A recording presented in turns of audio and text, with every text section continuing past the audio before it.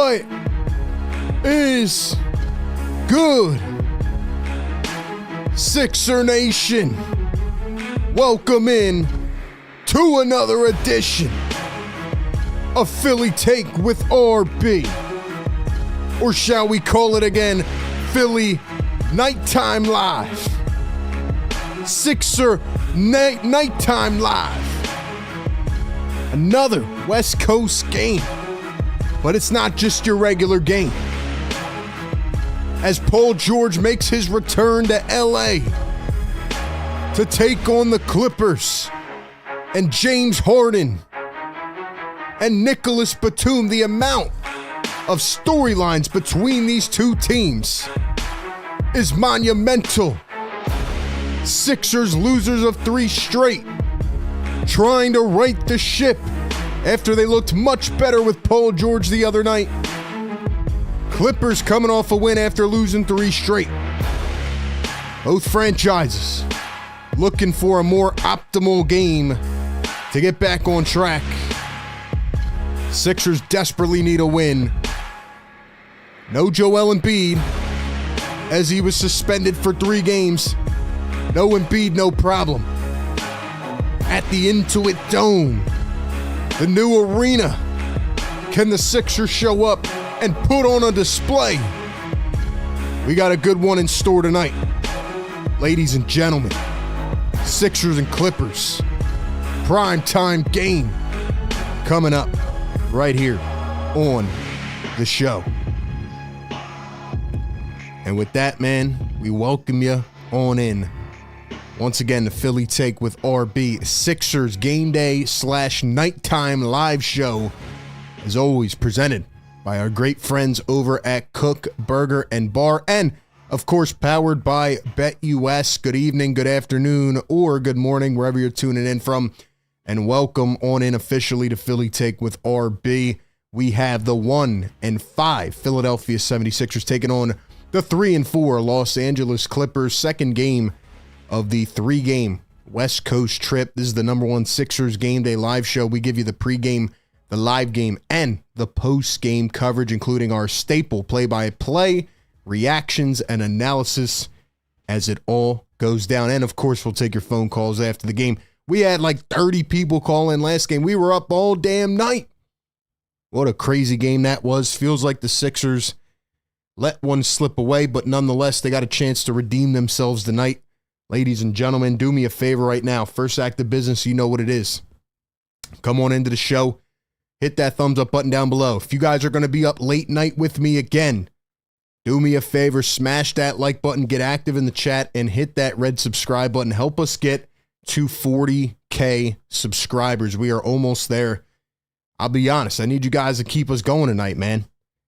This week's got me, man. I'm exhausted from this week. I don't know about you guys, but it feels like this week has been going on forever.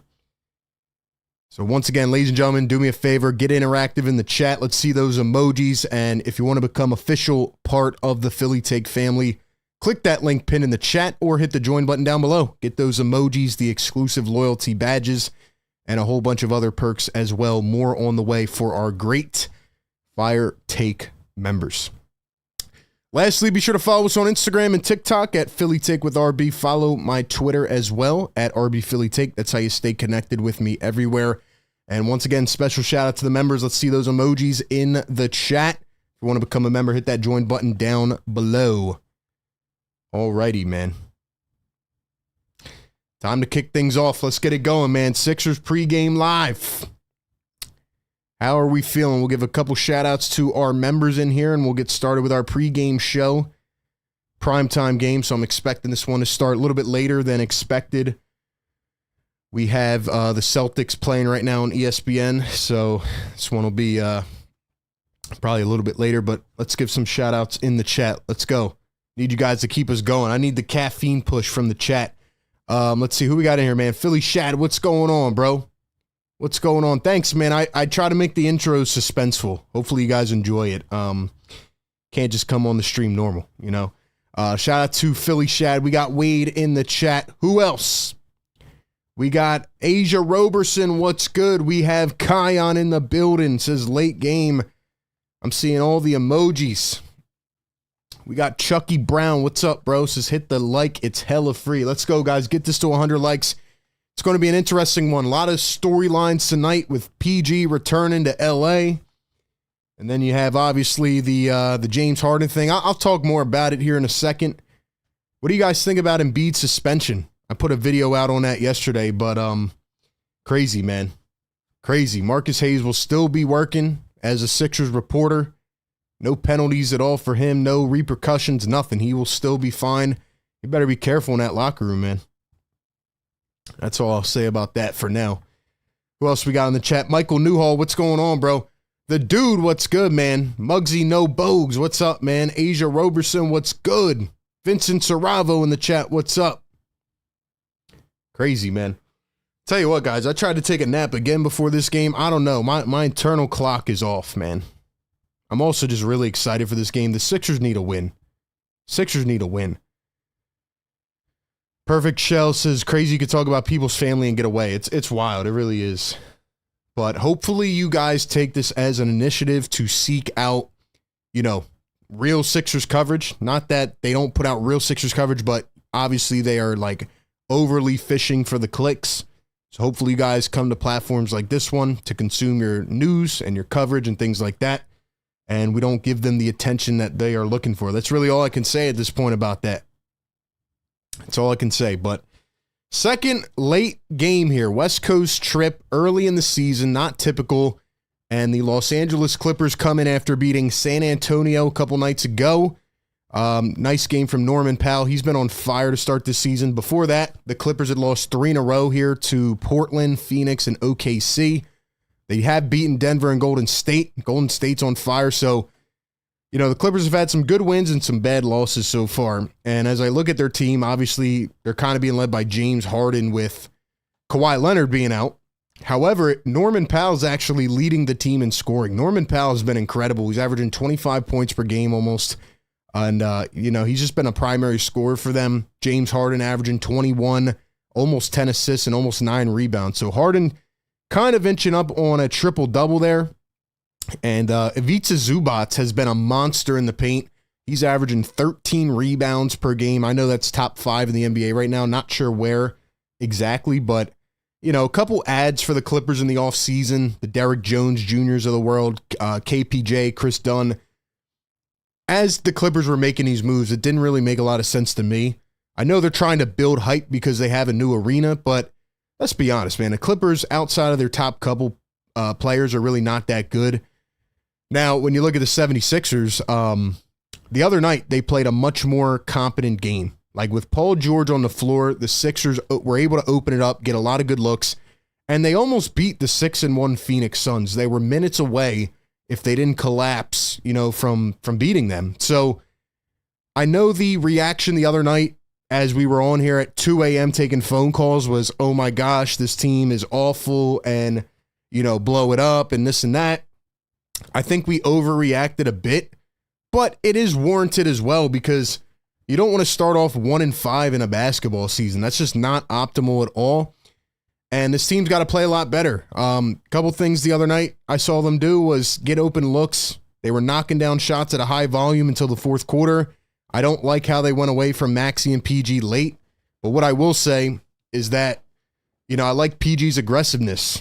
Maybe not on the last play. I think that should have gone to Tyrese Maxey. But, you know, Maxey's had a handful now of games that have been very promising. They're still trying to find ways to win without Joel, but Paul George really created a spark for this team. However, the 2 guys that I'm looking at, actually 3 guys, but in terms of the role players, Caleb Martin and Kelly Oubre Jr. have to step it up. If this team wants to be competent and they want to win, Caleb Martin has to give you what you paid for.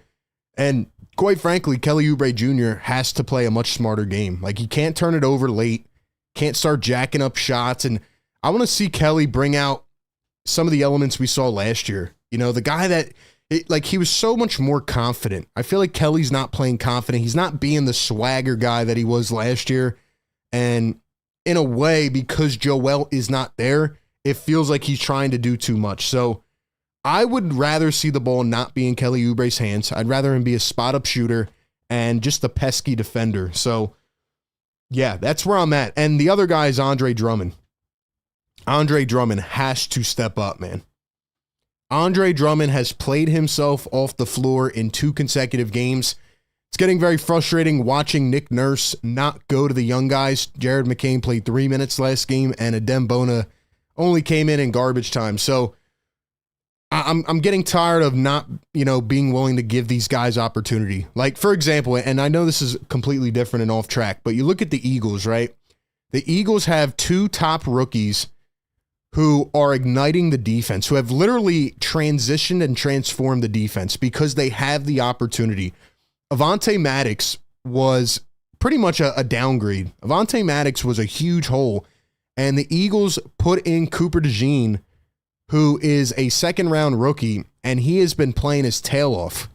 Nick Nurse needs to be creative and use the young guys. They need more opportunity. Every time Jared McCain gets a sample of minutes, I mean, he proves that he was worth the first-round pick as of right now. So really, the Sixers need to use their young guys if it's not working with the old vets. And that's how I feel about that. Last thing I want to say is in regards to James Harden. Last thing I'll say, and then we'll get into our predictions, okay? I feel like I'm not as mad at James Harden as I am some of the other players that have come through this team. I know Harden has like a loyal, diehard fan base who, still comes through the channel and tries to troll and stuff. I'm thankful for what Harden did for this team, and I feel like they had a couple really good opportunities, but injuries and other things kind of messed it up. I will say Harden did quit in the playoffs, and his body language was awful, but at least Harden gave this team a chance, unlike 2-5 and Tobias, who just went out as a quitter. So I think I've already put the Harden stuff past us. I hope Paul George doesn't get sucked into the moment tonight. I think he's going to be just fine. They talked to him pregame. They talked to him earlier today. Everybody on the Clippers had good things to say about him. Ty Lue said good things about him as well. So I don't think it's going to get caught up tonight where PG's having to prove to the Clippers, right? Because he's the one that left. I mean, the Clippers did lowball him and not give him the 4th year, but I don't think there's any love lost there. I just think it is what it is, and he made his decision. So that's how I'm at. That's where I'm at, and I'm not going to really focus on the Harden stuff tonight, but other than Harden, I mean, if you stop Norman Powell, the Sixers should be able to win this game. And based on what I saw last game, they should be able to win. I think the Clippers are just mediocre, and I think that they're kind of dealing with what the Sixers are dealing with Kawhi Leonard, right? They don't know. It's uncertain. So that's where I'm at with this game. But I got to tell you guys about BetUS. Let's look at our odd of the day. Odd of the day on BetUS. Right now, you can go to BetUS.com. Go search it up. Go to BetUS.com. Sixers are a slight underdog. They started the day at +1.5. Right now, they're at +2. So BetUS does not think the Sixers are going to win this game, even though it is pretty close. And I think the Sixers are going to win this game. I picked them to win last time, even though I knew the Suns were better. I think the Sixers, even in this version, with Paul George back, are better than the Clippers. So I'm going to take Paul George on the over. He's at 20.5 right now. I'm going to take Paul George over and the Sixers to get the win. So I'm taking Sixers money line. What do you guys think about that? Once again, shout out to BetUS. Go to BetUS.com. Use the code YouTube150 when you sign up. Get a 150% deposit match bonus on your first deposit up to $2,000 and a 125% bonus on your next 2. Shout out to BetUS. As always, we are powered by the great BetUS. They got some of the best bonuses and odds in the industry, and they got you covered with all of your sports betting needs. So I'm taking Sixers. I am taking Sixers tonight, and that will lead us into our predictions in just a minute. But what do you guys think, man? What do you guys think? Can the Sixers win this game? Is this a winnable ball game? Perfect Chell says the 10 p.m. games are killing me. I feel you. I need you guys to keep me going tonight because honestly, it's feeling like with everything going on this week, if it's feeling like a drained week, and they still have another game on Friday night. And I just feel like in the world, there's just been a lot of noise this week. So I'm ready to get this game started because we will be doing a post game again. We'll be up late taking phone calls if anybody wants to chime in. But I think this is a game the Sixers need to win. I don't think I've been there yet But I do think the Sixers have to win this game. And really how they win it, again, they have to stop Zubats on the glass, and they have to take out either Powell or Harden. Like, if they can cut the life source of Harden or Powell in this game, take away their scoring, and even if you let the other one go for 30, I think the Sixers have enough to win this game. But again, the role players have to step up. Caleb Martin, Kelly Oubre have to step up. But who do you guys think is going to step up, all right? Let's talk about who's cooking tonight. Ladies and gentlemen, who is going to cook tonight? AKA, who is going to lead this game in points? Who is going to score the most points tonight? You can pick somebody from the Sixers. You can pick somebody from the Clippers. Who do you think is going to lead the game in scoring tonight, and how many points will they have? I'm going to take Paul George. I think he hits the over at 20.5. I think Paul George is going to have a big revenge game in LA. Not that he's trying to, but I just think he's going to be amped up, more comfortable than he was the other night. So I think Paul George is going to lead the game for the Sixers, and I think he's going to be cooking. And I think he's going to put up somewhere in the range of 26 to 29 points. So give me your thoughts. I'll go with 27 to split the difference. 27 for PG, leading scorer. What do you guys think? Who's going to be cooking tonight? And while I let you guys answer that in the chat, let's give a shout out to Kook Burger and Bar. They are our title sponsor of this game day show this season. Philly's best kept secret, Kook Burger and Bar, where they're serious about fun food. Over 150,000 burgers eaten and 45,000 Shoobie Shakes sold. They are the go-to spot for game days and winding down after a long day at work. They have a ton of game day specials with burgers, loaded fries, tasty apps, and cold drinks all game long. And they will serve you up the juiciest made-to-order burger with 100% fresh, never frozen ingredients. They will also give you the best milkshake you've ever tried in your damn life, aka the Shoobie Shake, the signature Shoobie Shake. Tons of customization options. Go check them out. And the best part is that while you're eating the food and you're drinking one of your Shoobie Shakes, you can lay back at the Kook Beach. They are a place for the community. Perfect hangout spot with a laid-back atmosphere. In their establishment, you can watch games, play games like pool, darts, video games, grab food, experience the true vibes of the city. So go check them out on 21st and Market Street in Center City, Philadelphia. Kook Burger and Bar open 7 days a week at Kook Burger Bar on Instagram, where they are serious about fun food. So who do you guys think is going to be cooking tonight?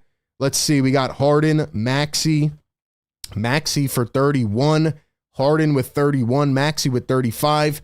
Paul George, Maxey, game high 33. Maxey and PG going for 28 plus. Ban says Maxey for 42. Jimmy J says Norman Powell. Don Boyle says 32 for Maxey. Vincent says Zubats. You believe that? Zubats? That's crazy. Rakesh says PG will show he's worth it. I'm hoping PG and Maxey will go off for 25 plus. Jared says Harden for 26. Shoe Game Drummond for 79. Let's go, man. Let's go, man. Shout out to everybody in the chat. I'm taking PG, 27 leading scorer tonight. And that takes us to our final prediction. Ladies and gentlemen, give me your final score predictions in the comment section right now. Can the Sixers build on what they did the other night? And can they pull off a win here at the Intuit Dome? I'll be honest, this place looks absolutely sick. It might be on my bucket list at this point to go out there and see this new stadium. The Intuit Dome, beautiful. Clippers are trying to sell tickets. The unfortunate matter is Kawhi might never be healthy again, and the Clippers are not that good. But are they good enough to beat the Sixers tonight? What is your final score prediction? Drop it down in the comments right now. I'm going to take the Sixers in this one. I think they learned from the other night. I think it's a close game, but they hold on late. As long as they don't get blown out. I mean, honestly, I feel like they have to win this game, but they better not get embarrassed. I think the Sixers pull it off, though. I think PG gets his revenge. And I'm going to take the Sixers to win this game by a final score of 108 to 104. So I'm going to take Sixers 108, 104, PG with 27. I think Maxey goes for 24. The question is, can they get some rebounds? Will Andre Drummond be playable in the third and fourth quarter? That is a huge question tonight. But also, can we get a Caleb Martin game? If we get a Caleb Martin game, I feel like they can win. Can we get a Kelly Oubre game? Can we see Jared McCain? These are all questions, and shout out to everybody who will call in postgame. I know we're getting a normal routine of callers now. Hopefully, we're talking about a win this time. Because if not, it's going to be a late night, ladies and gentlemen. So drop your final scores in the comments and I'll shout you out. We got 160 people in here. Do me a favor, like this stream right now, guys. Get us to 100 so we can wake up the neighbors. I know they're pissed off from the other night, but we can wake them up in their sleep right now. So let's go to the chat. Let's see. Ban says Sixers 122-98. Ban says I had a Kook Burger milkshake yesterday. No cap. It was so good, bro. Let's go, man. Thank you for supporting the sponsors. You support the sponsors. You support us in the long term, man. Let's see. Wade says 110-103. Dom Boyle says Sixers 108-104. Look at Dom, man. Unless he just copied my answer. But Dom and I out here with the same prediction. Shout out to the mod squad, man. Rob says Sixers 116-112. Is Kawhi playing tonight? Kawhi has not played yet, and we don't know when he's going to play. Sound familiar? Rakesh is 115-107. Sixers. Sixers Sam says I can't keep getting embarrassed by the team. Dom says you stole my score prediction. You stole my score prediction, Dom. You stole my score prediction, man. Let's see. There's no excuse to lose this game. I definitely feel like a Caleb Martin game is due. Lawrence Green, what's up? Lexi says Martin needs to step up. Brother says Golden State 7-1. Did they beat the Celtics? They beat the Celtics. Wow, the Warriors are 7-1. And you know the only team that beat the Warriors? The Los Angeles Clippers. So, interesting, man. Guys, drop your score predictions. Let's see them all in the chat. Michael Newhall says 134-132. Jimmy J says 98. No, sir. Jimmy J's in here to hate watch, man. What's up, Jimmy J? Carter says 117-109 Sixers. Kion says 105-97 Sixers. What else we got? Kook Burger and Bar is awesome, mate. Shout out to Hoosler. Thank you for supporting the sponsors. Secret gifting a membership. Hold up now. Drop those MVPs, baby. Woo! Let's go, baby. You guys know what's crazy, too, is that the Eastern Conference right now, let me read you the third place team record. So the Cavs are 8-0. The Celtics are 7-1. And the third place Indiana Pacers and Brooklyn Nets are 4-4. The Pacers and the Nets are tied for third, 4-4. Secret Underdog the Gamer, one of our best mods, longtime supporter of the show. He is on a streak, man. He has gifted a membership, I think, in every stream. So drop some MVPs for Secret Underdog, man. What a guy. What a guy. Appreciate the support, man. Means the world. Means the world. Hoosler says 101-100 Sixers. Sam MVP. Dom says I haven't been paying full attention. We'll talk about it. Robert says you're the most dedicated, loyal fan podcaster. Thank you, man. We try to put in the work. We try to keep it going and hold it down for Sixer Nation, especially with all this media crap going on right now. So we got you, man. And if you guys are new to the chat, we do this every game all season long. We drop pre-recorded videos throughout, the off days and even on the game days too. We do a lot of good stuff. And I know we haven't done the roundtable show. We might get back to that. Still working on some things there. But by the way, Joel Embiid will make his debut next Tuesday against the Knicks. That's going to be a wild game. But for now, Sixers have the Clippers tonight, Lakers, and then the Hornets. They got to get some wins. I was just watching the Hornets beat the Pistons at the buzzer. They had a game-winning tap-in from Brandon Miller. They busted my parlay, too. Celtics are now 7-2. They just lost to the Warriors. Yeah, you're right. I should have mentioned that as well. So Celtics 7-2. Third place is the Pacers and Nets at 4-4. And if you guys are new as well, man, like I said, we got the best mods, best members. We just have a really tight-knit community. So thank you guys so much for being here. I will continue to shout out the ones that tune in religiously. Who else we got up in here, man? Drop a comment. We got 170 people. Guys, 17 more likes. Who's going to get us to 100? Who's going to get us to 100, man? The Knicks actually just lost as well to the Atlanta Hawks. Just saw that score pop up. 121-116. So the Knicks lost. The Celtics lost. Sixers have to get a W, man. They better freaking win this game now. Sixers better win this game now, man.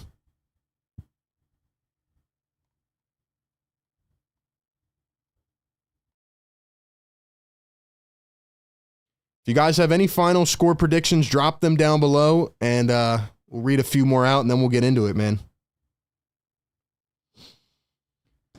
I think we got to play the song. I like playing a song, man. I like playing the song. It's becoming a staple as we head into Game Day Live, man. Welcome on in. Let's go. Let's go. Drop the beat, man. Sixers and Clippers, baby, at the Intuit Dome. Were they trying to make a pun there? Let's get into it. You see what I'm doing? I'm connecting your mind. Like you didn't even see it coming. Let's get into it. Sixers and Clippers, baby. Let's go to Game Day Live.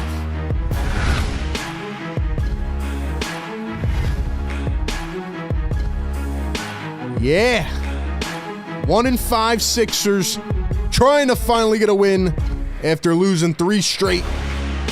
Clippers have lost 3 of their last 4. PG revenge game. James Harden, sort of revenge game. But we're past that. Let's go, man. Let's go, man. The music has me fired up. The neighbors are probably like, turn it off before we call the cops. But yo, we risk it. We risk it every game, man. For the community. Guys, we need 5 more likes. Get us to 100 likes. I know we're going to have some Harden fans in here. I know we're going to have a lot of trolls. But Sixer Nation, stand up. Stand up, baby. Gilbert says, RB, this is the best podcast I ever seen. 112-101 Sixers. Gilbert, thanks so much, man. I really do appreciate the kind words. We try to give you the consistent coverage from the fan level. Sixers are looked at as an afterthought in this city, and I don't like it. We will hold it down till the day this team wins a freaking championship and beyond that as well. But when they do win a championship, I better see all you guys out there on Broad Street because I'm vlogging the whole thing. But anyway, let's calm it down. Let's calm it down. It's 10 p.m. I'm getting loopy. I'm tired, man. Tired. Can they start this game? Last game, it started at 10:15. That was the scheduled start time. They started at 10:15. Today, the scheduled start time is 10 p.m., but because it's on ESPN, they're starting it at what, at 10:15 this time? Like, this makes no sense, bro. Start the game. Let's go. Let's go. We need one more like. We need one more. One more. Cops might show up midstream, man, put me in the cuffs, but it's all good. It's for the stream. It's for the stream. Listen, ladies and gentlemen, shout out to BetUS. Go check them out. Use your odds on BetUS. Code YouTube150. Shout out to Kook Burger Bar. Starting lineups for the Sixers: Tyrese Maxey, Kelly Oubre Jr., Paul George, the former Clipper, Caleb Martin, and Andre Drummond. And for the Clippers, it'll be James Harden, Norman Powell, Terrence Mann, Derrick Jones Jr., and Ivica Zubac. Set to be a really good matchup here at the Intuit Dome. This place looks absolutely insane, man. Yo, can you guys imagine when the Sixers open up their new arena? We're going to be in there, man. We might have to do a live stream from the damn arena. They better make it like this.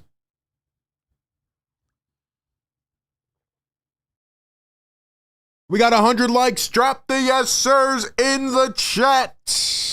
Let's go. Yes, sir. Yes, sir. Let's go, baby. Let's go, baby. Welcome on in. Sixers Game Day Live, presented by Kook Burger and Bar, powered by BetUS. Or should we call it Sixers Nighttime Live here on Philly Take with RB. Forgot to read out the injury reports. Let me do that real quick. And then we get into this game. For the LA Clippers, looks like the only guy on the injury report other than Kawhi Leonard is Mo Bamba. Former Sixer Mo Bamba. And we already know about the Sixers. Joel Embiid suspended. First possession from Paul George. Let's see if they boom or not. And it's immediately going to be a turnover. Sixers won the tip. They're rocking the white unis. The Clippers are rocking their new navy blue unis with the new logo. What do you guys think about this new logo for the Clippers? What do you think about that? We'll give some shout outs momentarily in the chat. See a few new people in here. What's up, everybody? Zubac has it. First possession going to find Derrick Jones Jr. And Zubac goes sliding on the floor. So it's going to be a foul. Looks like it's on Kelly Oubre. Let's see. Devin, what's going on? We got Grace Martinez in the chat. Sixers Sam, secret underdog. We got the mod squad in here tonight. If you guys want to become a mod, let me know in the chat. We might be adding some more soon. Arcane, what's going on? John Camisa, channel member, VIP. We got Phoenix in the chat. Shazy, what's up, bro? There's James Harden. Going to drive, step back against Caleb Martin and puts it through. First bucket goes. Looked like Drummond and Zubats are getting a little bit handy down there in the paint. They're starting to get a little chippy already. Look at these empty seats too, man. I did not expect there to be empty seats right now in this stadium. Maybe the Clippers fans realize that the team's not good. Paul George going to get doubled. Guys, let me know if he's getting booed or not. I can't hear it, but I don't think they will boo him. Maybe for like a quarter. Martin shoots a three, and that one's short. And that looked like a wonky jump shot from Caleb Martin. I don't know what's going on with this guy, man. But he's really starting to concern me. Secret says Mo Bamba. Man, Mo freaking Bamba. I forgot he was on the Clippers. Let me know if he's getting booed, though. I can't really hear, but here's Norman Powell going to drive down the lane, kicks it out. Terrence Mann for three. It's short, picked up by Kelly Oubre, and here come the 76ers. Oubre down the lane against James Harden. He's smacked hard on the wrist, and it'll be a foul on... They didn't call a foul? They didn't call a foul?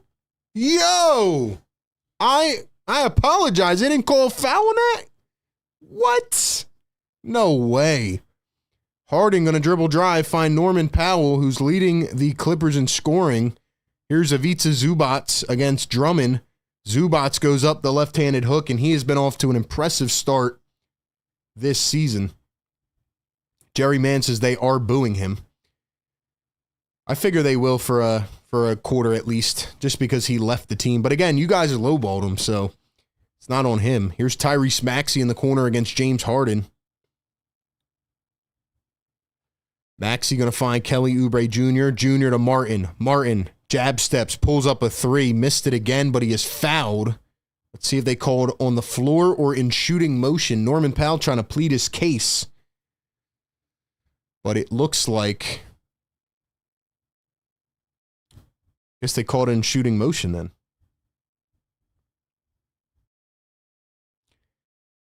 I know our game call is going to be a little bit behind the scoreboard, so I do apologize for that. Still trying to come up with a solution. It's just very hard given the YouTube natural delay.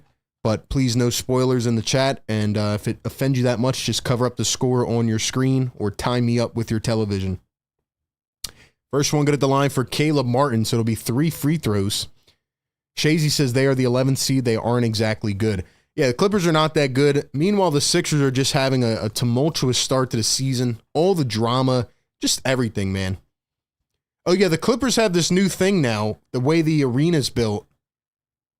Apparently, it's going to be very hard to hit free throws. They have, like their second section is on an incline, and they're, like, right above the basket. So when you're looking up at the hoop, you're just seeing a bunch of fans just, like, throwing their arms up. It's really weird, man. I would like to know, like, the elevation on this arena. You're, like, looking down at these guys, man. Another miss. Here's the rebound. Paul George for three, and it's money! PG for three! Oh, let's go. That shut him up real quick. Here's James Harden going to dribble drive, floats it up the oop, and Zubats slams it down with the left hand. What a play by Ivica Zubats. 9:25 to go here in the first. Paul George again, trying to get crafty. He drives, spins, kicks it. Maxey touches it to Martin. Martin all the way, and he stepped out of bounds. So another bad mistake for Caleb Martin. Shazy says it's the Clippers. Of course, they're not going to call it on Harden. Philly for life says Drum better not get cooked all game. I agree with that. Drummond needs to play much better, especially against Zubats. James Harden coming around his screen. He's going to drive, throw it way back to Derrick Jones Jr. Jones Jr. had a wonderful playoff run with the Mavs, then signed with the Clippers. Here's James Harden. Harden takes the screen from Zubats, goes up off balance, and he draws the foul. And we know firsthand how James Harden likes to draw those fouls. They're going to say it's on the floor, though.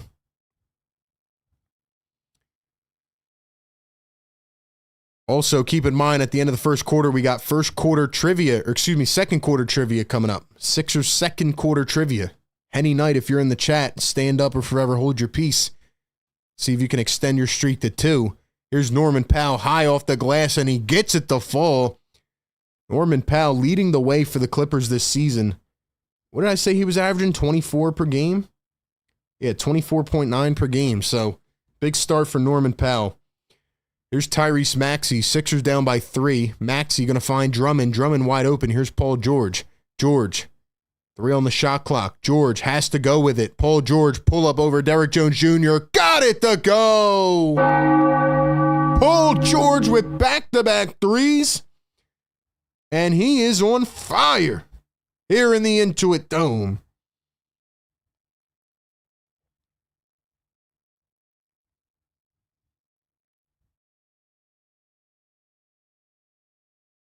And Paul George going to steal it away from James Harden, but they call a kick ball. What?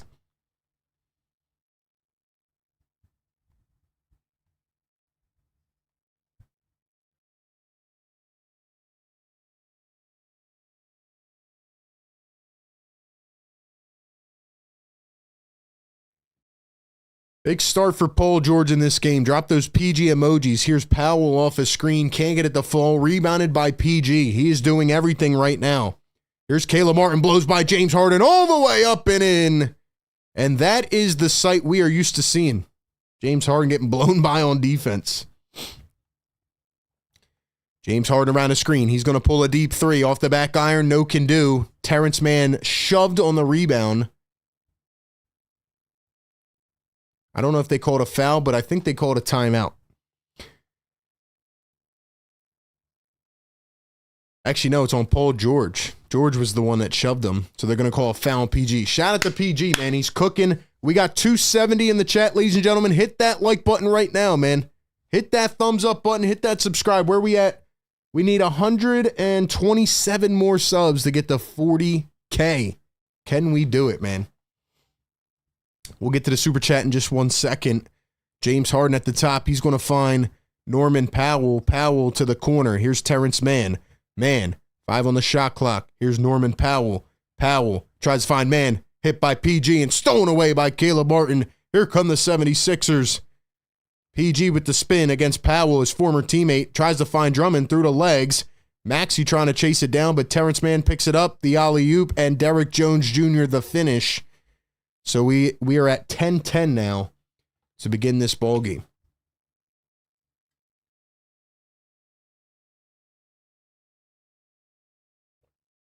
Caleb Martin going to find Paul George. Kelly Oubre from the corner. Got it to fall. Kelly! With a triple. Need him to get going, man. Harden around the screen. He's going to drive, using the pick and roll again. Zubats the finish, and Drummond cannot do anything about it. Sixers going to have to stop that heavy P&R. 6 points to begin this game for Ivica Zubats. Caleb Martin a 3. Hits it, but a timeout by Nick Nurse, so it will not count. Bill L in the chat. Bill with the $2 super chat. Thanks so much, man. Hold on, let me throw that up on the screen real quick. Forgot I can do that now. There we go. $2 super chat from Bill L. He says, yo, RB, which Philly team wins a chip first? I want to know what you guys think about that, actually. I want to know what you guys think about that, actually. If you had to predict, ladies and gentlemen, which team do you think is going to win a championship first right now as it stands in Philadelphia sports?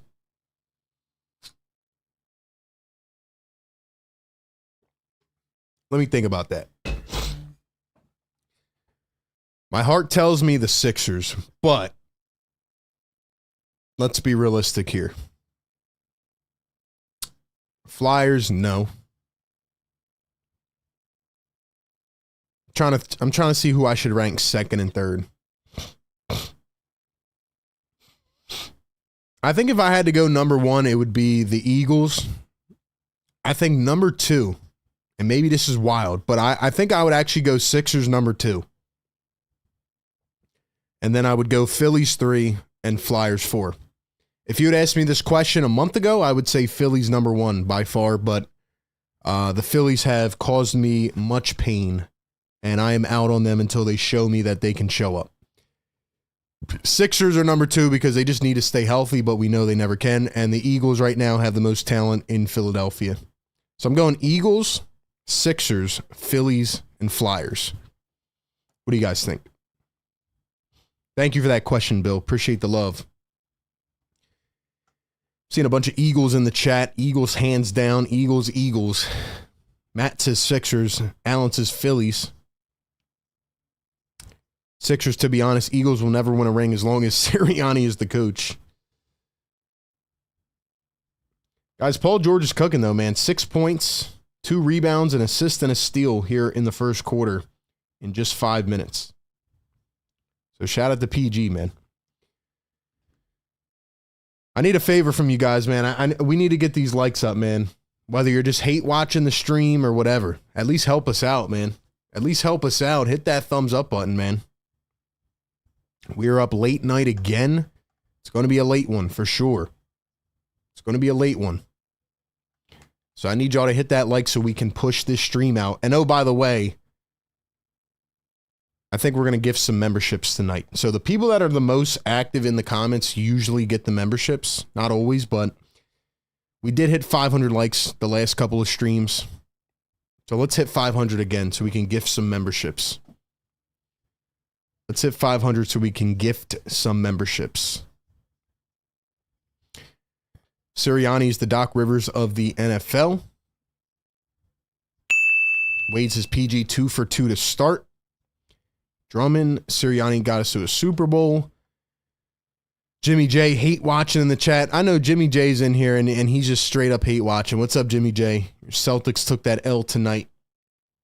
Sixers chip would mean the most. I agree with that. I think we need to see this team win a championship, honestly. We need that. We need that big time. Sixers up by 1. Here's Kyle Lowry in for the first time, and he misses the 3 ball. Had a pretty good game last time out, but still want to see Jared McCain. Harden the pull-up 3. He missed it off to the right. Drummond, come on, man. Drummond just got out-rebounded by a guard. Here's James Harden. Harden, guarded by Martin, comes around his screen. 3, 2, Harden out to the corner, up top, no time, and a shot. They called a foul?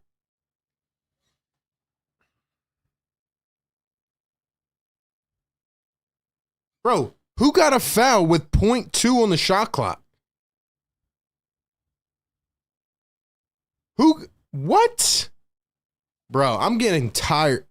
And another foul now on Kelly Oubre. Who was the last foul on?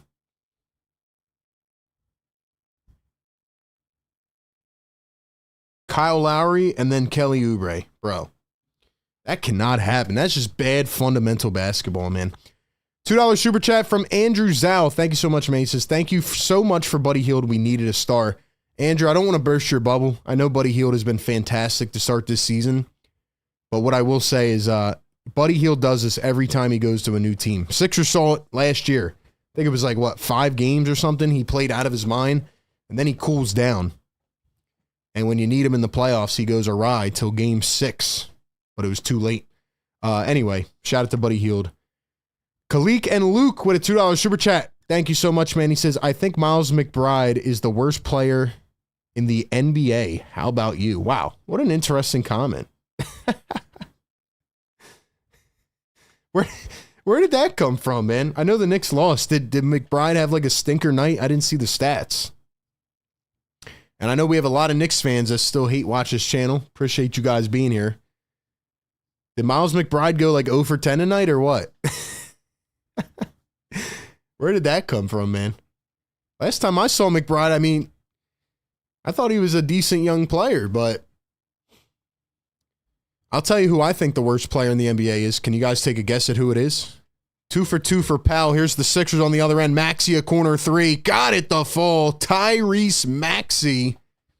Big time shot. And in for the Los Angeles Clippers. I think that, is that him? Oh, no, he's not in. Is that Kai Jones? Another former Sixer. Guys, the Clippers are loaded with former Sixers. Powell for 3, and he gets it to go. I thought it was Nicholas Batum. Is Batum not playing tonight? Is Batum injured? Maybe I forgot to include him. I thought Batum was fine, but here's Tyrese Maxey again. Drummond going to come up, set a screen. Maxey, Drummond, and stolen away. Nice trap by the Clippers. Here's Kai Jones, who never really got a big opportunity with Philly. Kyle Lowry going to find Tyrese Maxey. Maxey, the pull-up three. Can't get it to fall that time. Drummond, the rebound. Drummond out to Eric Gordon, who's in for the first time. Kyle Lowry for three. Can't get it to go. Drummond tries to track it down, and it was smacked away by Kai Jones. So it'll be the Sixers basketball.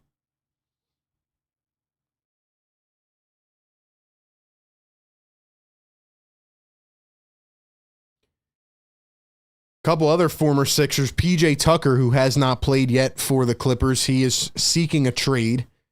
You got Kai Jones, Nicholas Batum, James Harden. Whole damn team.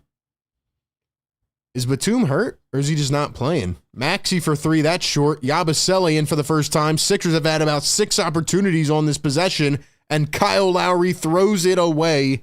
Stolen by James Harden. Here he comes down the lane, dribbles it off his knee, and then Kai Jones going to step out of bounds. Good to see Kai Jones get an opportunity, though, man. Khalik, thank you for the super chat. I would say Ben Simmons is the worst player in the NBA. Just my unbiased opinion, of course. Tyrese Maxey going to take a screen from Yabusele. Maxey driving, steps back. Oh, the Harden move over Harden. Got it to go. What a shot by Tyrese Maxey. He just pulled a little James Harden on James Harden right there. Learned it from James Harden. Harden at the top, guarded by Maxey. Can he hit him back with one? Harden going to spin, and then he draws the foul. Late whistle on Tyrese Maxey. Ben Simmons' 4-4 record can't be him. You're kidding me, Jimmy J. You're joking. Troll comment if I've ever seen one.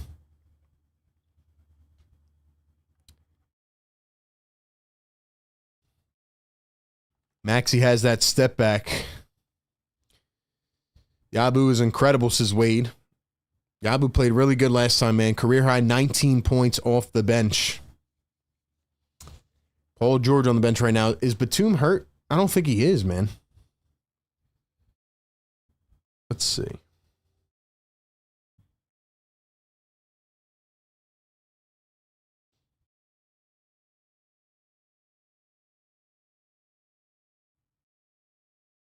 Yeah, nah, Batum is not hurt, man.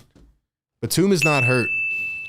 If there's one Sixer I could take back, though, it would absolutely be Nicholas Batum. It would absolutely be Nicholas Batum. Oh, there he is. He's in for the first time.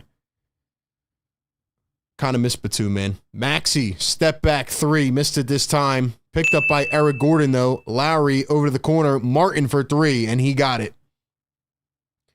One more time, I might have to say, Batum!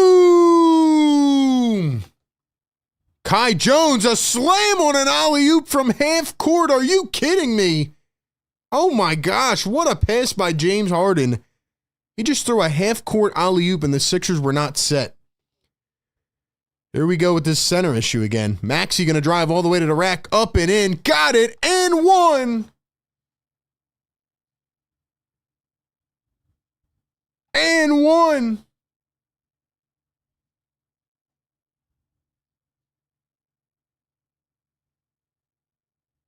They called a foul, right? Just trying to make sure here.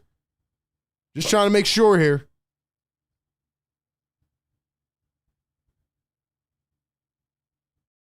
Let's go, man. And one. Drop the ones in the chat, baby. Drop the ones in the chat. Yes, sir. And one. Tyrese Maxey.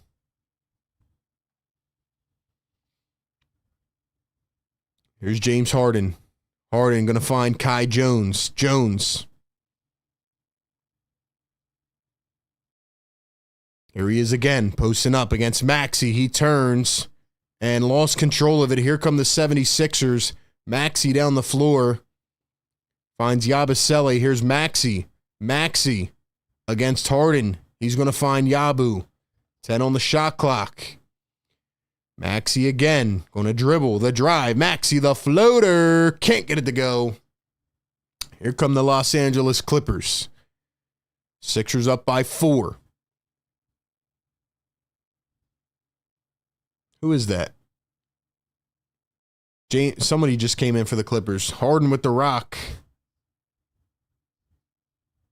Harden trying to go one-on-one against Caleb Martin. He's going to blow by all the way and in. James Harden with another bucket. Who is that? Is that Chris Dunn? Oh, no, that's KPJ. Yabu down low, puts it in.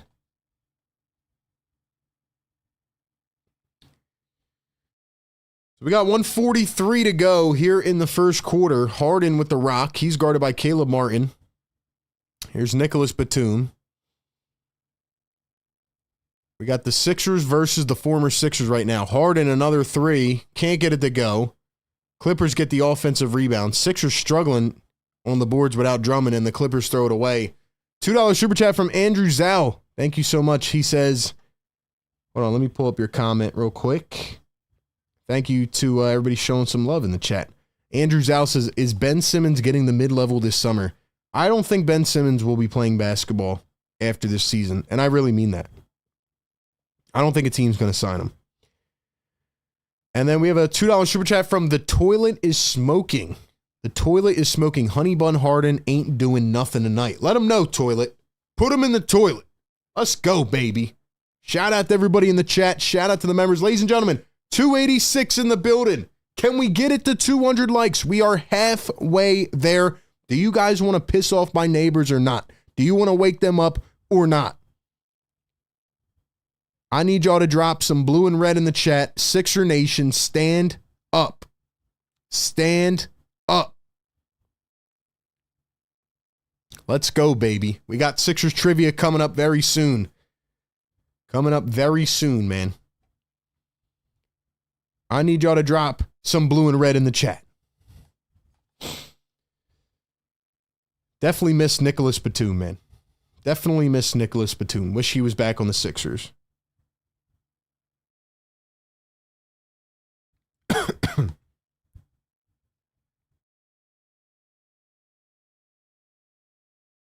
And you know what's pretty funny is that Batum's coming off the bench.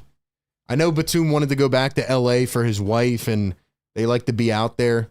But let's be honest, man. He might as well come back to Philly. He might retire, honestly, if he gets traded. If he gets traded again, he's definitely retiring mid-season.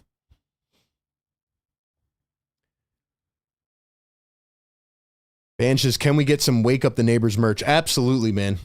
Guys, the merch, the new website is all being worked on. It will be finished soon, and then we're going to have new merch to promote. So version 2 of the merch is on the way.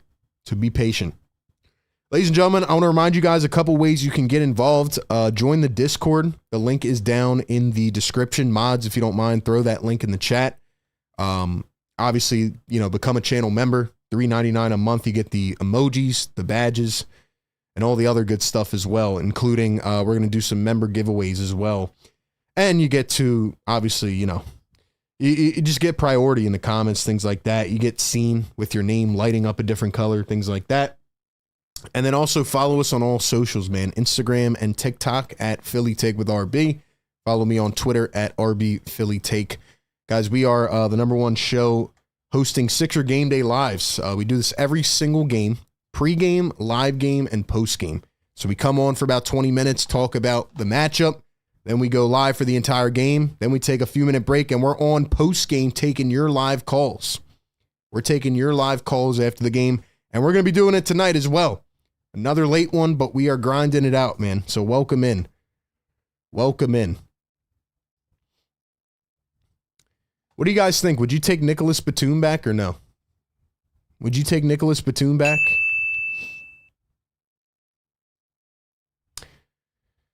And we have a $2 super chat, again, from Khalik and Luke. Thank you so much for the support, man. He says, did you see Miles McBride trip over himself and airball? I did not see that. Was that like at the end of the game?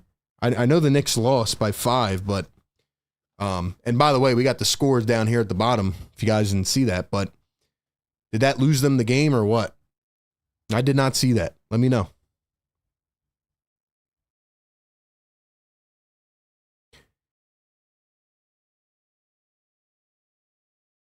They're going to say a turnover on the Sixers here. I didn't see exactly what happened. I think they went backcourt or traveled maybe. Sixers 1-5, Clippers 3-4. Ladies and gentlemen, welcome into the chat. Late one here on the East Coast, but everybody is welcome in the stream to get interactive. Drop some comments. Thank you guys so much for being here. Here is Kevin Porter Jr. He's going to find Amir Coffee.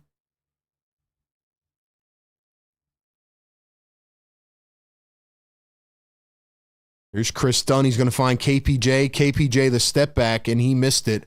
Feels like the Clippers took a very Sixers approach from last year. Signed a lot of these one-year deals. Gordon, a deep three. Can't get it to fall. Kyle Lowry tracks down the rebound and then throws it away. Chris Dunn going to find Coffee. Goes all the way up against Paul George, who's back in, and the tip-in by Batum. Batum! I had to do it for the one time, man. I had to do it. I miss yelling Batum's name. Throwback to when Nicholas Batum's wife reposted my reaction to his big-time shot in the play-in game against Miami. That was an awesome clip that went viral. Thankfully to Nicholas Batum's wife. She DM'd me, and she thought it was very cool. So shout out to her. Shout out to the Batum family. But yeah, Khalik, I did not see what happened with that McBride play. Let me know what happened, man. We got John Camisa in the chat. Wade in here. Philly for life. Vincent Salamatino. Shorzy. We got Jay Smith. Dave Jones. Cool J. Don Boyle. What's good, everybody?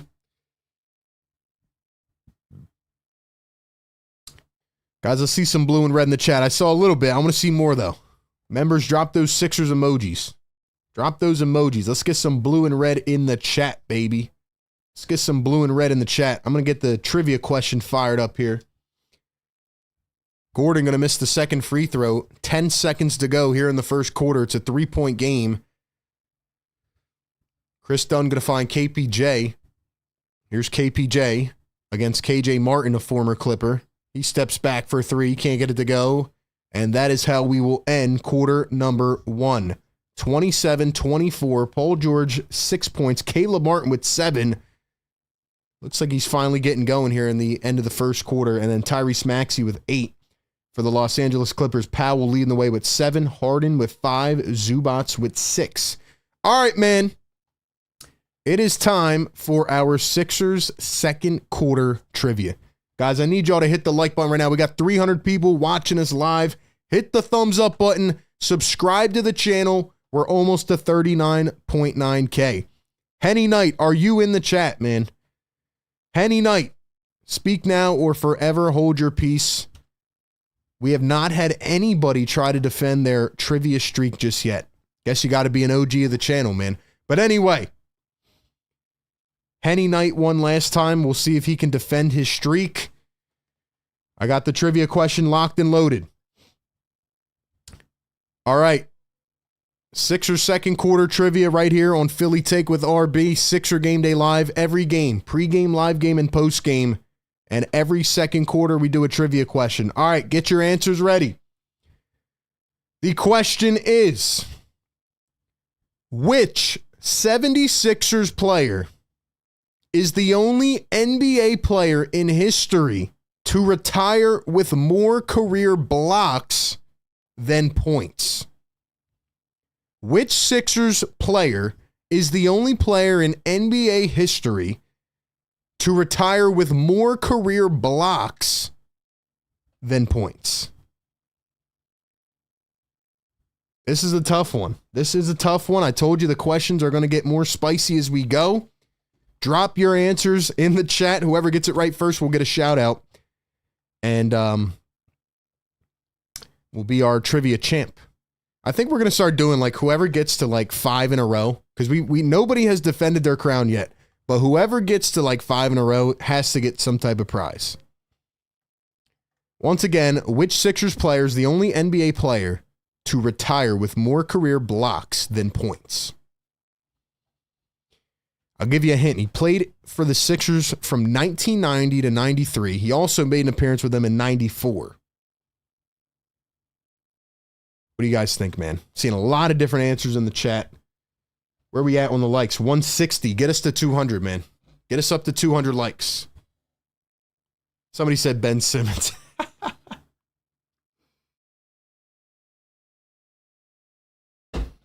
That's funny. That is funny.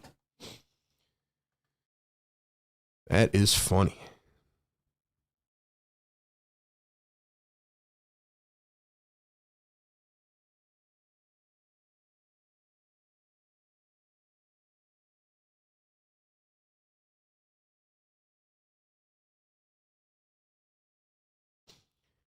All right, man. Let's go to the chat. Let's see who got it first. Which Sixers player is the first and only player to have more points than blocks?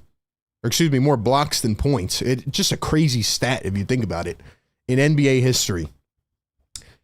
Let's see. The first person to get it correct in the chat was...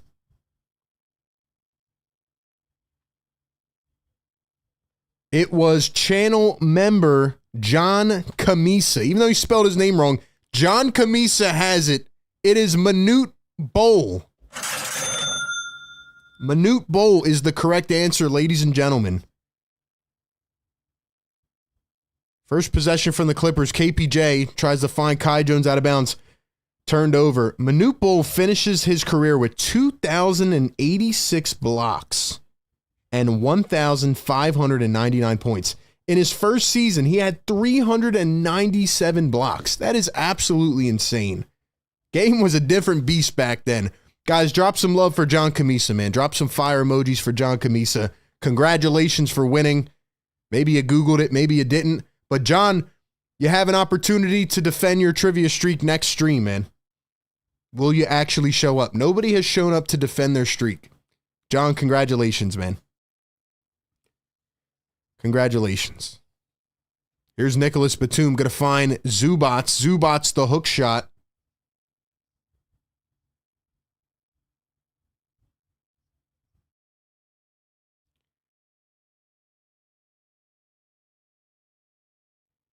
We got a bunch of people trying to say that they answered it first. Let's check the YouTube chat because on my screen, it looked like John answered it first. Let's see.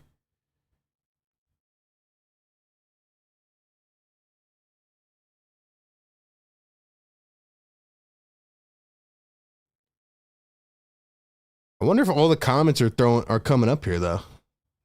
Let's see. Did somebody answer it before John? Here's Paul George against Nicholas Batum. Paul George going to pull it up, and what a shot by PG, man. What a shot.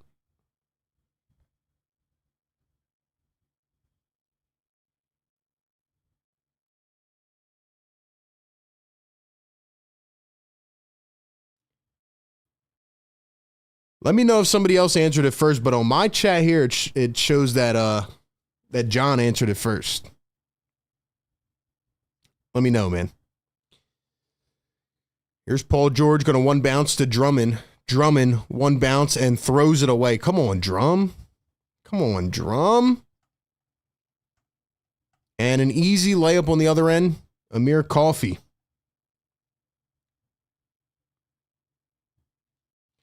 Maybe the chat's just being weird. I don't know, but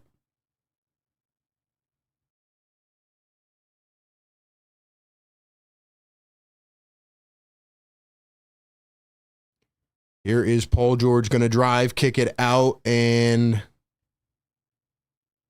off the leg of Eric Gordon. Another turnover for the Sixers, who are now playing sloppy ball.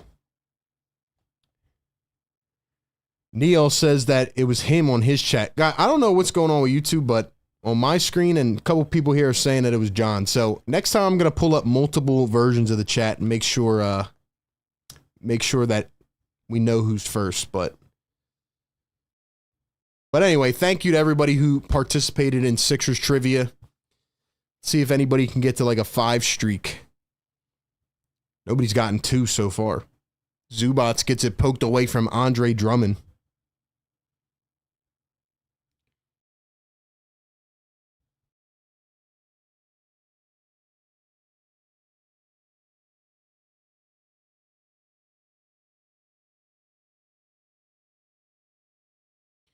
Batum, a corner 3, and he hits another one. Nicholas Batum just will not stop, will he? He's such an annoying player to play against. Such an annoying player to play against. Paul George going to find Andre Drummond. Maxey with Oubre, Martin, KJ Martin, Paul George, and Drummond. Maxey the drive, tries to step back, now gets some separation. Maxey gets the bounce off the front of the rim. What a shot. John, congratulations, man. Maxey with 10 points, 8:30 to go here in the second quarter. Norman Powell for 3, and he hits it. People think they were first, but the stream is off. What do you mean the stream is off, The Real?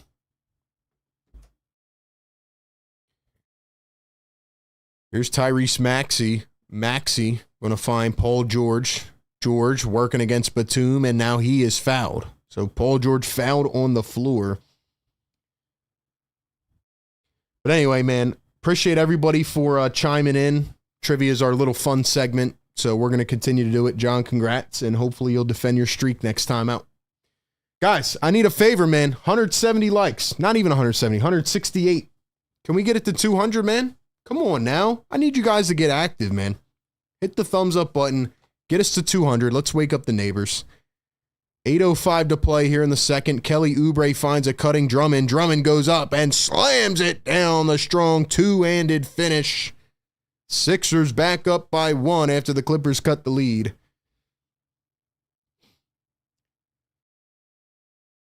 Tyrese is big time. Batum was the best last season. I agree, man. Shout out to Nico Batum. Forever will hold a place in our hearts. Here's Norman Powell. Powell finds Zubats. Zubats stolen away by KJ. 3-on-1. KJ takes it himself and throws it down. Maxey almost gotten away. KJ said, that's my ball. That's my rock. Get away, Tyrese.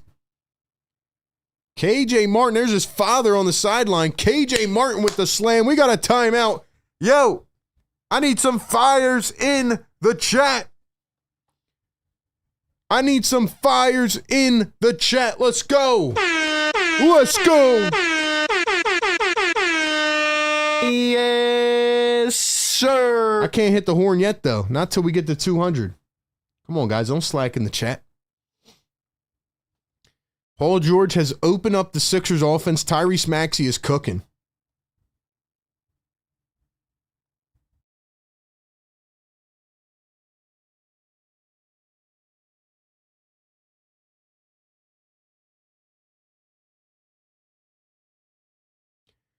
You know, guys, seeing last game and seeing this game, like I'm starting to get a lot more confident with how the Sixers are going to look with Joel Embiid.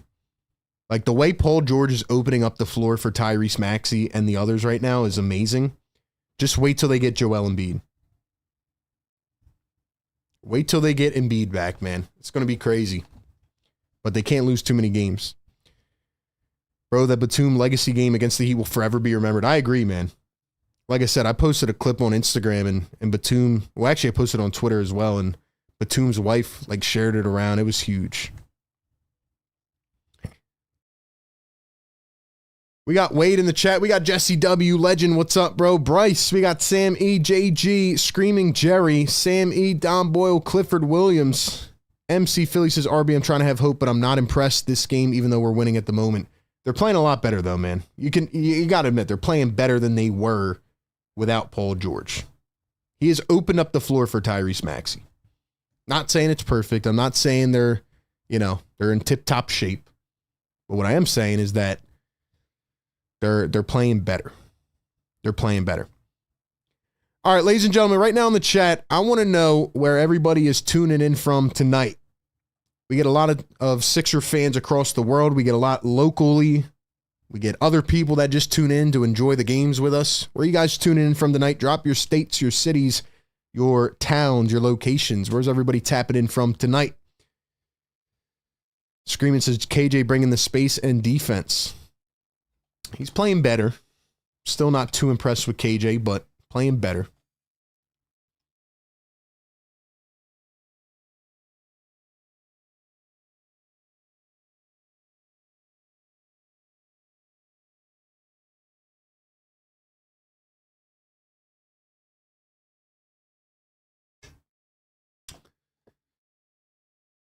Let's see. Who we got in the chat, man? What do we got in the chat, man?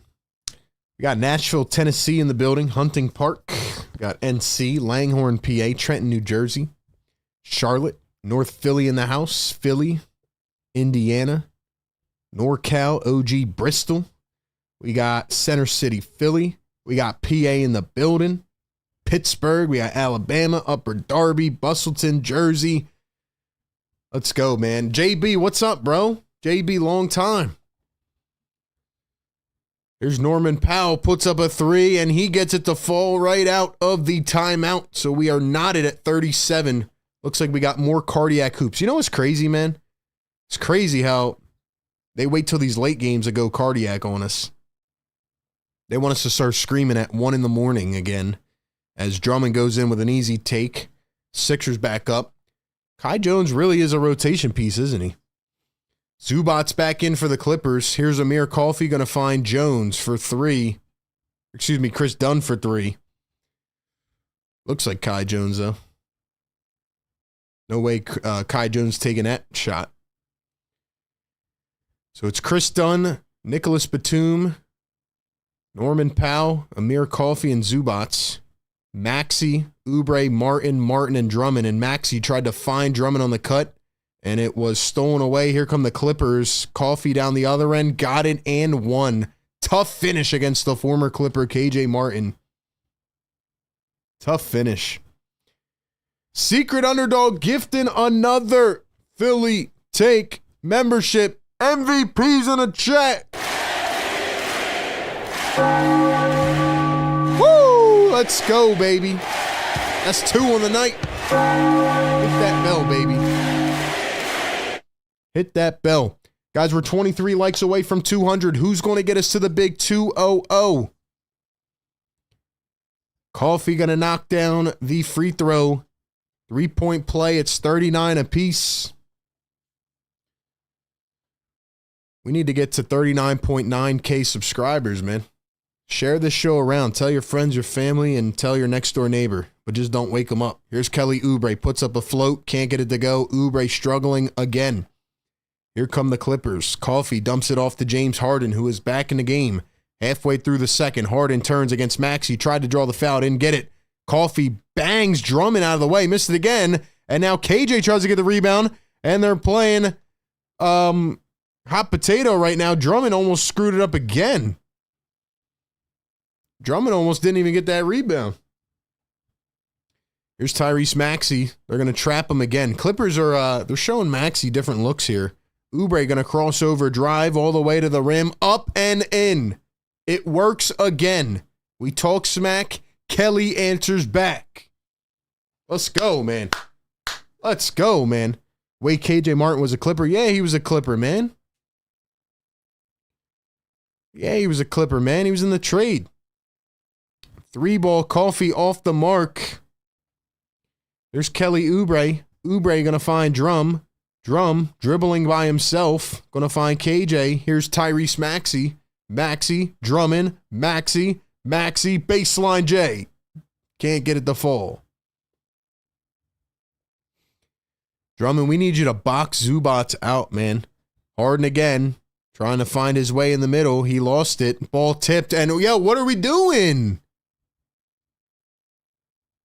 They lost control of the ball. Drummond walked away. Drummond, what is going on, bro? Did Drummond get cursed 2 games ago? What are you doing, Andre? He was playing like a menace. Here's Kelly Oubre around the screen. Going to pull up a 3. That's way off. Tap back out. Drummond, he wants a 3. Drummond! Yo, every time I talk smack on somebody, every single time I talk smack, they hit a shot. Every time. Every single time. Every single time. Every time, man. Drummond is such a liability. Ain't no way. No, it's a long 2. Did they call that a 2 or a 3? Wendell says Toledo, Ohio. Wendell, make sure you're on live, man. If you guys get hit by one of those YouTube ads, make sure you guys hit the little live button. If you tap on the screen, it'll say live. Make sure you're up to date with us, man, so you don't get falling behind. I just need to keep talking smack, man. That's what I need. Guys, can we get to 200 likes? Maybe if I talk smack on you guys, we'll get to 200 likes. You guys stink. Here's Norman Powell coming around his screen. He tried to go up. Oh, they're going to give him the foul. Are you serious? That was the easiest bait I've ever seen. That was the easiest bait I've ever seen, and they fell for it.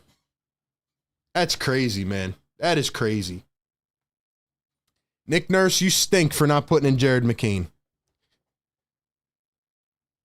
Jared McCain should never play again. Hopefully he puts him in now.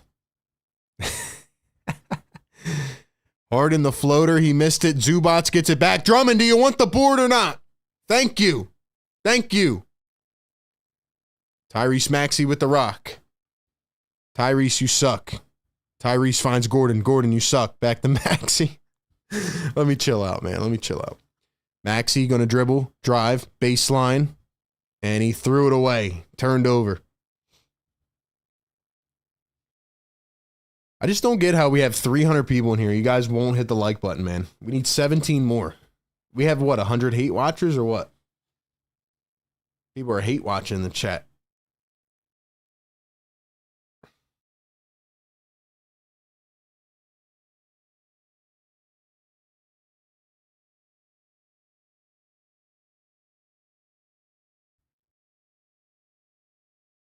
Dude, can the Sixers play Jared McCain, though? Real stuff. Real stuff.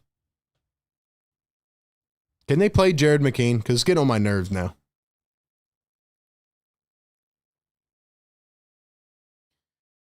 All right, man. 3.5 to play here in the second quarter. 44-42. Terrence Mann back in for the Clippers. Derrick Jones Jr. back in for the Clippers. Here's Zubats. Dribble handoff. Norman Powell drives the lane, the float. It's good. 3:15 to play. Still some empty seats here at the Intuit Dome. They're going to be in a heavy bill. They're going to be in some debt if they don't start selling tickets. Drummond can't get it to go. Here come the Clippers again. Game tied at 44. Terrence Mann guarded by Tyrese Maxey. Harden going one-on-one against the former Clipper. He's going to drive, spin. Harden gets doubled. Powell to the corner. Jones. And the three cashes in. Yeah, so I can already see what's going on here, man. I can already see what's going on here, man. We're going to have another cardiac game. It's going to be 1:30 in the morning, and I'm going to scream as loud as I can, and the neighbors are going to call the cops. Neighbors are going to call the cops. Yeah, it looks like we got some people behind in the chat, man. Guys, make sure you hit the live button so you're up to date with us. John says, still got to give a like even if you hate watch. Respect. Exactly, man. Nonetheless, you're helping the show. You're helping the show regardless, so. Anyway, that is where we are at, man. Sixers Game Day Live, presented by Kook Burger and Bar, powered by BetUS. Welcome on in to the show. Late night with us, Sixers and Clippers. Sixers and Clippers. Who's going to be up with us all night, man? Who is going to be up with us all night? Maybe not all night, but who's going to be up for the postgame? Who's going to stay rocking with us, man? Let me know in the chat. Drop a yes, sir, in the chat if you're going to be rocking with us all night long. Let's go, baby. Let's lock in. I want to know who the OGs are in the chat, man. I want to know who the OGs are in the chat. We got 200 likes. Yo, it worked. It worked. Maybe I got to start talking smack on you guys, man. Drop the yes, sirs in the chat. We're about to wake up our neighbors. Let's go. Let's go. Yes, woo! Sir. Yeah, baby. Yeah, baby. Number one Sixers Game Day live show right here, man. We bring the passion, the energy every day, every night, every game, even if it's at 10 p.m. at night. We're still here, man, rocking with you, grinding it out. Let's go, baby. Guys, be sure to join our Discord server. Be sure to call into the lines after the game. We'll have the phones open. Can the Sixers win this game? They better win this game, bro. We got a cardiac game on our hands already. I can feel it. I'm trying not to get too exuberant right now because I know I'm going to need myself for the fourth quarter. It's going to be one of those down to the last possession games, which I did say it would be. But I'm taking the Sixers 108-104. Let's go. Real Scott says that was me, number 200. Let's go, man. Thank you. Sixers Sam in the building, dropping the yes, sir emojis. It is a beautiful sight in the chat. John Camissa dropping the yes, sir emojis. We got Arcane dropping the yes, sir. Don Boyle, Mr. Dino, what's good, man? Jason says, huge fan, RB, been watching for 5 years, gang. Hit the like and follow. Let's go. Where are we at? We're almost to 39.9K. Let's go. Let's go. Joseph tapping in from Scranton, PA. Marsha says, good night, RB. My head hurts. Marsha, enjoy the rest of your night. Thank you for tapping in with us. Let's go, baby. Let's hit that horn again. Hit that horn again. You're not going to work tomorrow. Hope you guys call out of work, man, or I hope you got like 5 espresso shots lined up. Also, you can watch the post-game show back if you do fall asleep. So watch it tomorrow morning on your commute. Hopefully a Sixers win, though, man.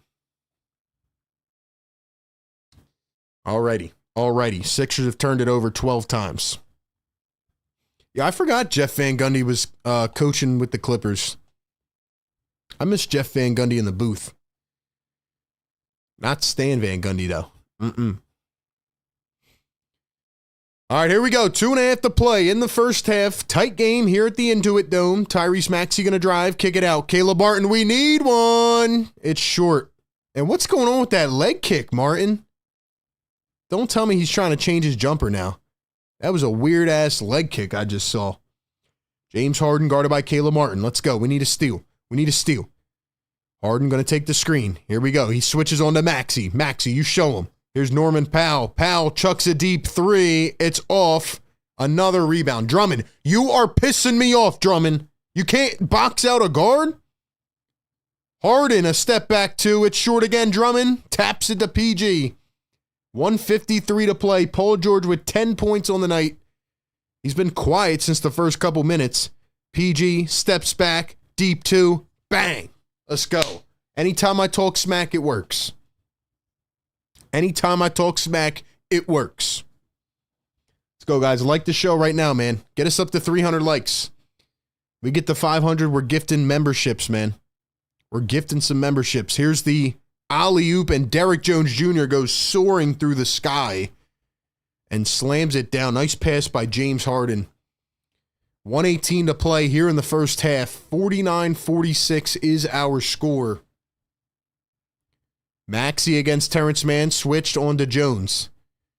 He's going to drive, go all the way, high off the glass, and he kissed it in perfectly. Tyrese Maxey with another bucket. 1 minute to play here in the first half.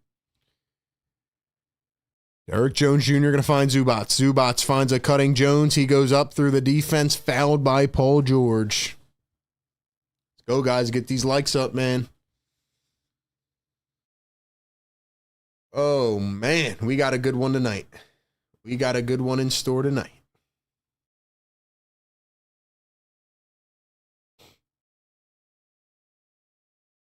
Sixers losers of 3 straight, trying to right the ship. Clippers have lost 3 out of their last 4.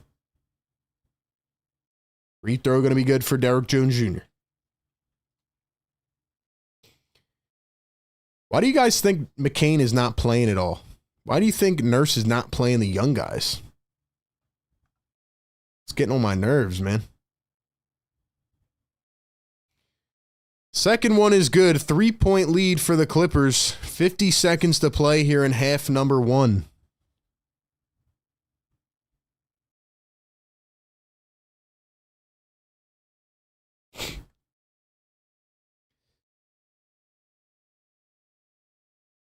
Maxey coming around a screen, going to find Eric Gordon. Gordon the sidestep. Now he tries to drive in. Gordon with the left. Can't get it to go. And stolen back by PG. He goes all the way and fouled en route to the basket. Paul George with a pair coming up at the charity stripe. Let's go. I just realized I haven't got to hit the Embiid sound effect yet all year. I haven't got to hit the sound effect yet. I miss it. I miss it.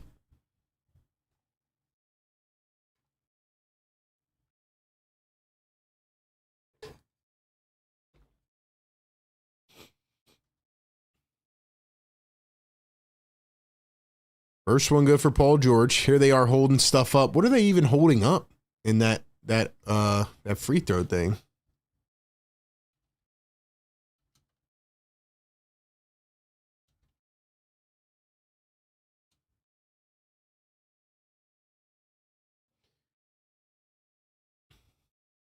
Big Rud, what's going on, man? He says Nick does it to piss you off specifically. Exactly. He must. Shout out to my guy, Nick Nurse, though. So the free throws are good for PG. 1 point game, 23 seconds. Harden at half court switches on to Kyle Lowry. Let's go, Kyle. Let's go, Kyle. Lock him up. 3 seconds, 4 seconds separating. David shot clock. Harden going to pull up for 3. It's short. Drummond the rebound. 4 seconds to go. Here's PG. PG, the dribble, the drive, kicks it out. Martin for 3.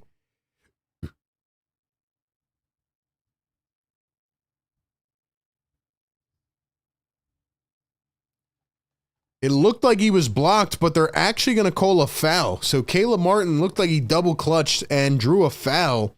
But the question is, was there any time on the clock? They might even challenge it. I don't know if that was a foul.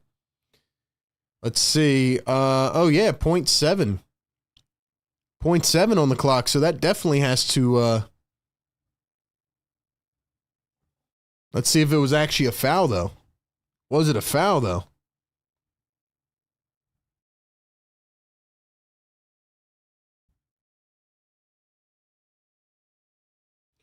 Let's go. I need to see you guys getting active in the chat, man. Get these likes up. Get us up to 300 likes. If you don't know what that is, go down below the stream. There's a thumbs up button. Hit that thumbs up.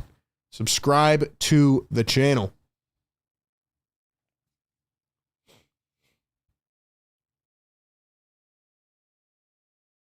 Looks like they're reviewing this, so. Good game so far. Good game so far.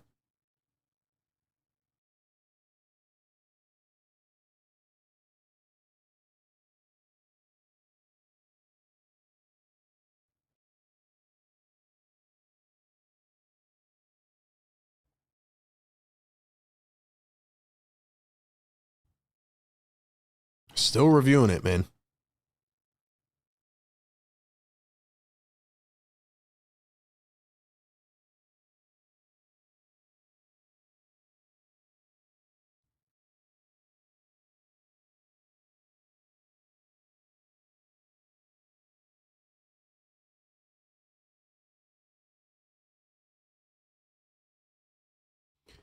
Ladies and gentlemen, just a reminder, we will be live after the game for Postgame, taking your live calls. So be sure to tune in with us. Kyle Lowry dapping up some dudes on the other sideline.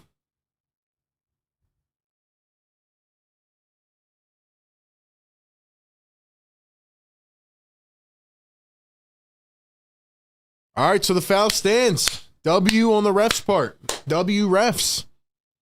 W refs.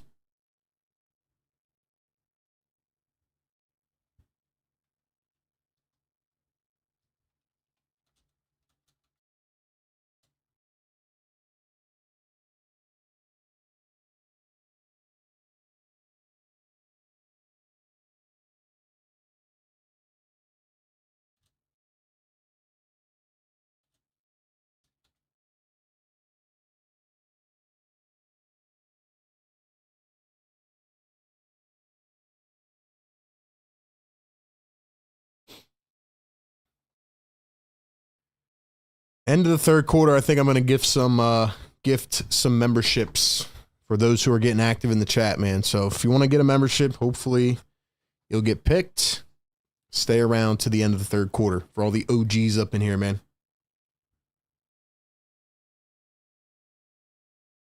And that's going to be a miss for Caleb Martin.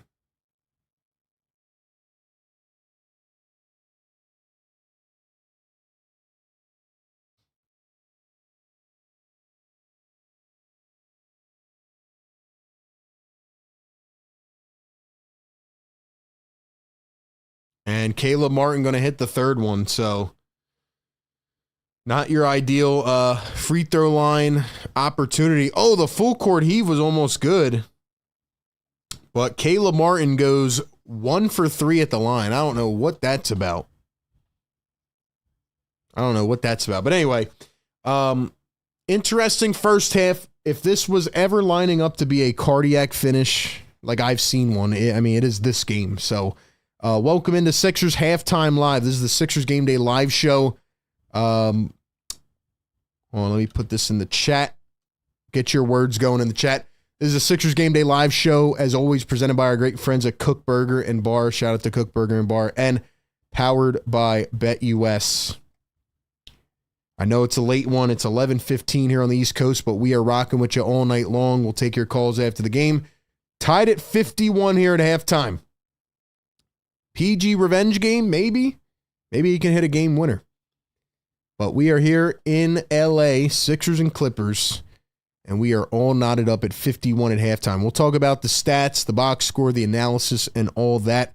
But ladies and gentlemen, as always, we got to get our one-word segment going. One word in the chat right now.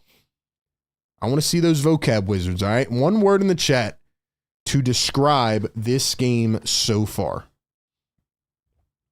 One word in the chat to describe this game so far.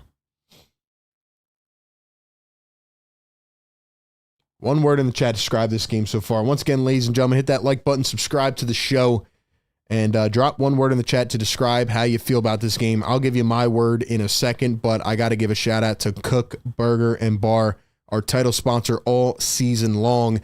And boy, oh boy, could I use a Kook Burger and a milkshake right now. Kook Burger and Bar is Philly's best kept secret. Over 150,000 burgers eaten, 45,000 Shoobie Shakes sold. They're the go-to spot for game days. They have not only delicious burgers and Shoobie Shakes, but loaded fries, tasty apps, cold drinks. They are a place for the community. Okay, you need to go check them out right over on 21st and Market Street in Center City, Philly. They will make you the signature Shoobie Shake. Let them know RB sent you, a.k.a. the best milkshake you will ever try in your entire life. My favorite is the one you see on the left on your screen right now. There's 3 of them showing, the one on the left. These things, even though they may fill you up for the rest of the damn night and maybe tomorrow, are very tasty. And man, just an incredible treat after a long day. Maybe you're working hard or whatever it is. Definitely will brighten up your day. So definitely check them out. They're a place for the community. Laid back atmosphere. You can play games there, watch games, meet new people, and grab some really good food and drinks. So shout out to Kook Burger and Bar in Center City, Philly, 21st and Market Street. Check them out on Instagram at Kook Burger Bar, where they are serious about fun food. Shout out to them for partnering with us this season. So one word in the chat. One word in the chat. What do we think? My word of this game has to be even. Even is my word. Not just because it's 51-51. Obviously, that plays a part. But even because, man, this has been a back and forth game. This has been a back and forth game. And it's been very even. You know, Sixers strike with a run of their own, and the Clippers strike with an 8-0 run, and then, you know, a couple big-time shots for the Sixers, couple free throws, and the Clippers answer. I just feel like it's been very identical. It's been very similar from both sides tonight. Not too much defense, but just making, you know, capitalizing on second chance opportunities and just making the most of, like, certain stretches in this first half. That's how I feel about this game. So I would say even. I would say even. What is your word to describe this game? I see entertainment from Wade. Philly for Life says manageable. The Real Scott says remedial. Lil says mid. AMG says rigged. Shane says neck. Mike says sloppy, unpredictable, gritty, trash, muggy, fouling, turnovers, inadequate, magnificent, underperforming. Cook says Shaney. Chuggy says Martin, trash. Davey says diabolical. Need a milkshake. The Oreos bomb. Unyielding says Cool J. Let's see. Tika says, bloody hell, I need a burger and a milkshake right now. Yo, shout out to Kook Burger, man. Appreciate you guys giving them some love in the chat. Just as chaotic, suboptimal. Dom might be winning the race right now. He's coming up with these words, man. Suboptimal. Vincent says, my word is okay. Corey says cardiac. That's another great word. That would be my second word if I had to. That would be my second word, cardiac, because I know it's coming down to it. I'm telling you, man, this game is going to be a cardiac game. I'm trying to keep myself even keel because I know the fourth quarter is going to be absolutely insane, and I'm ready for it. Let's see. Turnovers, fixable, convoluted. Okay, there we go. There we go, vocab wizards. Let's go, man. Drop some fires in the chat. Get these likes up, ladies and gentlemen. We will be with you all night long. Let's go, man. Let's go. Let's talk about this game, man. So like I said, it's been a very streaky game. Paul George, in his return to LA, he's got 12 points on 4 for 4 from the field, 2 for 2 from 3. I don't know why he hasn't taken more shots. I feel like he's kind of shying away, which I'm not a big fan of, but 12, 5, and 1 for Paul George. Andre Drummond, 7 points, 9 rebounds. Drummond doing a little bit better on the glass, but still think he has a lot to improve on. He is getting beat to the punch a lot by Ivica Zubac, even though he only has 5 rebounds. The Clippers are just getting in way too easy. They are settling for a lot of pick and roll. James Harden, 2 for 10 in this game. If the Clippers want to win, they're going to need Harden to perform a lot better. Norman Powell has been the leading anchor for that team, and once again, he is leading the way with 15 points. Zubac's 10, 5, and 3. And then you have Derrick Jones Jr., who has 9 points. They got 12 off the bench. The free throw disparity right now, 7 for 11 for the Sixers. Got a couple more calls in that second quarter because it was not looking good to start. But the Sixers are shooting almost 43% from deep. Clippers, 33%. So this is exactly how the last game went. The Sixers were pretty much outweighing this team in a lot of categories. However, this time they're tied up. So maybe the Sixers should actually be ahead right now. But nonetheless, they're going to need more contribution.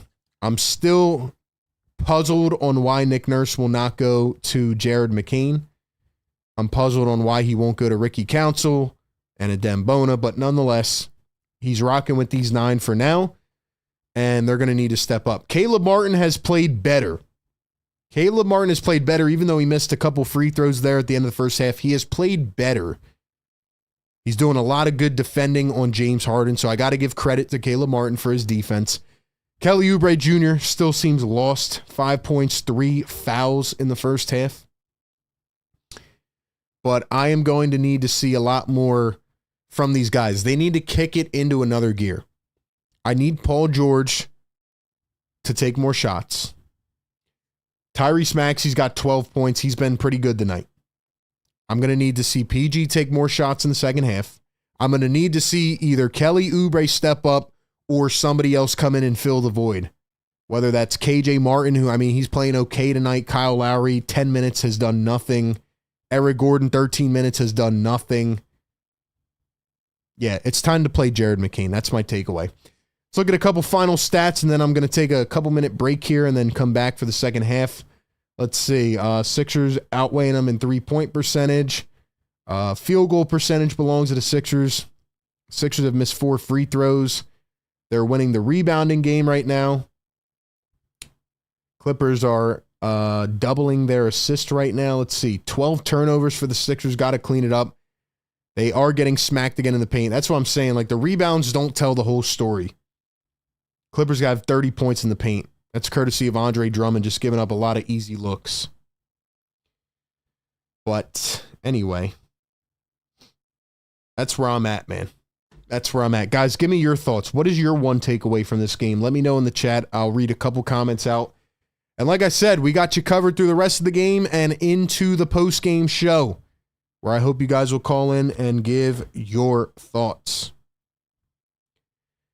I will say it again, though. Nick Nurse needs to get more comfortable with playing young guys. I'm not saying that he has to play them for 30 minutes apiece, but you might need him in this game. And I hope he's not too stubborn to play them. And we will see what happens from there. Let's do this, actually. Let's see. Vincent says, I would love a good fry dipped in a thick, creamy shake. Guys, shout out to Kook Burger, man. Give him some love in the chat. Let's see. Talk about the halftime show. They need to expose Batum's defensive vulnerabilities. I mean, Batum didn't even play that much, did he? 12 minutes.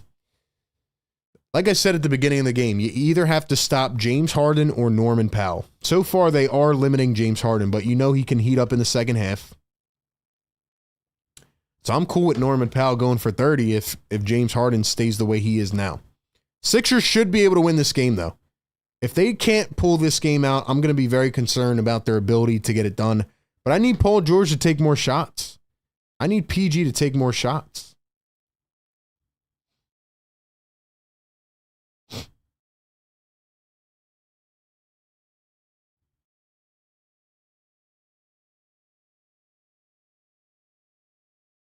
Tyrese Maxey's done a pretty good job defending James Harden, and so is Caleb Martin, but we're going to have to keep it up in the second half. Corey says, Bona needs some burn. I said it draft night. He can be our energetic, athletic rebounder. Yeah, man, I'll continue to say it. Like, seeing Bona up close, even getting to, like, chat with him real quick at Summer League, he's very hungry as a player, man. I'm not saying he's polished by any means, but he can definitely bring a spark of energy off the bench. Norman Powell, though, if the Clippers keep playing this good and they, you know, keep losing games, like if he keeps playing this good, Norman Powell, he might be a big trade target at the deadline for a lot of teams. I'll tell you that, man. I will say, though, PG has definitely opened up a lot offensively. It feels like he's unlocked a lot of doors for this team. So I think when Embiid comes back, it'll look really good, but still need Embiid back. Can't start 1-8 on the season. Philly for Life says, blanket Norman at the three-point line, grab boards, defend the paint. Good stuff from Philly for Life.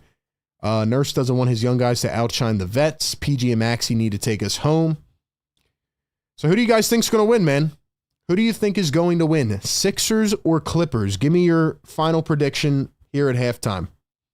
Who do you think is going to win? Sixers or Clippers? Sixers or Clippers?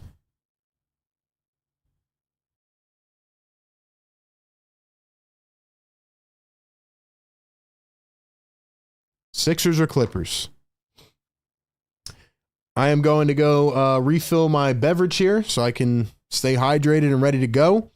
And we will lock back in for half number 2. Once again, we got you covered all night long. Pre-game, live game, and post-game. Every game right here on Philly Take with RB. Riaz, $2 super chat. Thanks so much, bro. He says, do you see the Sixers are linked to Bogdanovich? Which Bogdanovich? Bogdan? Bojan? Hoyan? Zoyan? I feel like there's like 10 Bogdanoviches, man. No, I'm just kidding. But which one? Bojan or Bogdan? I feel like they're like long-lost brothers. Sixers 110 to 103. PG Maxey with 24 apiece. I'm still sticking to PG with 28 or 27. I mean, that was my prediction. I still think he's going to lead the game. Sixers 118, 117 and a cardiac nail biter. Guys, get ready, man. Get prepared. It's going to be a wild second half, man. It's going to be a wild second half. I need y'all to hit that like button so we can push this out to more people. Let's go, man. Let's get this stream going. Riaz says Hawks bogey. That's Bogdan Bogdanovich. I think he'd be a good player on this team off the bench. I do. All right, man. Sixer Game Day Live presented by Kook Burger and Bar, powered by BetUS. We will be back momentarily for the second half. Give me your thoughts in the chat.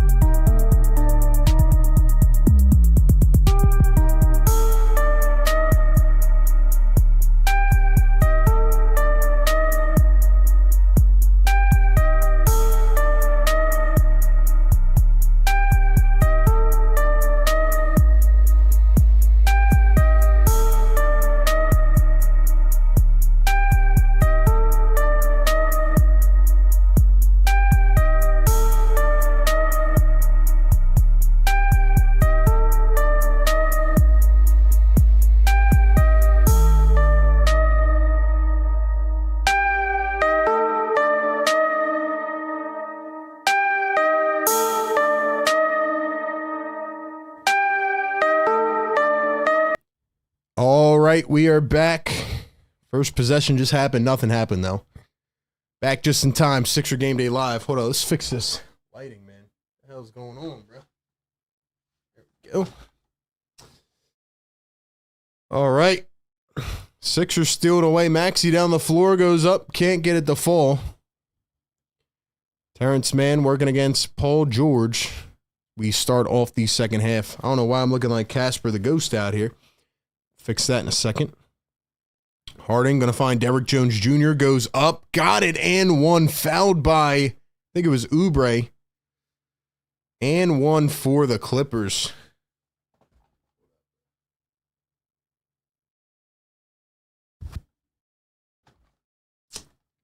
There we go. Let's go, ladies and gentlemen. Who's rocking with me in the chat? You guys dead in the chat or what? What's up, ladies and gentlemen? What's up, man? Who's in here? Drop an emoji. Let me know you're in here rocking with us, man. Derrick Jones Jr. going to knock down the free throw, so it's a three-point play.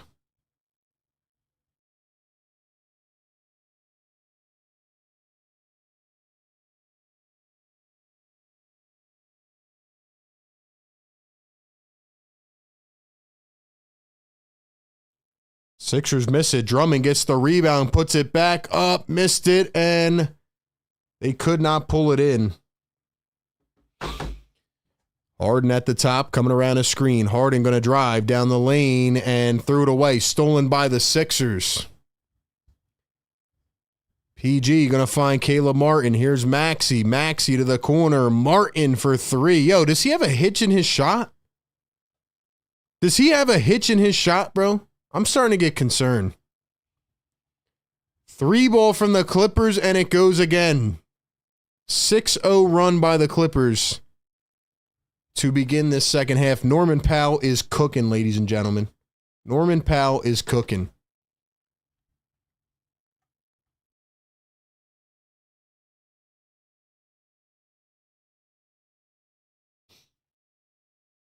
And now PG fouled on the other end. Ladies and gentlemen, if you want to be a moderator and you want to help keep the chat clean, let me know in the chat, man. We need mods who are going to show up every game. We have some great ones in here already, but we're trying to build out the mod squad for the ones that are always in here, man.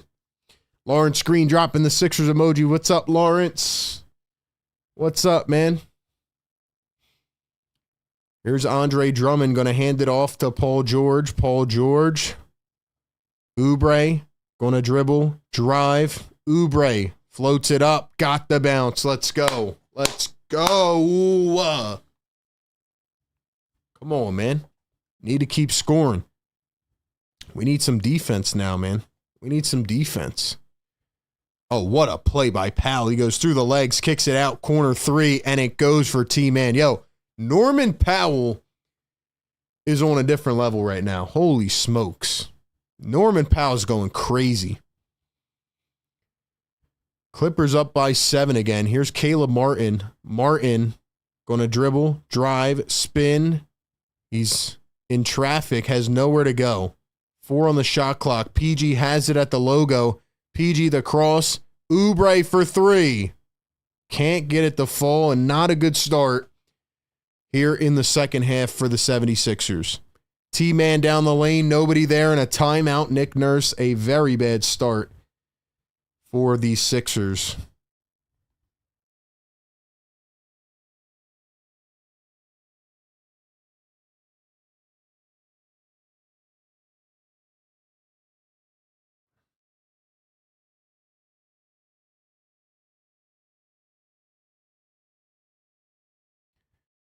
Ladies and gentlemen, I'm starting to get concerned about Caleb Martin. Do you guys agree or disagree? It feels like he has a hitch in his jump shot. Feels like he has a hitch in his jumper. Amari Wilson, thank you for subscribing, man. Appreciate that. What is going on with Caleb Martin, bro? Get Jared McCain in this game. Get McCain in this game.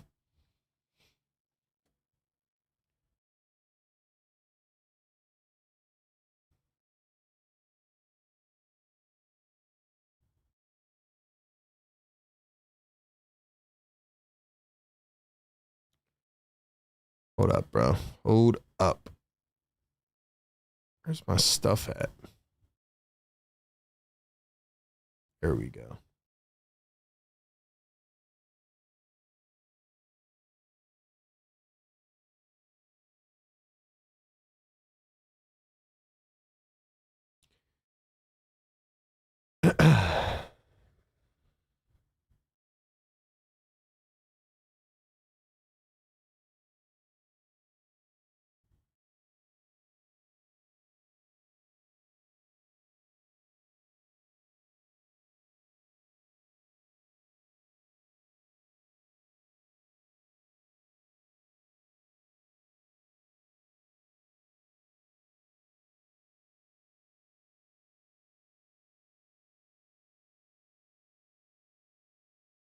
There we go.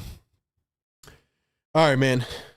Ladies and gentlemen, how are we feeling? Thank you, honestly, everybody who's in here and who has been, supporting us so far this season and through the past 5 seasons. Appreciate you guys who always just hang out with us. I know the Sixers are not fun right now, and they're trying to turn it around, but just doing my best to give the coverage that we can while we have the team that we have,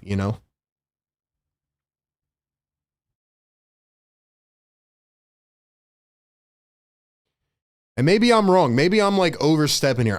Look, I feel like Caleb Martin does not look the same as he did in Miami. I feel like the Sixers sign role players and then they forget how to be a role player. Philly Shad says he's always had that when I saw him on the Heat. Philly for Life says Ben said this for weeks. Don't ever remember Caleb Martin having a hitch in his shot like that. Just ain't falling. Dom says I'm close to being done with the game. Maybe, I'm trying to think back. Like maybe he did have that hitch. It didn't look like that. It didn't look like that.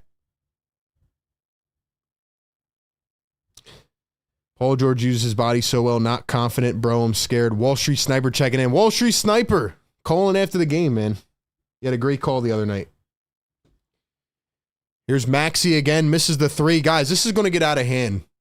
You need to frickin' score the basketball. Where is Maxey 12, PG with 14? Like, bro, how many times am I going to say it? Oubre and Caleb Martin have to be the X factors on this team. I said it before this game as well. If those guys don't start scoring, this team is not going to win any games. PG dribbles down the lane, goes up and got it to roll and in. Let's go, man. Let's go. This supporting cast has to step up.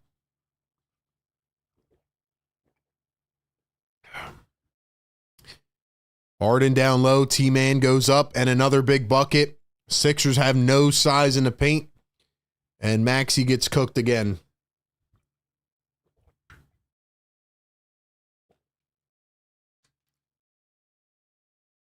Clippers almost take it away. They are playing some inspired basketball right now.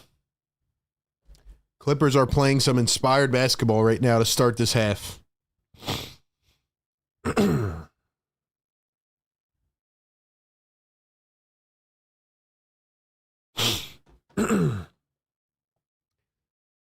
And now a foul on Derrick Jones Jr. We're 4 minutes into the third. Sixers went from being tied to being down by 9.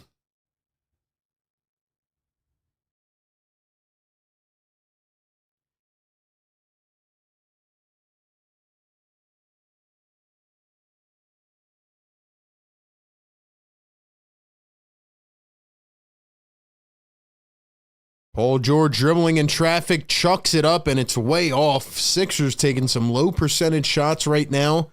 And now Harden loses it. Stolen by Maxey. Martin all the way. The reverse lay. Got it to fall. Nice take by Caleb Martin.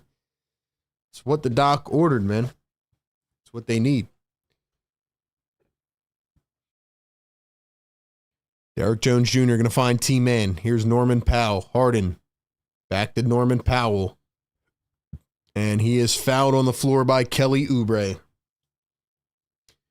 300 people in the chat. Do me a favor. Get this up to 300 likes. Like the show. Share the show. Subscribe to the channel. Shout out to the new subscribers. Ladies and gentlemen, if you are new to the channel tonight, drop the word new. We'll shout you out if you are returning. Drop return if you're an OG. You've been watching for years. Drop OG in the chat. Nurse, you got to figure something out. Nurse, you're starting to feel like Doc Rivers, man. And I don't want to say that, because I like Nurse. But, yo, you got to play some young guys, man. This is getting out of hand. Kyle Lowry back in the game now. Here is Norman Powell. It's not like McCain sucked a couple games ago. It's not like he sucked, man. He had, what, 17 minutes and, like, 13 points or whatever? Guy can play. Here's a miss by the Clippers. Caleb Martin to a driving Oubre, slams it down, and one. Kelly Oubre. Kelly! Yes, drop the ones in the chat. Sir. And one, baby. Kelly Oubre slams it down, and one more coming up at the line. Let's go. Let's see those ones in the chat, ladies and gentlemen. Let's see those ones in the chat. Oubre going to knock down the free throw. It's 64-60.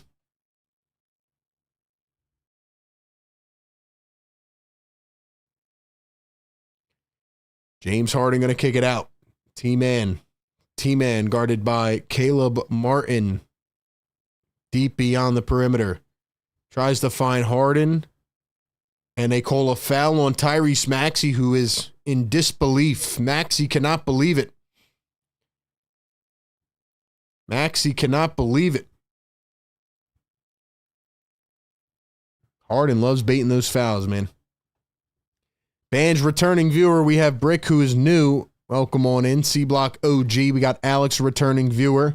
Lawrence says, let's get the likes up. Kion OG. The real Scott OG. Mods, I need you guys to let people know to keep liking the show, man. Let's push it around. Lakers, Hornets, Knicks, Cavs, next 4. Where's Ricky Council? Who knows? Chat's sleeping at this point. Here's Nick Nurse's favorite son, Kyle Lowry. Going to find Caleb Martin, 10 on the shot clock. Martin dribbles, drives with the left, and he is fouled.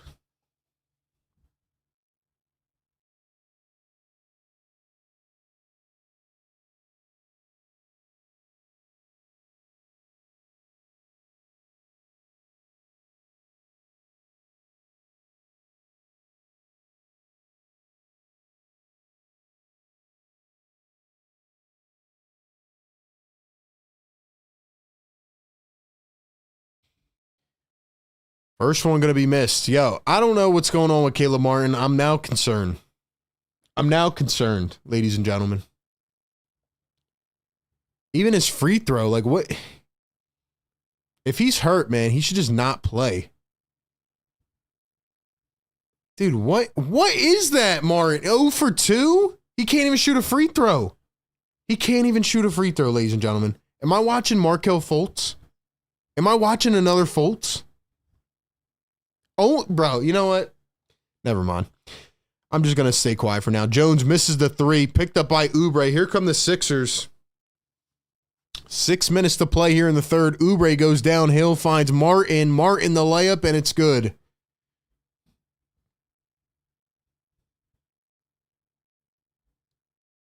Timeout Clippers. The Sixers cut it back to a 2-point game. Let's go, man. Get hype in the chat. I'm going to wake you guys up, too. I'm going to wake up the neighbors, and I'm going to wake you up. Let's go.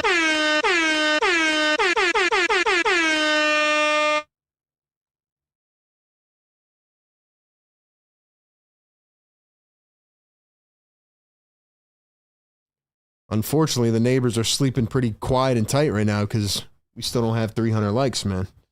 We're getting there, though. We're getting there.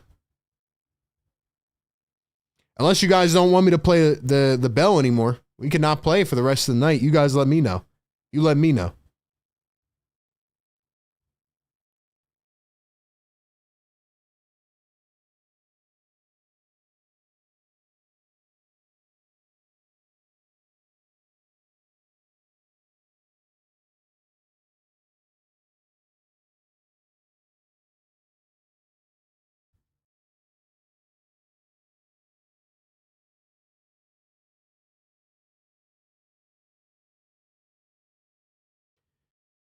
Guys, Caleb Martin and Kelly Oubre Jr. they're the glue of this offense. Like PG, great, Maxey, great, but they need these two to play well. If you get the value that you expect out of Caleb Martin and Kelly Oubre, this offense with Joel Embiid is going to be lethal. They're going to be prolific. But when Martin and Oubre, I mean, they're playing better now. They're playing better. But when they are playing inconsistent like they have the first 7 games, this team's not going to be very good. Simple as that. Simple as that.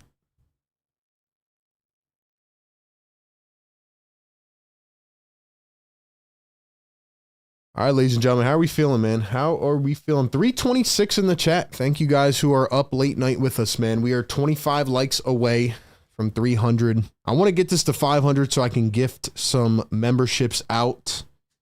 I really want to do that. So help us out, man. Help us out.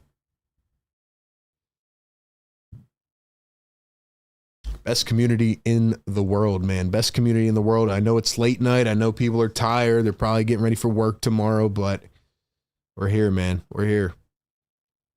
If you guys want to become a member, click that link pinned in the chat. I'll throw it in the chat as well.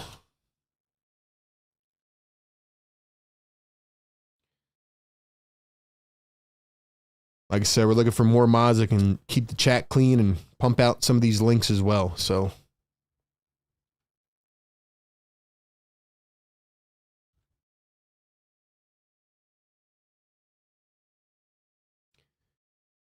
Lawrence Green in the chat. Thanks for being here, man. Tone Harvey says, new guy in the house. What's up, Tone? Welcome to the family. We do this every single game. Pre-game, live game, post-game right here. Sixer Game Day Live. Welcome to the family. Secret Underdog, what's good, bro? All good, my guy. Appreciate you being here. Secret, you the man, bro. Secret, hit me up on Discord or socials, man. I got something for you, bro.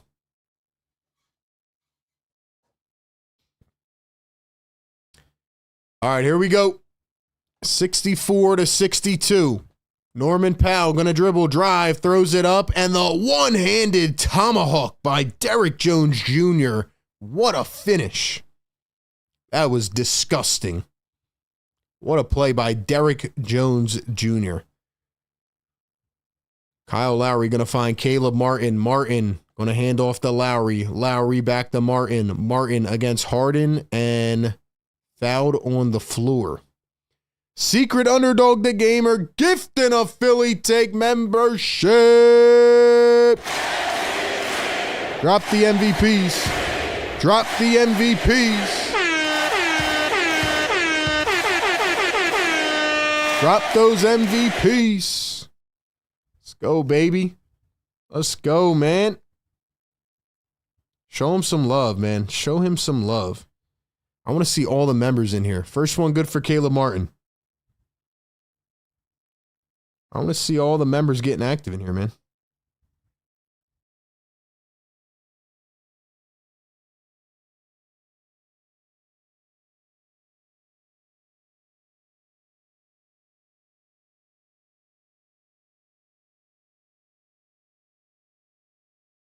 Dom says, I'm not a good mod, but I'll try. Dom, you're a great mod, man. We just got to get you up to speed a little bit. We just need y'all to pump the links through. That's it. Shout out to Dom Boyle, man. OG of the channel. James Harden against Tyrese Maxey. He's going to dribble, drive, go downhill, up off the glass, and got it to fall. Clippers back up by 4. Tyrese Maxey here in LA. Going to find Kyle Lowry. Lowry, the dribble drive, oops it up. Drummond under the basket, trying to go up against Zubats, and got the reverse. Nice play by Andre Drummond. He is now up to 9 points, 10 rebounds on the night. Drummond trying to get active. I know he's being asked to do a lot. Here's James Harden going downhill, floats it up. Harden again. This is my concern, guys. This is my concern. Harden's starting to get going. You got to shut him down. If Powell wants to beat you single-handedly, okay. But you got to shut one down. What a play by Martin. Drummond tried to throw it down. He was hit from behind by James Harden. So Andre Drummond will now go to the line for 2. Tough foul there from James Harden. Closing in on 300 likes, man. Lawrence Green says you have the best show. Thank you, man. Drummond, first one is good at the line. Tone says need a free John over here subscription. Philly all day. I'm going to be gifting out some memberships soon, man. I'm going to be gifting out some memberships. So stay locked in with us, man. Stay locked in with us.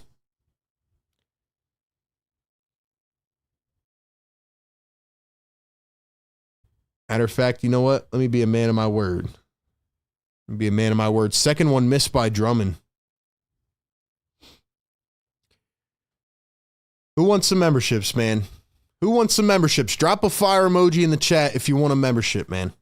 We're about to gift some memberships. I got to stick to my word. I need y'all to get, once we get to 300 likes, we'll gift it. How about that? Jones going to find Batum. Batum, Harden a deep three. And a shot clock violation. Great defense. Great defense by Tyrese Maxey. Big time defense right there. Big time defense. There we go. That's all it took, huh? You guys just want some free memberships. I need y'all to get active in the chat, man.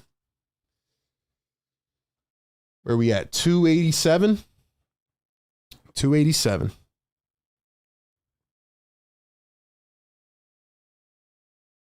$3:53 to go here in the third. By the way, I think I figured it out last game.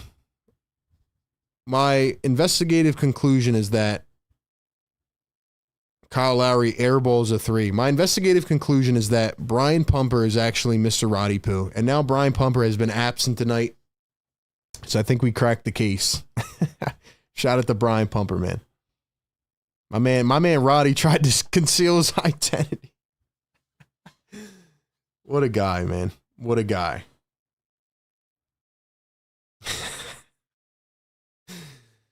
Oh, man. Chris Dunn back in the game. Here's James Harden, 10 on the shot clock. Harden working against Maxey. Nice defense by Maxey. Maxey against Harden. Throws one up, and this time he's fouled.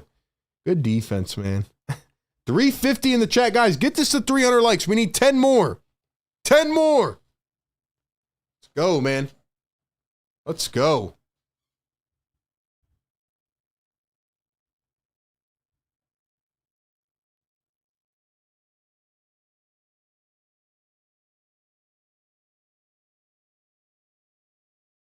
Harden 4 for 14.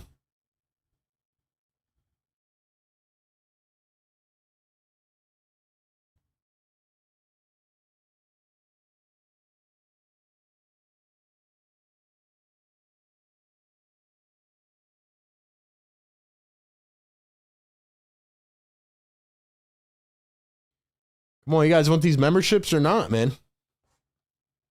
3:15 to go here in the third. Maxey up top. Guarded by Chris Dunn. Trying to find some space. 8 on the shot clock. Maxey takes a screen from Drummond. Maxey, Gordon, back to Maxey. Almost turned over. Out on the Clippers. 4.5 on the shot clock. I want to see the member emojis in the chat.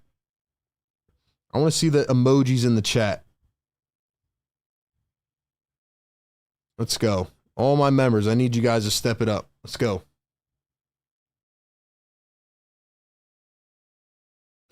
Brian Roddy Stone.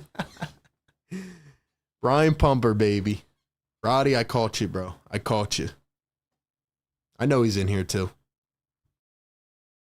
3 seconds here on the shot clock. Maxey, the pull-up three. Off the front of the rim. Maxey has gone cold in this quarter. Where's he gone, man? Maxey's only taken like 2 shots in the third quarter. He's playing good defense. I don't like him going away on the offensive end, though.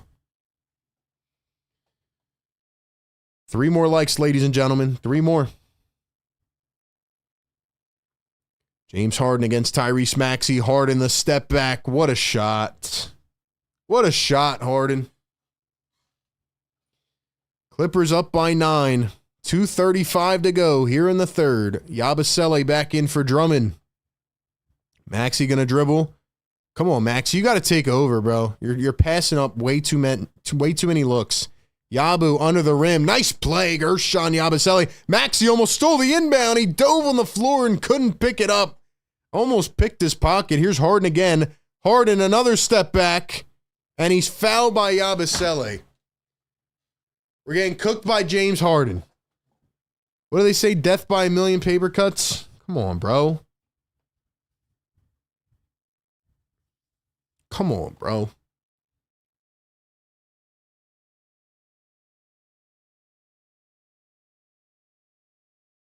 We're at 299 likes, man. 370 in the chat. It's up to you guys at this point, man. It's up to you guys.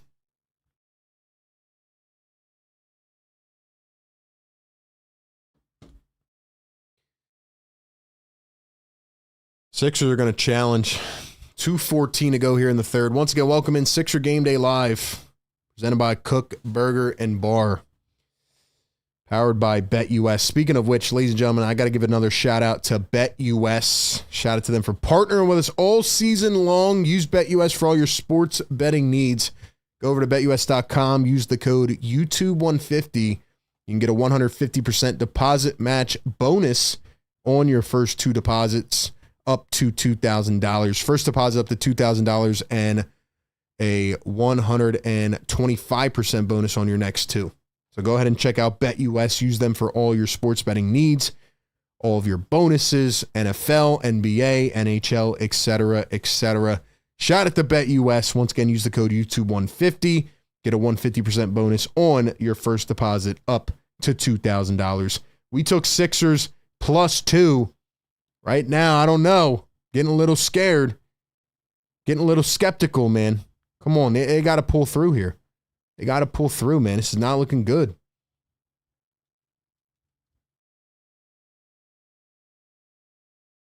Shout out to BetUS, man.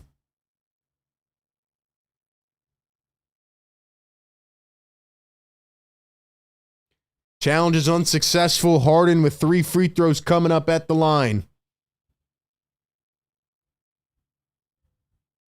3 coming up at the line for James Harden. Yabu went in his landing spot.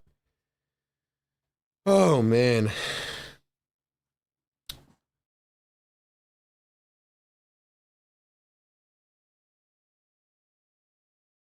Let's go, guys. We're gonna gift some membership soon, so I need y'all to smash the like button, man. Like the show, subscribe to the channel. Thank you all for being in here late night. It is just about to strike midnight, and it does just as I say it. It is midnight, ladies and gentlemen. Here on the East Coast, welcome in. Nurse did not like the call. He is arguing with the official.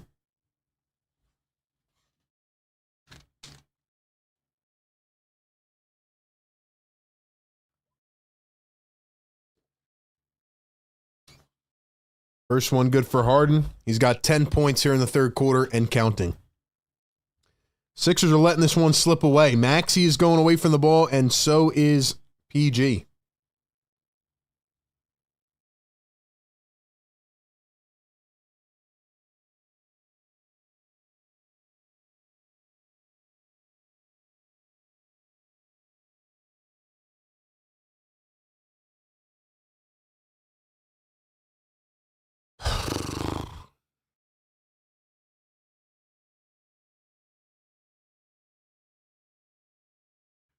So the free throws are good.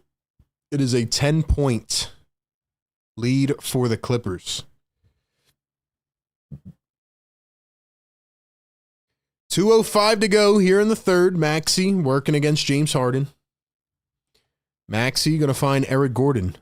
Gordon poked away by James Harden, and here come the Clippers again. Harden against Maxey. 1:50 to go here in the third. Harden going to find Chris Dunn. And then there goes KPJ, fouled and one. The Clippers are pulling away. The Clippers are dominating. Sixers, man, are causing us pain, man. causing us pain. Marcus Ellington, $2 super chat. Thank you, man. It says Maxey should be dominating offensively. I agree with you, Marcus. People were mentioning this on the post-game show last time, but now I'm really starting to see it. KPJ going to miss the free throw. Sixers pick it up. Maxey, you got to take the rock, bro. PG's only got 7 shots in this game. Maxey's got 13. I need to see you go out with a swing. PG's not on the floor, but Maxey's sitting in the corner. Like, come on, Tyrese. You want to be the guy, right? And now Gordon throws it away. What are we doing? KPJ all the way. Dumps it. Done. In for another layup. This is unbelievable, man. Play Jared McCain. Put Jared McCain in the ballgame. I'm getting so tired of watching 8-man rotations with 40-year-olds. Pass, pass, pass. Martin, Yabu. 3 on the shot clock. Martin contested. What kind of shot was that? Yo, something is wrong with Caleb Martin. Something is wrong with Caleb Martin. I'm done. I'm done. Sit Caleb Martin until he's healthy. Something is wrong with Caleb Martin. Now he's shaking his wrist.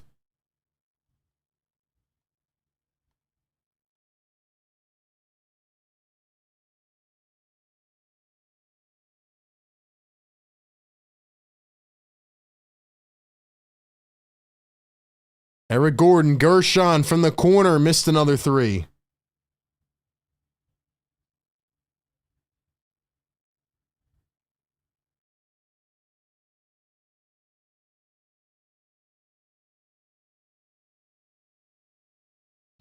Ladies and gentlemen, I am officially concerned with Caleb Martin.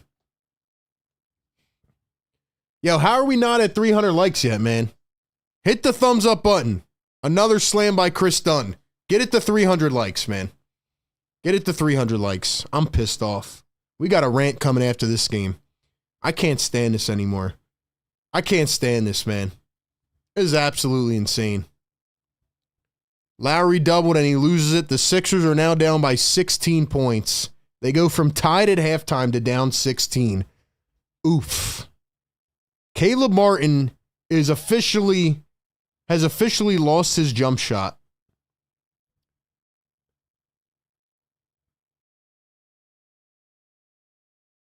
Paul George sits the last several minutes of the third quarter. Maxey doesn't even want the ball. I'm sick right now. I am sick right now. I am sick right now. What the heck, bro? All right, let me go ahead and stick on my promise. Ladies and gentlemen, I don't even want to do this right now. But you know what? We got to keep the tradition going. Maybe we can be the ones to get this team on fire. Ladies and gentlemen, I want to see as many fire emojis in the chat right now as I can. We just hit 300 likes. I only want to see fire emojis in the chat. 300 likes. Let's keep it going. Let's keep it going. Yes, sir.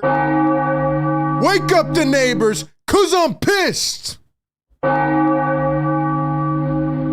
Only fire emojis in the chat. I'm about to gift some memberships. Drop as many fires in the chat as we can. We got to get this team cooking because right now this is bad. We need to get this chat cooking right now. Speaking of which, shout out to Kook Burger and Bar. Once again, ladies and gentlemen, you got to check them out. 21st and Market Street in Center City, Philly. I might go to Kook Burger tomorrow and eat 5 burgers and 5 milkshakes because I'm stressed. The Sixers are playing terrible, but when you go to Kook Burger and Bar, you won't have a terrible experience because they're actually competent. They're going to make you a juicy made-to-order burger with 100% fresh, never frozen ingredients. They're going to make you the best damn milkshake you'll ever try in your entire life. Something that's going to keep you up late at night, not watching a bad basketball team, but because you're so full and because you can't get enough. Shout out to Kook Burger and Bar, man. Philly's best kept secret. Kook Burger and Bar. Check them out on Instagram at Kook Burger Bar. Open 7 days a week, right off 21st and Market Street in Philadelphia. Best place to watch games, hang out, meet new people. Like I said, they got some of the best food, best drinks, best milkshakes, and just a great vibe, man. Great establishment. Check out the Kook Beach and go experience something good. Go get out of the house. Go get away from this game right now because this is absolutely embarrassing. We're going to open the phones after the game, man. We're going to open the phones after the game. Discord goes first, and then we'll open the phone lines. I'm glad that we're seeing the fires in the chat. You know, you guys are giving me hope, man. You guys are giving me hope because I'm sitting here like losing my mind. I'm like spiraling. And just to know that we have diehard loyal supporters in the chat who are going to tune in no matter what. Like, I appreciate that, man. You guys are making this 10 times better. Because if I wasn't covering this team for a profession, if this wasn't my job, I promise you I might not ever watch this team again. That's how pissed off I am right now. I'm going to save the rest for the post game. Sixers, you better get your head out of your ass. You hear me? This whole team better get their head out of their ass. It's time to stop saying when Embiid comes back. Yes, they're going to look better. But you're about to be 1-6. Enough.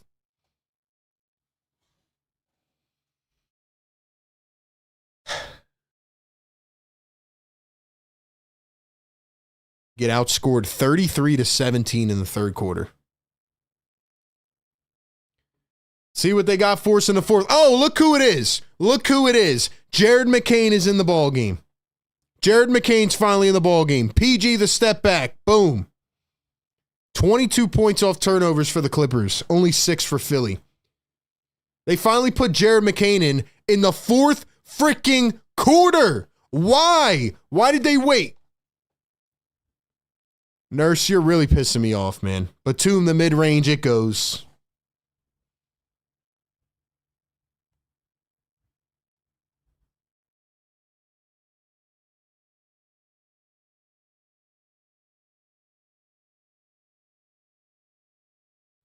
They wait till the fourth quarter to put Jared McCain in? What are we thinking, bro?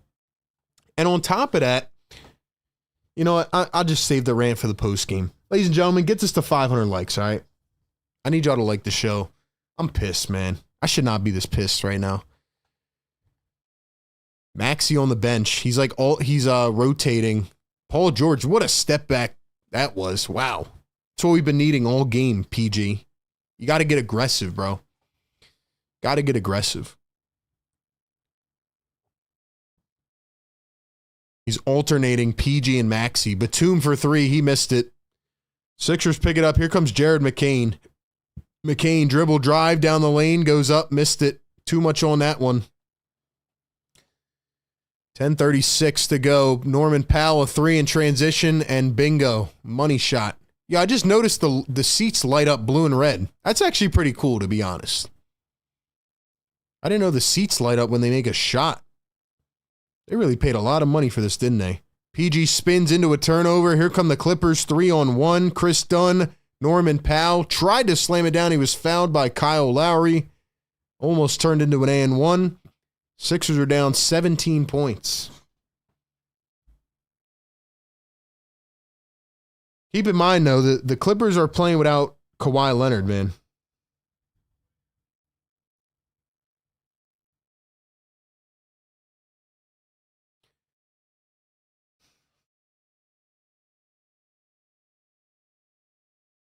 Ladies and gentlemen, I need to ask you a serious question, all right?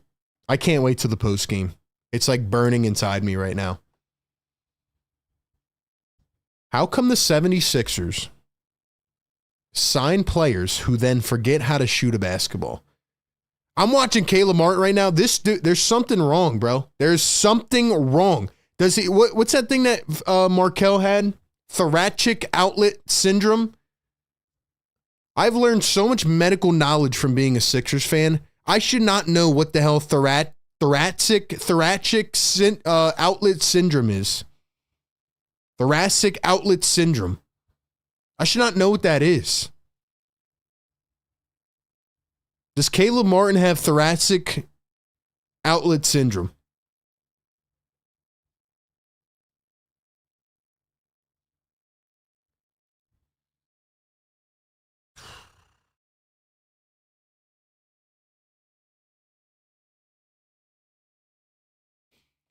Here's the inbound to Jared McCain. Sixers about to be down by 20. McCain spins against Chris Dunn. McCain going to pull up for 3. Missed it. Now McCain's out of his rhythm because the guy doesn't get any minutes until the fourth quarter. So I think I was wrong about this being a cardiac game. I think I was wrong about this being a cardiac game.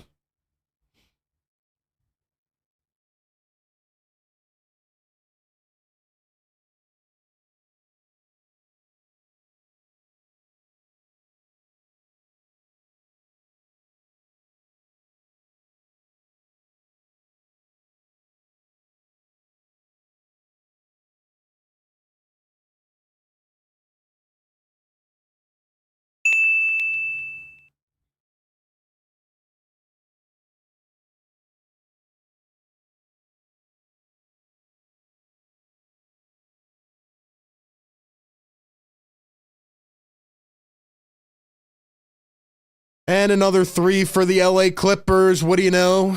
There go the seats lighting up. Now I can't get my eyes off it.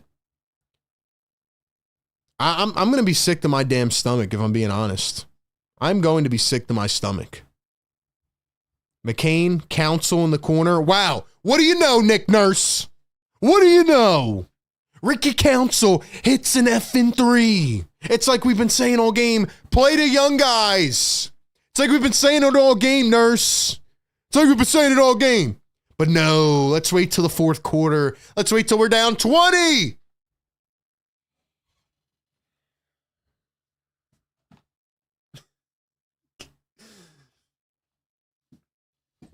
What did we do to deserve this, bro? What did we do to deserve this, bro?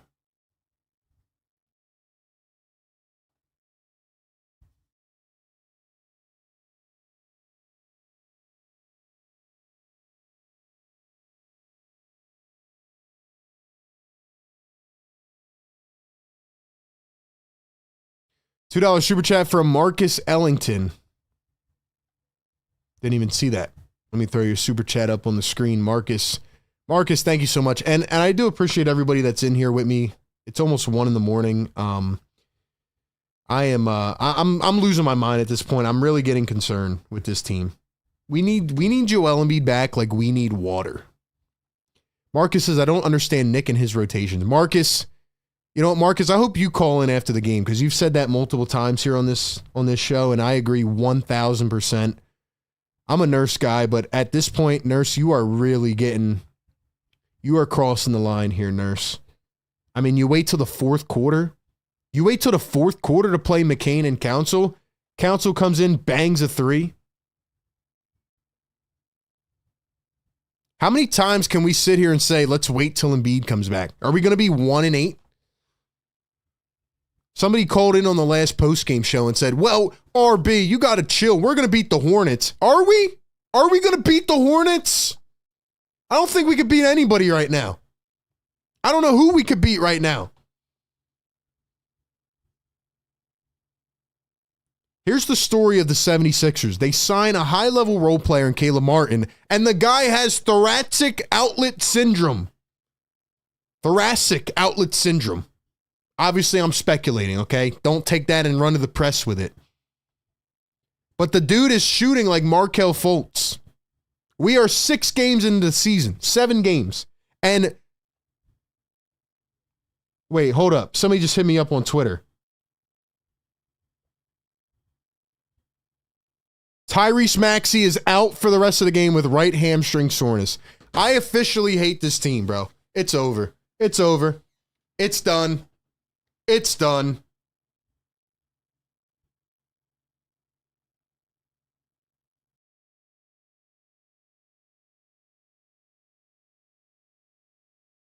Tyrese Maxey's out for the rest of the game. Ladies and gentlemen, I don't even blame you if you want to go to bed. Go ahead. Go. I'll be here post-game, withering away into the wind. When it rains, it frickin' pours, bro. When it rains, it pours. This is absolutely ridiculous, bro. Now Maxey's hurt. What's he going to be out for 5 games? Let's keep everybody out to the playoffs, you know? But wait. There's one flaw. There's one flaw in that strategy. You got to make the playoffs.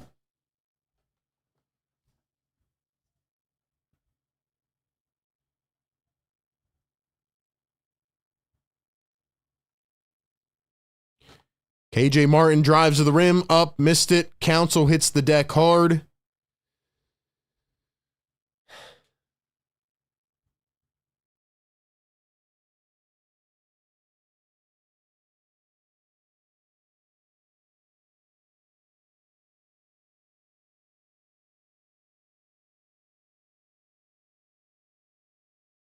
Why am I even getting hyped about this, dude? Like, why? Why do I even care, man? KPJ pulls up the J, missed it. Do we even have a center in right now? We're playing with no center. Like, what are we doing, Nurse? KJ Martin up and in. We are playing with no forwards and centers on the floor. We're playing a 5-guard lineup. What the hell are we doing, bro? Let's go.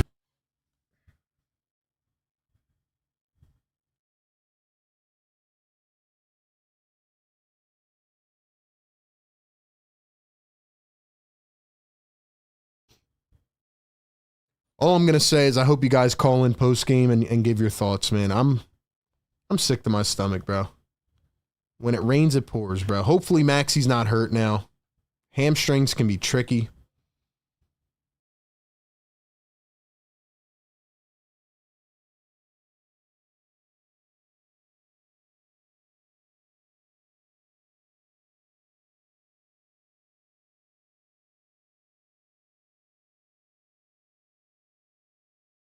His team's going to be 1-6, dog. Bernard McCoy, $5 super chat. What's up, Bernard? Thanks, man. This is by far the most frustrating season I've had to cover so far, and we're only 7 games in.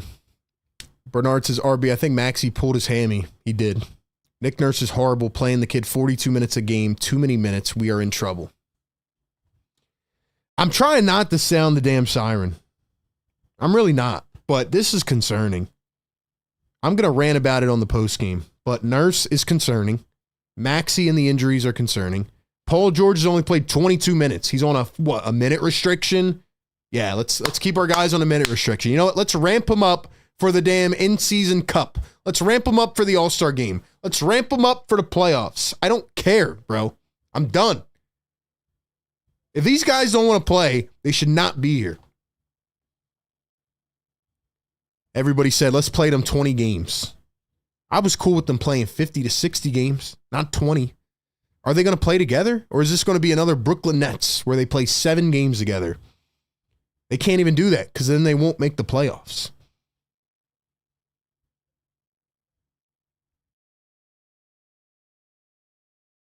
Eric Gordon, 17 minutes, 0 for 2. Are you serious, Eric Gordon? If I was Eric Gordon, I would bench myself. Kyle Lowry, 20 minutes, 0 for 3. I would bench myself.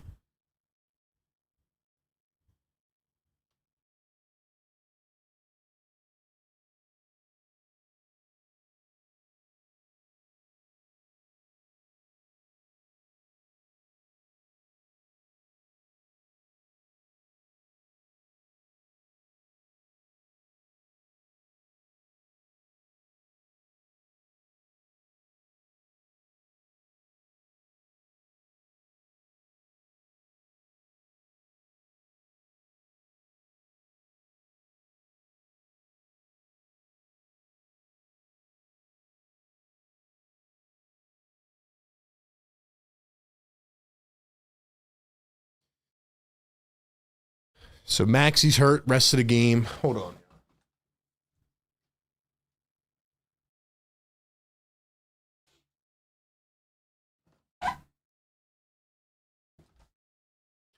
We got 415 people in the chat. Thank you guys for being here, man. Sixers down 17. Late night with us, 12:30 in the morning.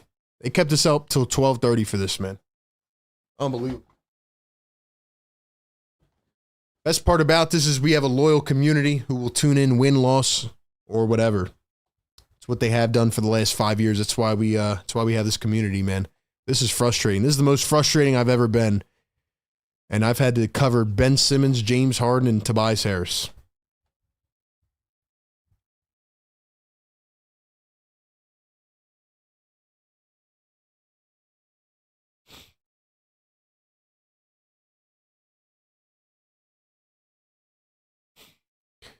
James Harden gets doubled at half court. Look at that. Stolen by McCain.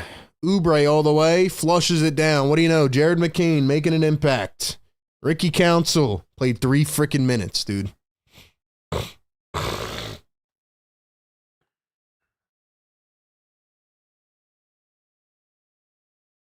7:20 to go here in the fourth. 3 ball from Amir Coffey, and he hits it 97-79. What once looked like a cardiac game lining up is anything but. Paul George going to drive, kick McCain. McCain dribbles, and he got fouled. Sixers can never build a competent roster around Joel Embiid, can they? They never can.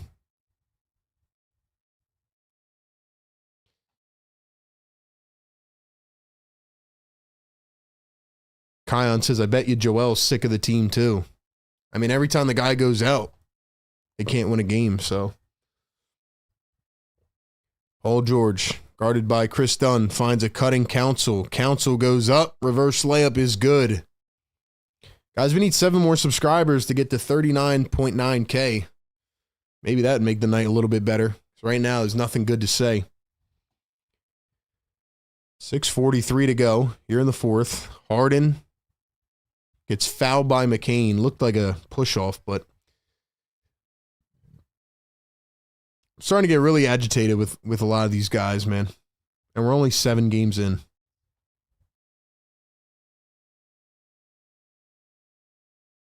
Ricky Council and Jared McCain immediately come in this game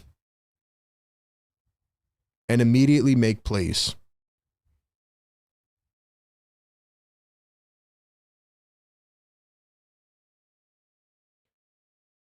C-Block says, what happened to the gifting memberships? I'll be honest with you, C-Block. I'm pissed the hell off right now. That's what happened.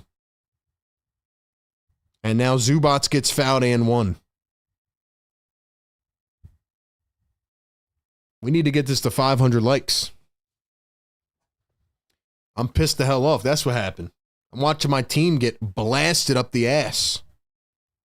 They can't score. They can't defend. Tyrese Maxey's hurt.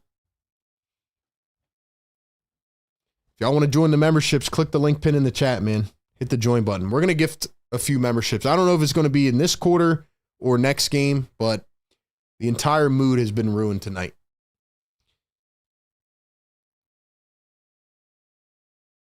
This team is a disgrace, dog. This team is a disgrace.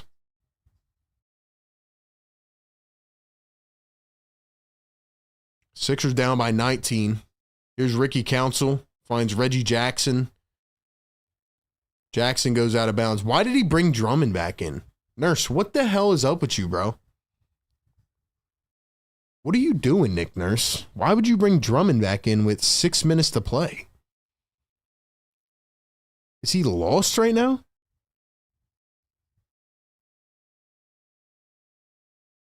Norman Powell for 3. Money. Sixers were shooting like 42% from 3. Now they're at 29.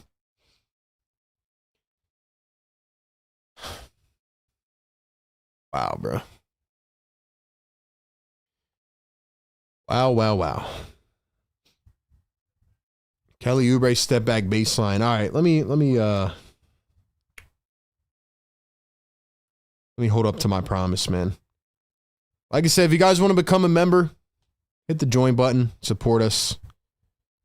Let me make something good out of tonight because I'm sick right now, man. This is embarrassing.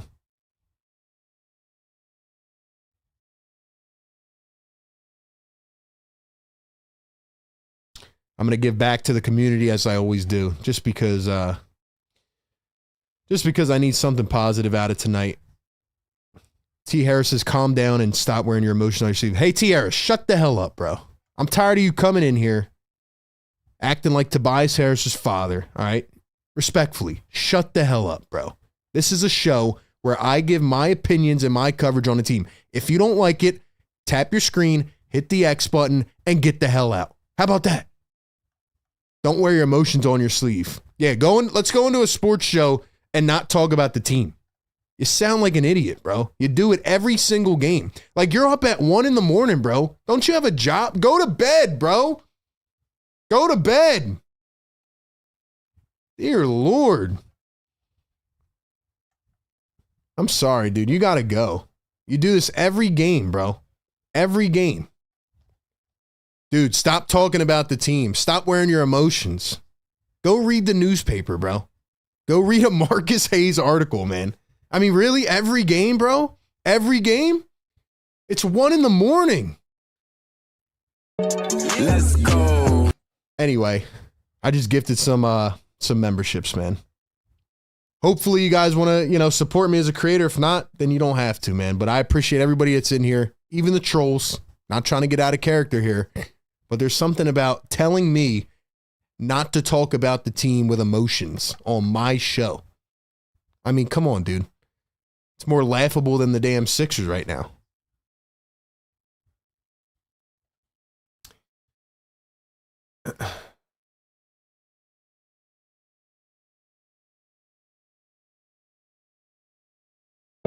Let's go.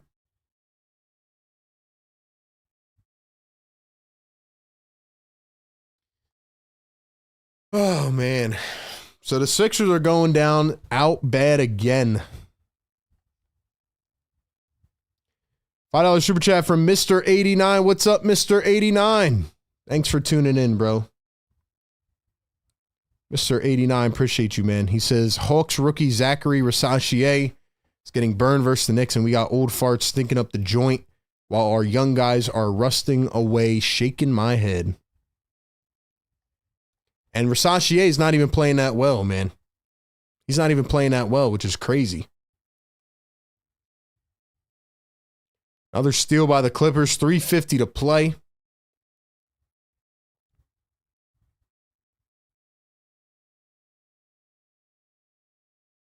Here's Zubats down low. Lost control of it. Clippers throw it away. Brian Pumper with a $5 super chat. What's up, Brian? Virgin Maxi was magnificent. What has this man done to Precious Maximus? Bryce Young, take her back. Damn, that is crazy. Blaming Maxi's girl. That is crazy. That's the point we've gotten to, huh? That's the point we've gotten to.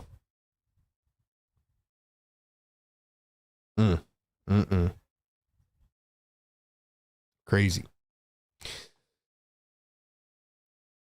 Derek Jones missed the layup. Sixers bringing in the cleanup crew. Here comes Adem Bona.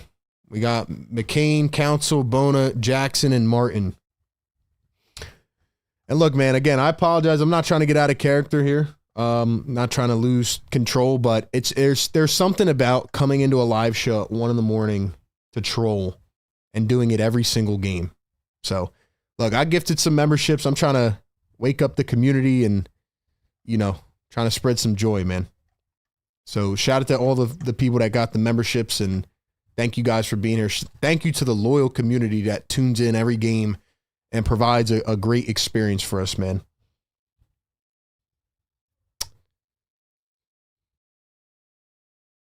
What else you want me what else you want me to say, man? 400 people in here late at night. Sixer Game Day Live, man. Right here on Philly Take with RB.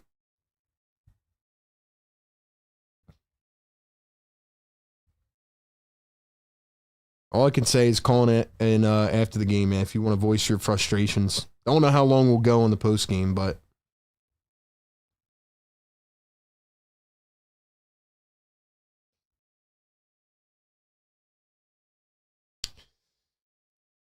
Sixers have played one good game. Matter of fact, if the Sixers had not won that overtime thriller, they would currently be 0-7, bro, which is crazy.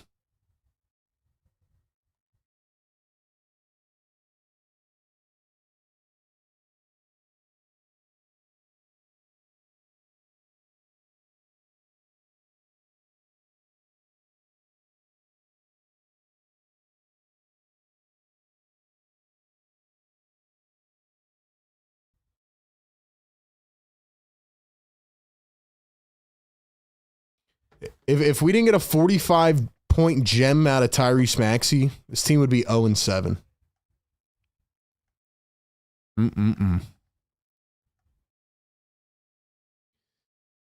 3 minutes to play. Sixers down by 21. McCain, dribble, drive, pull up. Got it.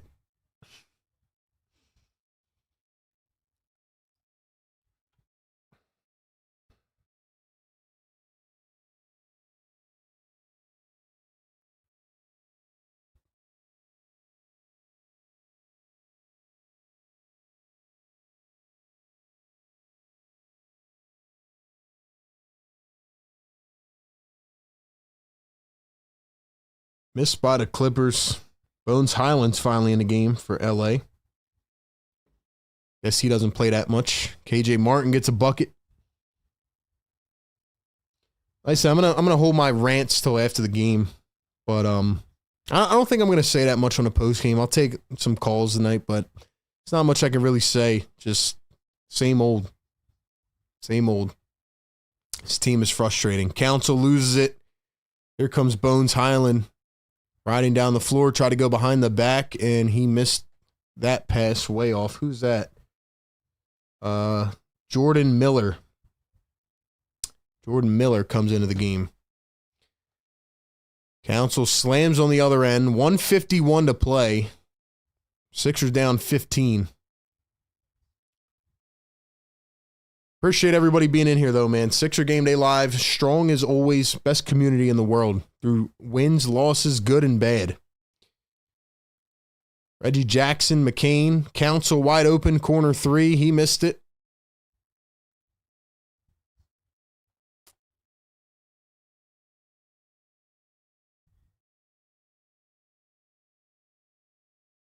So the clock is winding down. The Sixers are going to go down in LA.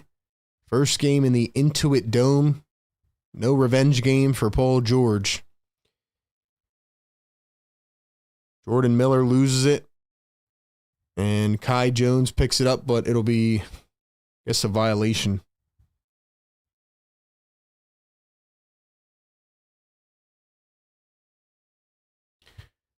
EC says it's crazy that this game was tied at halftime. Philly for Life says Maxey should not have had to do this just to try to keep us afloat.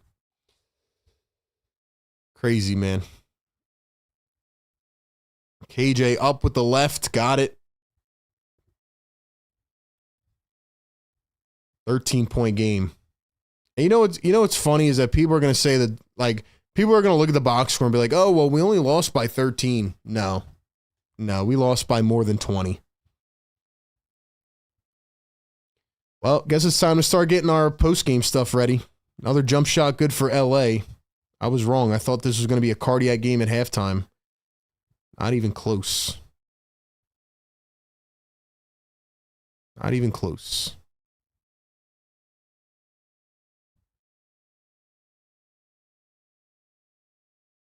And now a foul. Adem Bona is going to go to the line for 2. Let's see. Start getting our post-game stuff ready. Guys, I'm going to post the link here in the chat. Discord gets their calls answered first, and then the phone lines. So we'll get ready here. Pin that in the chat. Need y'all to like the show, man. Like the show, subscribe, keep supporting us. Clock is going to wind out. Sixers are going to fall to 1-6.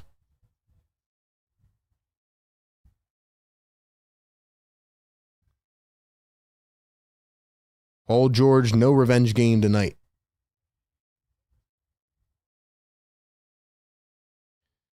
And that is where we are at, man. Sixers go down 110-98. They lose to the Clippers. We will be back in a few minutes for Sixers post-game live. Shout out to the members. Shout out to everybody in here just rocking with us. And tough start, man. Very tough. But we'll take your phone calls. We'll talk about it a little bit more. And we'll get to it. All right, ladies and gentlemen, I will catch you very soon.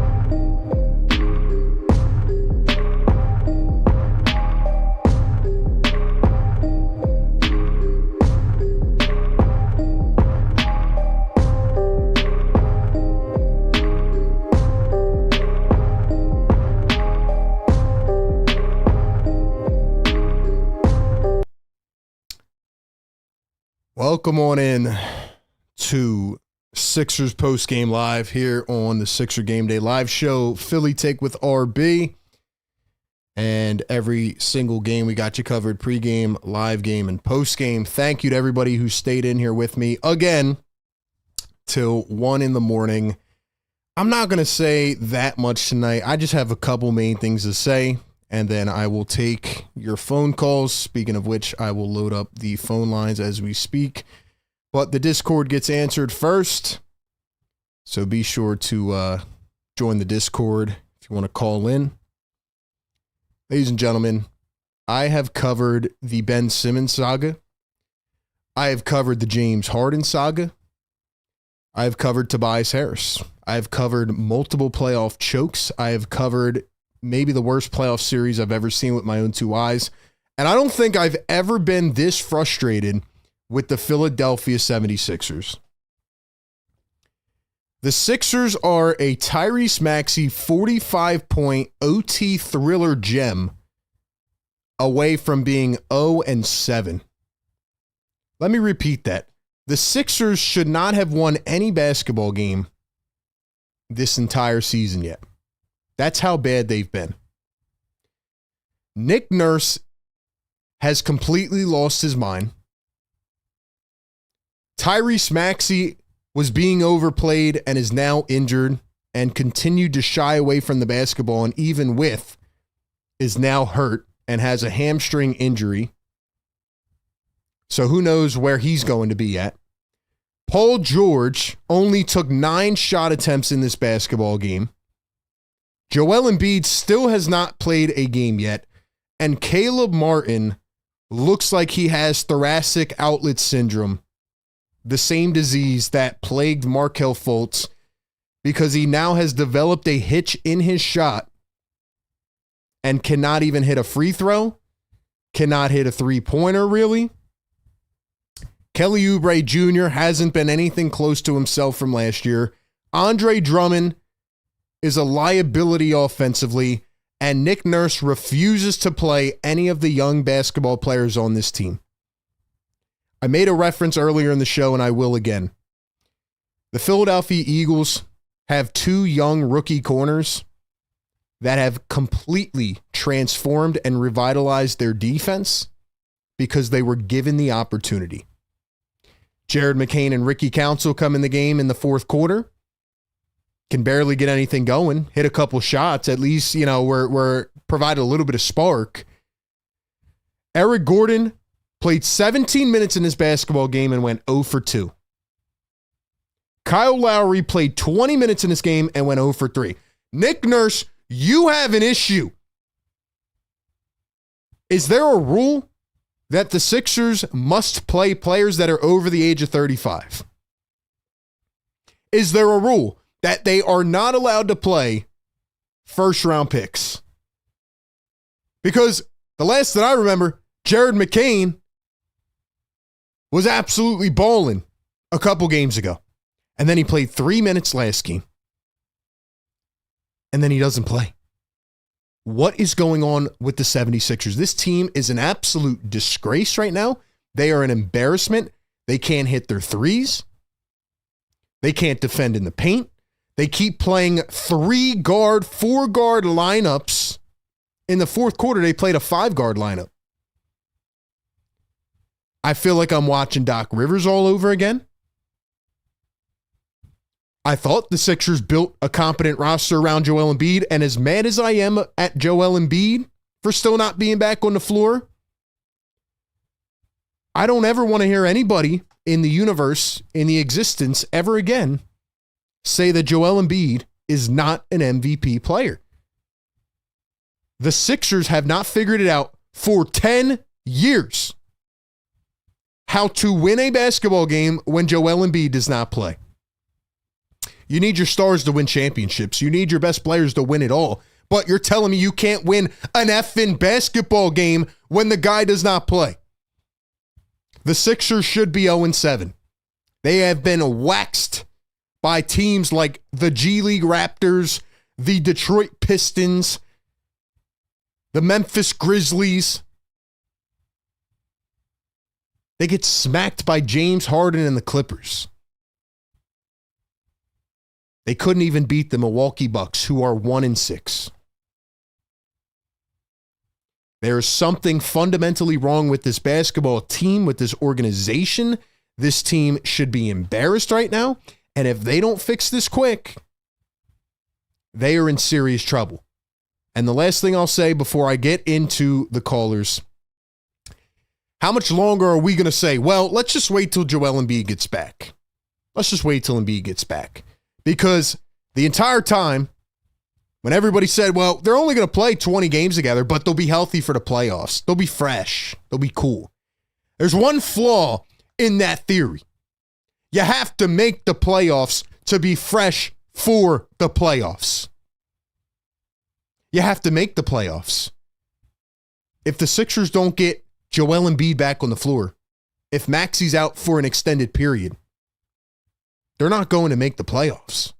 That's how bad they are. This team from top to bottom looked like they were built pretty well, and the guys that they invested in are doing absolutely nothing. Once again, I will repeat, Caleb Martin has forgotten how to shoot a basketball. Caleb Martin can't shoot a basketball anymore. Kelly Oubre Jr. can't hit a three. Andre Drummond can't play offense. Kyle Lowry is so washed that I would not pick him up on a street game right now. He would be the odd man out. Eric Gordon is 54 years old. Nick Nurse, you have some work to do. And as someone who has supported Nick Nurse, this is the worst I've ever seen you in your entire career. This team is an absolute embarrassment. This team is an absolute embarrassment. Ladies and gentlemen, welcome into Sixer Game Day Live. This is the post-game live show. As always, we're presented by Kook Burger and Bar. Shout out to them. Go check them out. Go get yourselves a damn burger tomorrow because it's probably going to be a much better time than what you saw tonight. Go watch another game. Watch a more pleasing game. And shout out to BetUS. We'll get into the callers here in just a second. Once again, we're wrong on BetUS. We said BetUS out of the day was going to be the Sixers. I picked the Sixers to win this game. You know what, man? I'm not picking the Sixers to win a game anymore. I'm not picking them to win. Somebody on the last show called in and said, well, at least they can beat the Hornets on Sunday. No, I don't think they can. I don't think they can beat the Lakers. I don't think they can beat the Hornets. Now you got to be concerned if Maxi's out. Didn't look good walking off with that hamstring, did it? I would rather play Jared McCain, Ricky Council, and Adem Bona next game than Eric Gordon, Kyle Lowry, and Gershon Yabusele. Or KJ Martin. Pick your choice. I don't want to see these guys ever again. Play the young guys and ride it out until Joel Embiid comes back. So once again, out of the day, BetUS +2, +1.5. Nope, we were way off. Shout out to BetUS. Use the code YouTube150. Get a 150% deposit match bonus on your first deposit up to $2,000. Shout out to BetUS for always holding it down for us, man. Guys, I don't know what to say. I'm lost in words. I'm at a loss of words, man. I can't do it, bro. This is so bad. This is so bad. Guys, if you want to call into the show, call into the Discord. The link is pinned in the chat or call the phone lines. I'm going to take a few calls. If you got stuff to get off your chest, I recommend you do so because I don't want to be on here that long. I don't even know what to say. I'm sick. I'm sick, bro. I am sick right now.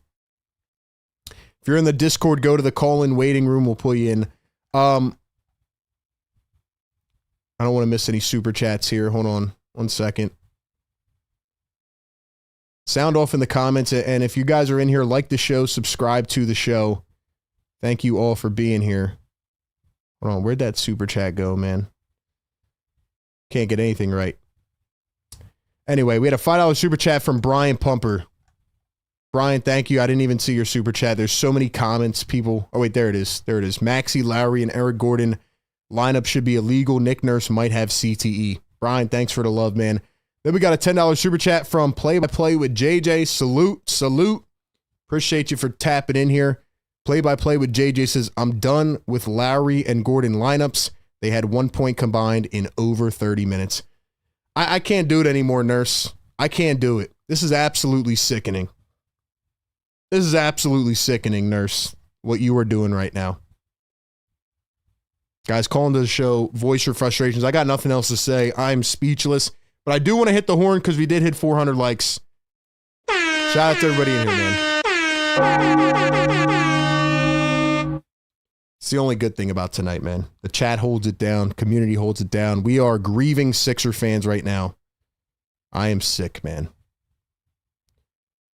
Ton of people on the lines. All right, let's start it off. And we got to go rapid fire, man. We got to go rapid fire. You know, I don't know, man.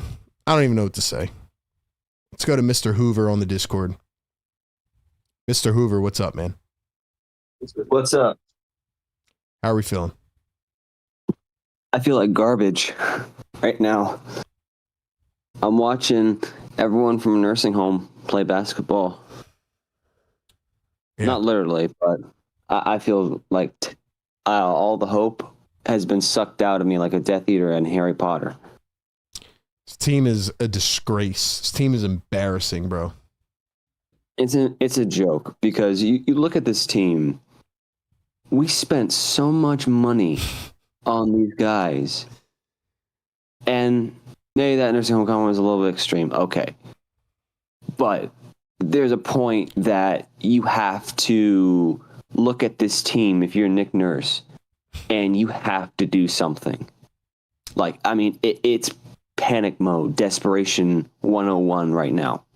This is crazy, man. Do something. Desperation mode. And I'm not trying to like sound the whole damn siren. I'm not trying to, signal that we're in jeopardy here, but it really does feel like it, man. Like they can't win a game without Joel. They can't win a game. Like just keep us afloat. Just keep us afloat. They're 1-6 and they should be 0-7. Embarrassing, man. It is a joke. If I'm Daryl Morey, and this is real, okay, you look at every single team, and for your veterans who are old, Eric Gordon, tradable. All these guys, tradable. Caleb Martin, tradable. Andre Drummond, tradable. Yeah. Mr. Hoover, let me stop you there, man. Like Kyle Lowry, tradable. You have to do something. You have to do something now. Because what are they going to do? If you do not do something now, you will be fired. Here's my question though. Like, what's a move that they're going to make right now that's going to save this team? I almost feel like they're not salvageable unless Joel comes back and starts dropping 40 a night. Like one move, I don't think is going to move the needle. This team blows, man. Yeah. Here's what they need to do. They need to take Caleb Martin to a specialist tomorrow and ask him what the hell's going on. This guy can't even shoot a basketball anymore. I don't know what's going on with him. I'm like, well, actually, I take it back. I play basketball. This is my theory, and again, it's just a theory. He didn't practice all summer. This follows the same pattern of someone who does not play basketball or practice all summer. They get their money, they don't put the work in, and the team suffers for it. I've played basketball. I'm guessing, RB, you've played basketball before. Listen, Correct me if I'm wrong here. We've all played basketball. It doesn't make sense. We've played basketball, and this guy does like only the Sixers can get athletes and pay them money, and then they literally can't do what you paid them for. Like we're not even saying like, oh, okay, Caleb Martin's just not playing well. He cannot shoot. He has a hitch in his jump shot, and people are trying to tell me, oh, well, he had this in Miami. No, he didn't. No, he didn't. Wasn't he almost 40% from three in Miami? Dude, he was a dog in Miami. Now he can't even shoot without kicking his leg out. Okay. I don't know what's going on, but Daryl Morey, if you're listening to me, you and Nick Nurse have to have a meeting, emergency meeting right now. And you need to say, what can we do to fix this team? Look at every single old player, and they're on the trade block right now. Right now. Man, oh man. This This is a disgrace. Mr. Hoover, I got a ton of callers, man. You got anything else for me? Nothing else tonight. Just take your Advil, sleep your stress away, and pray. Will do, man. Mr. Hoover, appreciate you calling in. Great call. We're going rapid fire, man. First off, Brian Pumper, $5 super chat says Adam Silver should have forced Embiid to play 3 games instead of suspend. Please, NBA. Yeah, that really would have stuck it to Embiid, huh? You got to play the next 3. You can't sit out. You got to play every back-to-back for the rest of the season. All right, man, let's go to the next one. On the Discord, we have, let's see. Damn, we got a lot of callers on here. Let's go to Paul. Hold on, let me drag you in here. Paul, what's going on, man? Hello? Yo. Going once. Paul, going twice. All right, we'll get you back in. Let's go to the next one. Let's keep it rolling. We got Ali on the Discord. Ali, what's up, man?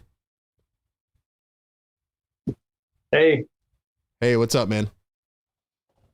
Hey, man, what's up? Nothing much. Just withering away into my sorrows and my griefs. This team stinks, man. And I just want to say this right now. This Sixers team, Joel Embiid needs to come back, and he needs to come back now. And the thing is, I had a problem with him sitting games in the first place. I know a lot of Sixers fans, it was controversial, pretty split in the fandom, but what's the point of making a playoff if you're going to be like the 8th seed or 7th seed? Like, seeding matters. And there's a chance that we make the playoffs, fine. And Embiid's healthy, and we still lose to the Celtics. So I'm like, he's got to play some back-to-back.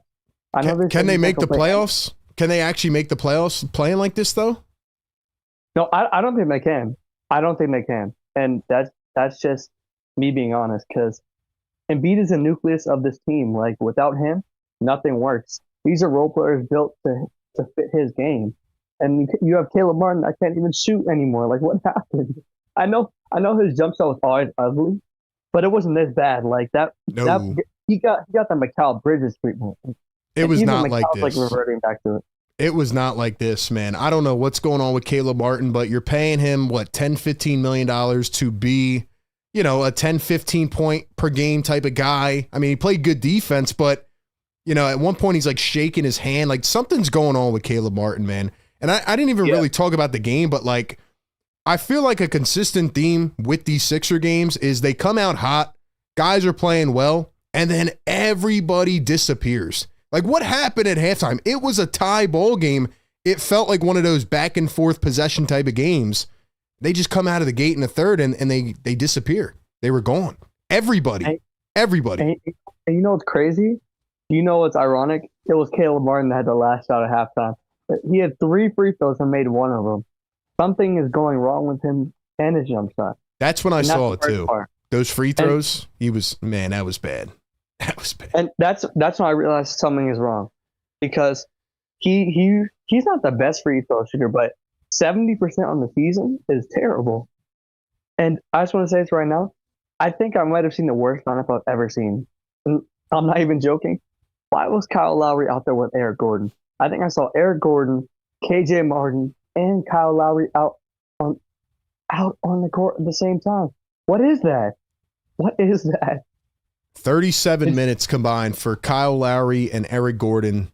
A combined 0 for 5 with 1 point at the free throw line via Eric Gordon. I mean, that's just inexcusable. Disgusting. And you know what? A lot of people are on Nick Nurse's head, and I'm not gonna lie. I think 50% of the blame should go to him, but also Daryl Morey. Like, again, we all said, oh, the Sixers were cooking in the offseason and all that stuff. I think this team will be better, but you're in a position now where you can't lose more than 30 games. If you lose more than 30 games, you're probably out the race. And the thing is, Embiid's probably going to miss 30 games, right? Around that, I think, is a back-to-back, 25 around that. Yep. And he's going to miss these. He's going to miss, and including this game, that's two more games. So that's about 28 right there. So if he misses up to 2, we might be screwed. And The thing is, you said this year we cannot close out games. You know what the thing was for the Sixers last year? We were great in the fourth quarter and in the third quarter. We were great in terms of us being able to come back and be in games. Yep. And I believe once Joel Embiid comes back, we'll see something similar to that. But it's just so frustrating watching this team because you know that George, he played great today outside of turnovers. He's playing too flashy. He's trying to do flashy passes. I don't know why. Yeah, I don't know, man. So I want to know, like, how do you think that? Do you think with Maxey being injured, and hopefully it's not that bad of an injury, do you think PG plays more? Because I know they're putting him on a minutes restriction. I mean, I guess they have to play him more, right? Yeah, they do. And I'm gonna take on the next call, and I'll answer your point right now. I'll respond to it, but I appreciate you calling in, bro. All right, bro. Appreciate you. Appreciate it, man. So my answer to that question is, I think PG played good. I think even in the first half, like the positives I saw in this game are that PG is really opening up the floor, you know, for Tyrese Maxey and others to exploit. But my beef with PG in this game is he wasn't aggressive enough. In the third quarter, I mean, you're coming out after a first half where everybody's going back and forth. You know, guys are hitting shots. You were shooting 42% from three at halftime. You finished shooting 28% from three, 7 for 25. In over half of the games this season, the Sixers have not hit over like 35% of their long threes. PG's got to get more aggressive. He only shot the ball 9 times in this game. Maxey, 13 shots. It can't happen. You got to get more aggressive. But yeah, Nurse was staggering PG and Maxey. And for PG to only play 24 minutes, I know they said he's on a minute restriction, but how many times are we going to restrict them? Like, how long is this going to go for? You can't afford to keep losing these games. I think Nurse's lineups were so bad in this game. There were 4 guard lineups, 3 guard lineups, Gordon and Lowry lineups. And then he puts McCain and Council in to start the fourth quarter. They're not going to build up any momentum at that point. You already took him out of the game mentally. I can't take it, man. I can't take it. All right, let's go back to Paul in the Discord, see if he's got his mic fixed. Paul, what's going on, man? Unmute your mic. Hey, man. Yo, what's going on, man? I just want to know what would be the consequences if we don't make the playoffs. I mean, I don't know. You know, you got to, get new players. You signed Paul George to a 4-year deal. You just inked Embiid to a 3-year extension. Maxey's inked. It's not like you're going to blow up the nucleus. Consequences are you waste another year of these guys being together and probably one of your best final opportunities to get the best version of Embiid healthy.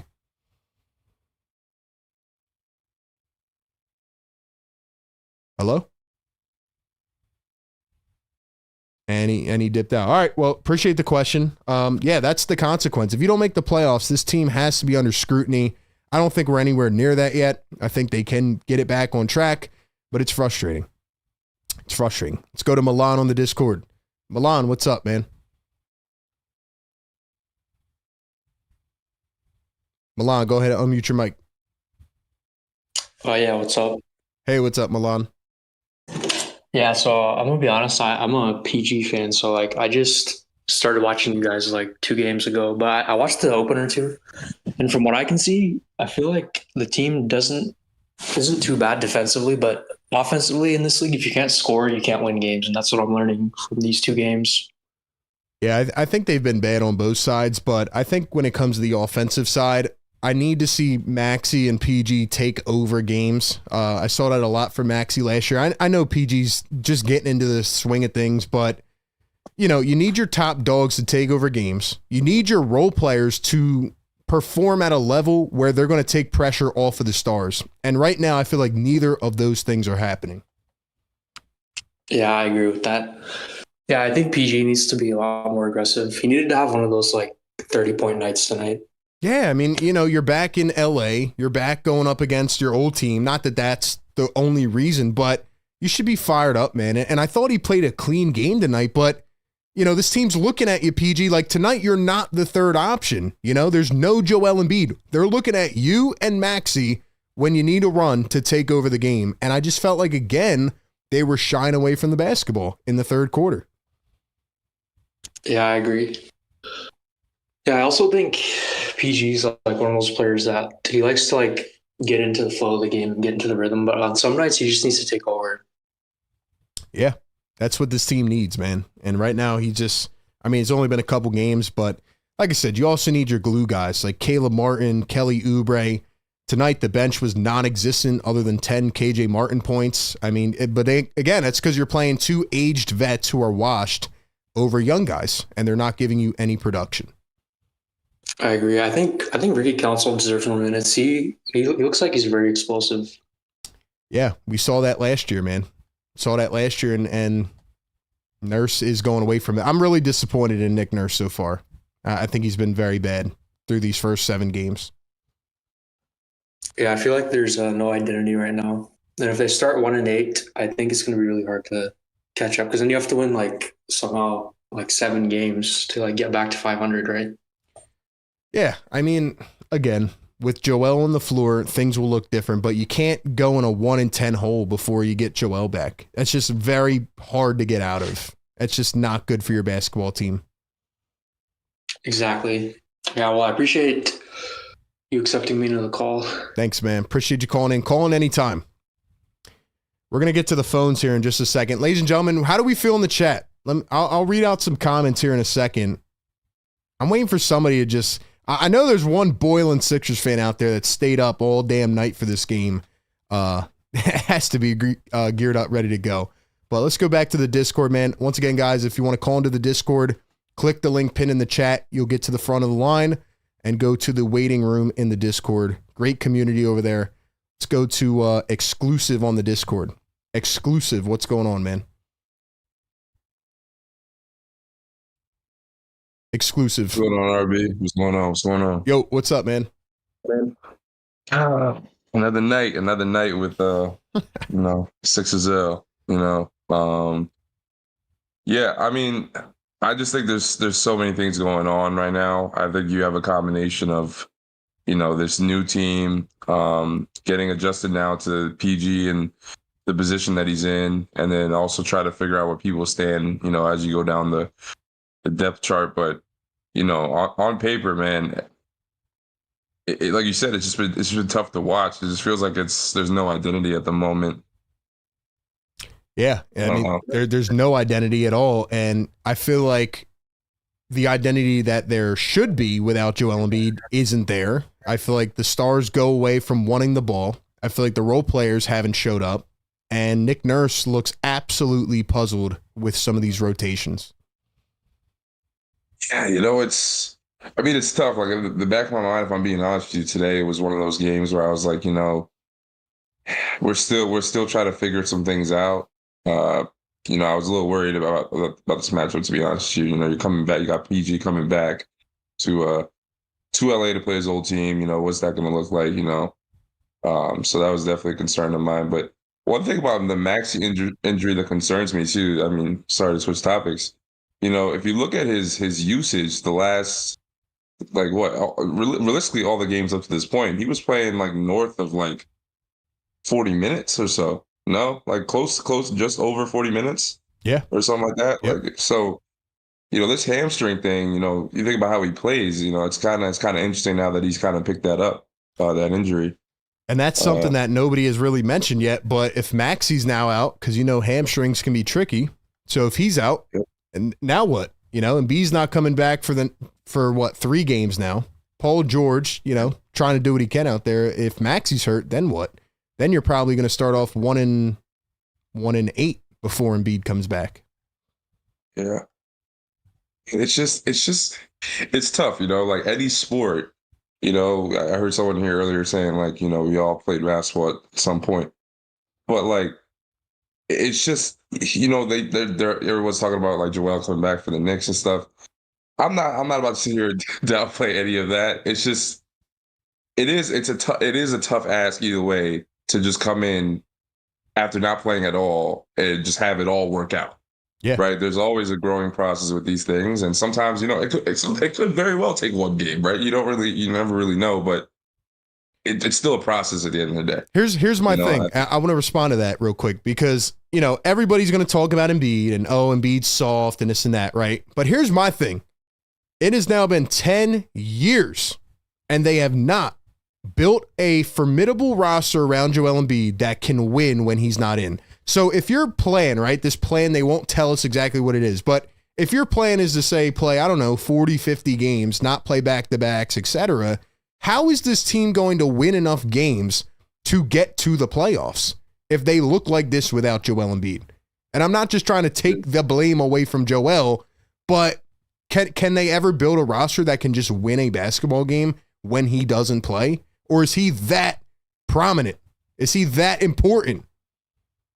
Yeah, I get exactly what you're saying. I mean, I think, that's obviously a question I can't necessarily answer, but no, it's a rhetorical question, man. It's just that's where my head's at right now. Like, when are we going to get a version of the Sixers that can just win a basketball game without Joel Embiid?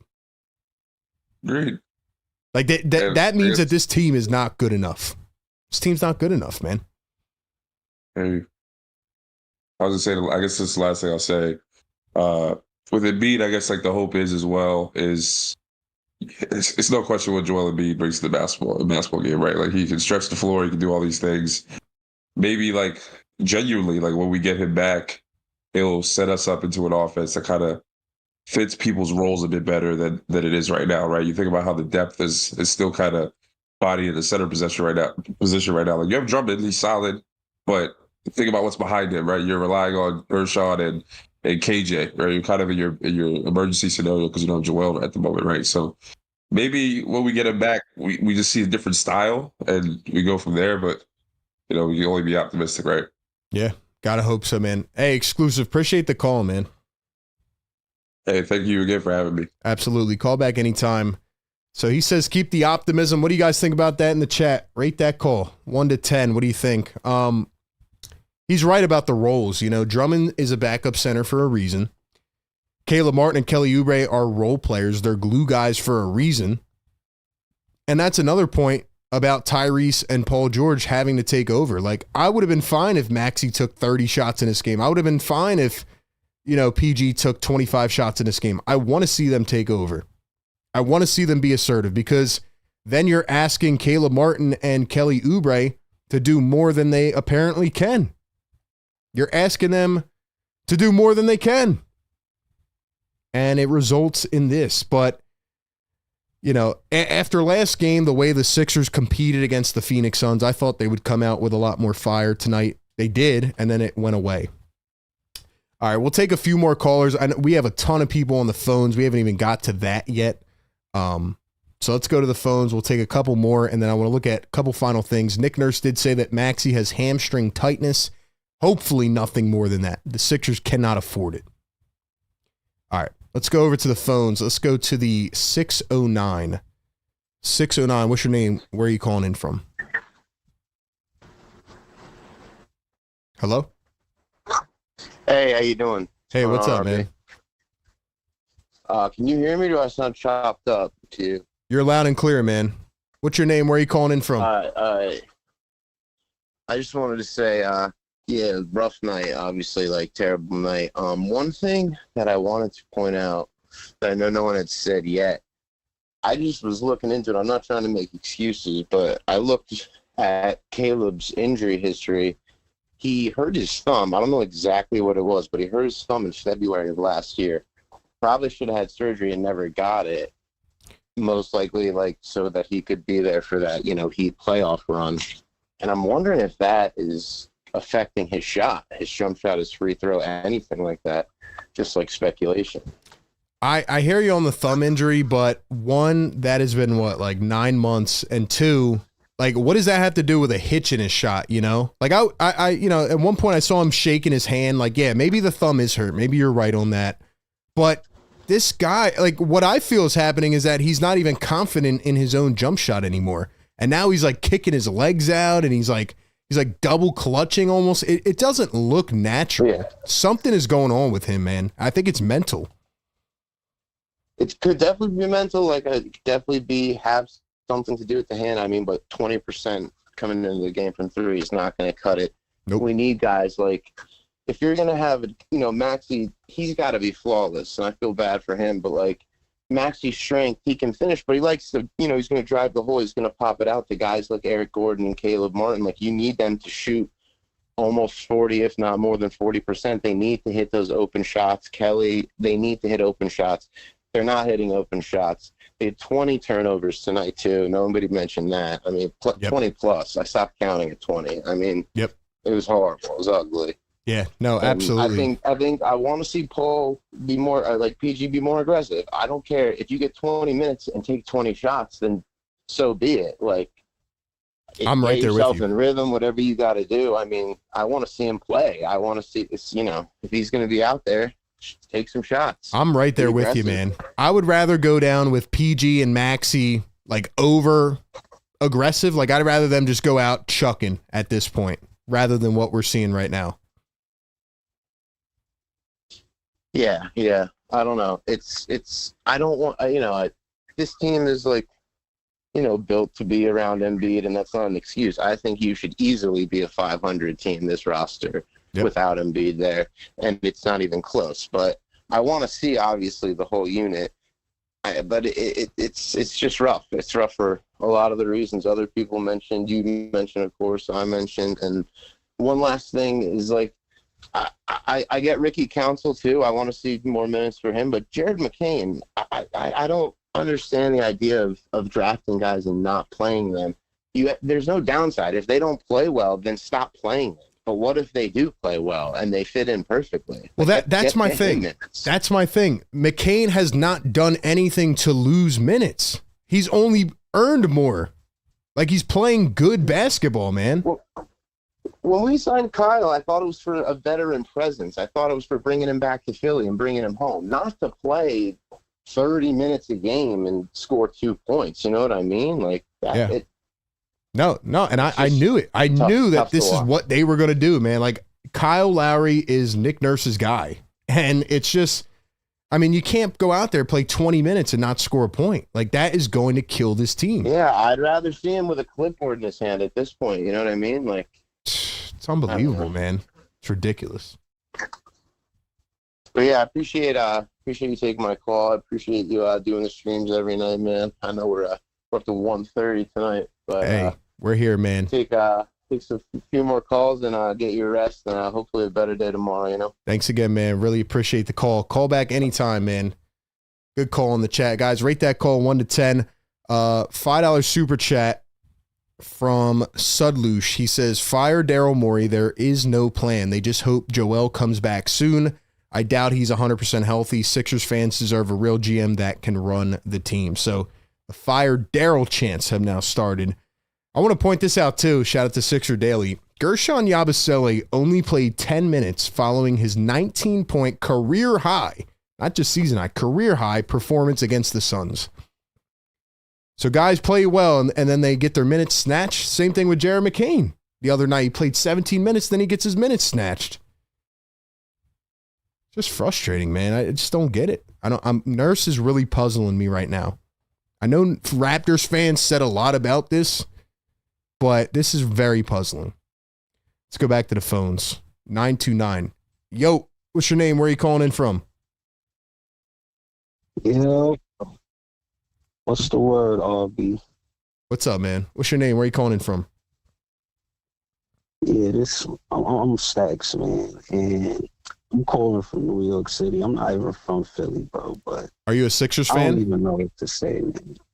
Like, You're a Sixers I'm fan, just though, right? convinced- Yeah, I'm a Sixers fan. Like, Word. What's up, man? This is why, like, bruh, I don't know where to start with this team. I'm just convinced that anybody that signs to this organization, whether it's a manager, a coach, or a player, like, they just lose brain cells.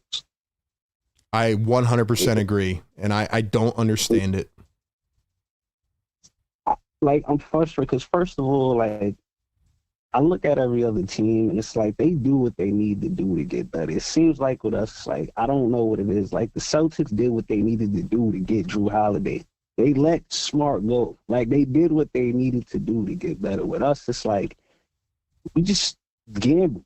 That's how it feels. It feels like we don't think. We just go. Like, who drafted Ben Simmons? Like, who said, let's draft Joel Embiid and draft somebody that does not shoot?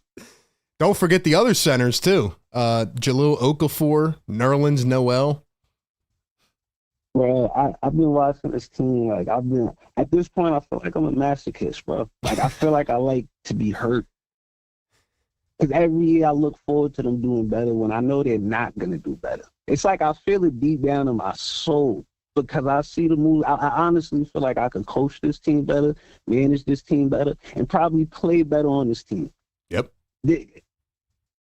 Probably could, honestly. Right? This team, bro, it's like you guys said earlier, guys play good. Yabusele, I like him. You just say he had a breakout game.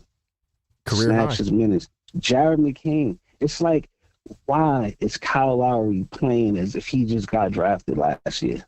Yeah, exactly. And like Kyle Lowry's like 38 years old. He's at the end of his run. Like, he shouldn't have even been re-signed now that I think about it, because he was just going to interfere with a draft pick like Jared McCain. Like, why would you draft a guard and then re-sign Nick Nurse's best friend just to play him 20 minutes per game and score absolutely 0 points? And it doesn't make any sense, man. Exactly. And Kyle Lowry is hitting his shots, but I feel like he doesn't have the energy to keep up with the guys that other teams are playing. Yep. Like, it's just crazy, man. I'm really like, I just got over for work. And it's just frustrating, when you're going through a lot of things in your life, and the one franchise, organization that you look up to just bring a win. I'm not asking you to chip, nothing right now. It's the beginning of the season. You can't win. Dude, they should be 0-7. They should be 0-7 right now, realistically. Yeah, that's what I'm saying. I feel like the Pacers beat themselves that game. Yeah. Took 45 and Maxey breaking out of a slump in overtime to get that done. This team should be 0-7, man. And Nick Nurse is just like right now. I feel like Nick Nurse is overrated, honestly. Like after that whole Kawhi Leonard run and everything, because I'm like, bro, there's no way you love Kyle Lowry this much. There's no way this just makes sense to you. We got Ricky Council, we got Jared McCain, like guys that got energy and bounce. And you're playing Kyle Lowry every night. And Eric Gordon, Reggie who's Jackson, like 40 years Eric old. Gordon, like it's unbelievable, man.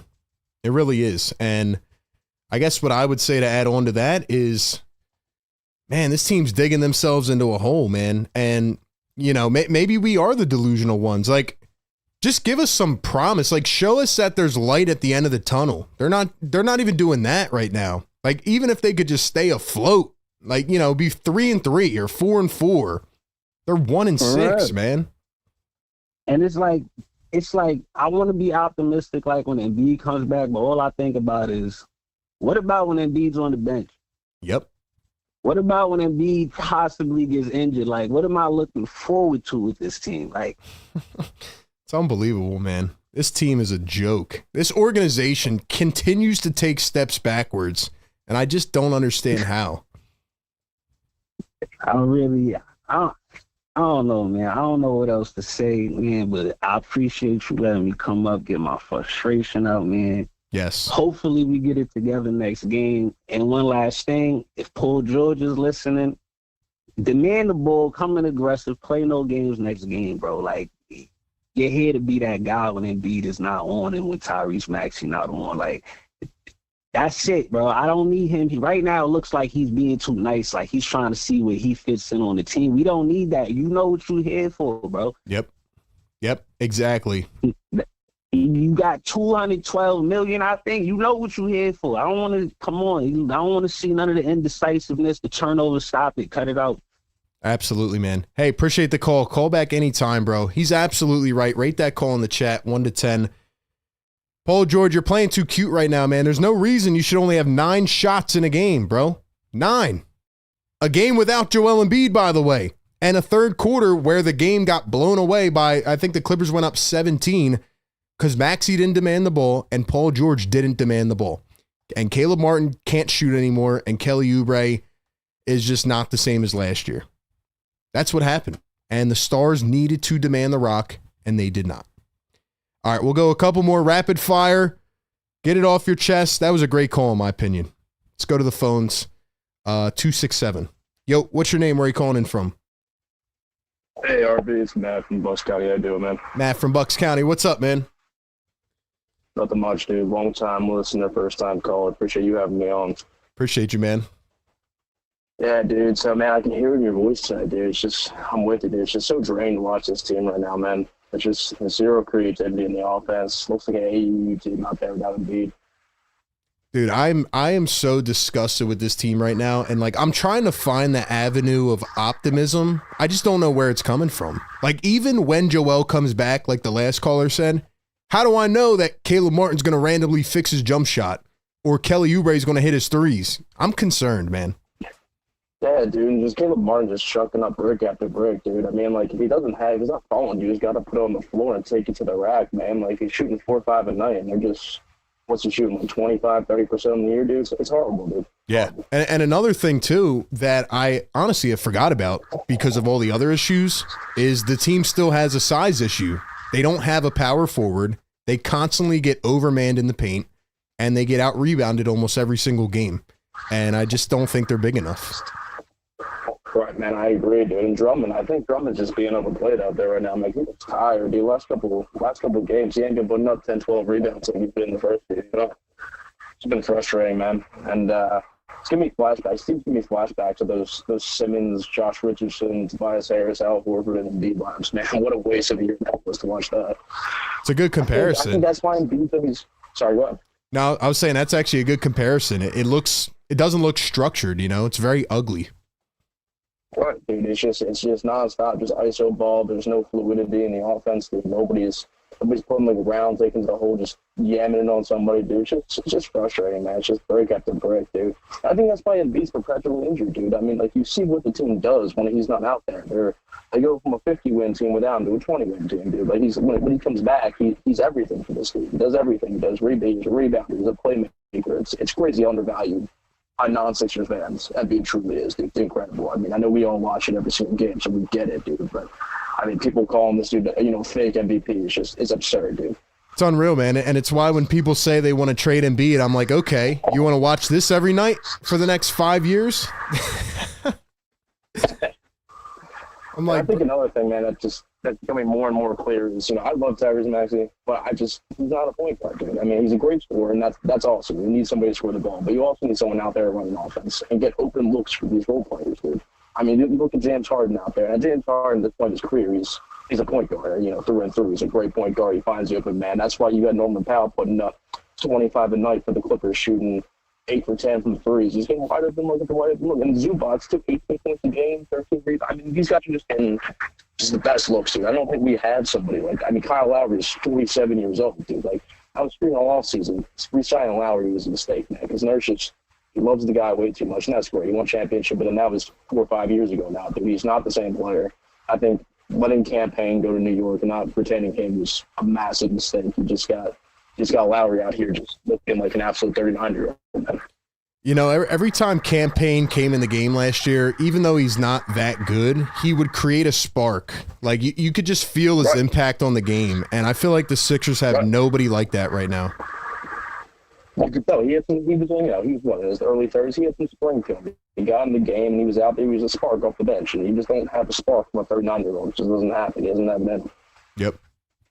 It's brutal, man. It's just tough, man. I don't know what this team could do. I think cutting Eric Gordon, signing Lonnie Walker might help, but, it doesn't push you over the line. And, I mean, at the trade deadline, you got to try to move Martin and someone else like Martin or something, or Caleb Martin, try to get like a point guard or something, man. I don't know, or a starting power forward.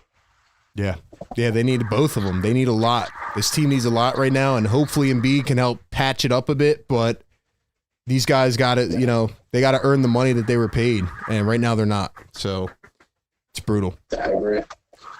Hey, appreciate the call, man. I appreciate you taking my call, man. Thanks so much. Call back anytime. Another great call, man. You guys are killing it. I can't believe I'm still going. 1:30 a.m. We're going to wrap up soon. We got a lot of people waiting on the lines, though. I do want to go to Tommy J on the Discord. He's been waiting. Let's go to Tommy J, and then I want to read off something real quick. Tommy J, unmute your mic on the Discord. Tommy J on the Discord. Unmute your mic.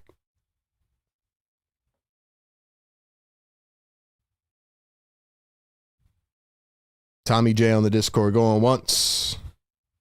Going twice. One more chance. Tommy J. All right, I guess Tommy fell asleep. Guess he fell asleep waiting. We'll get you back in if you're still in here.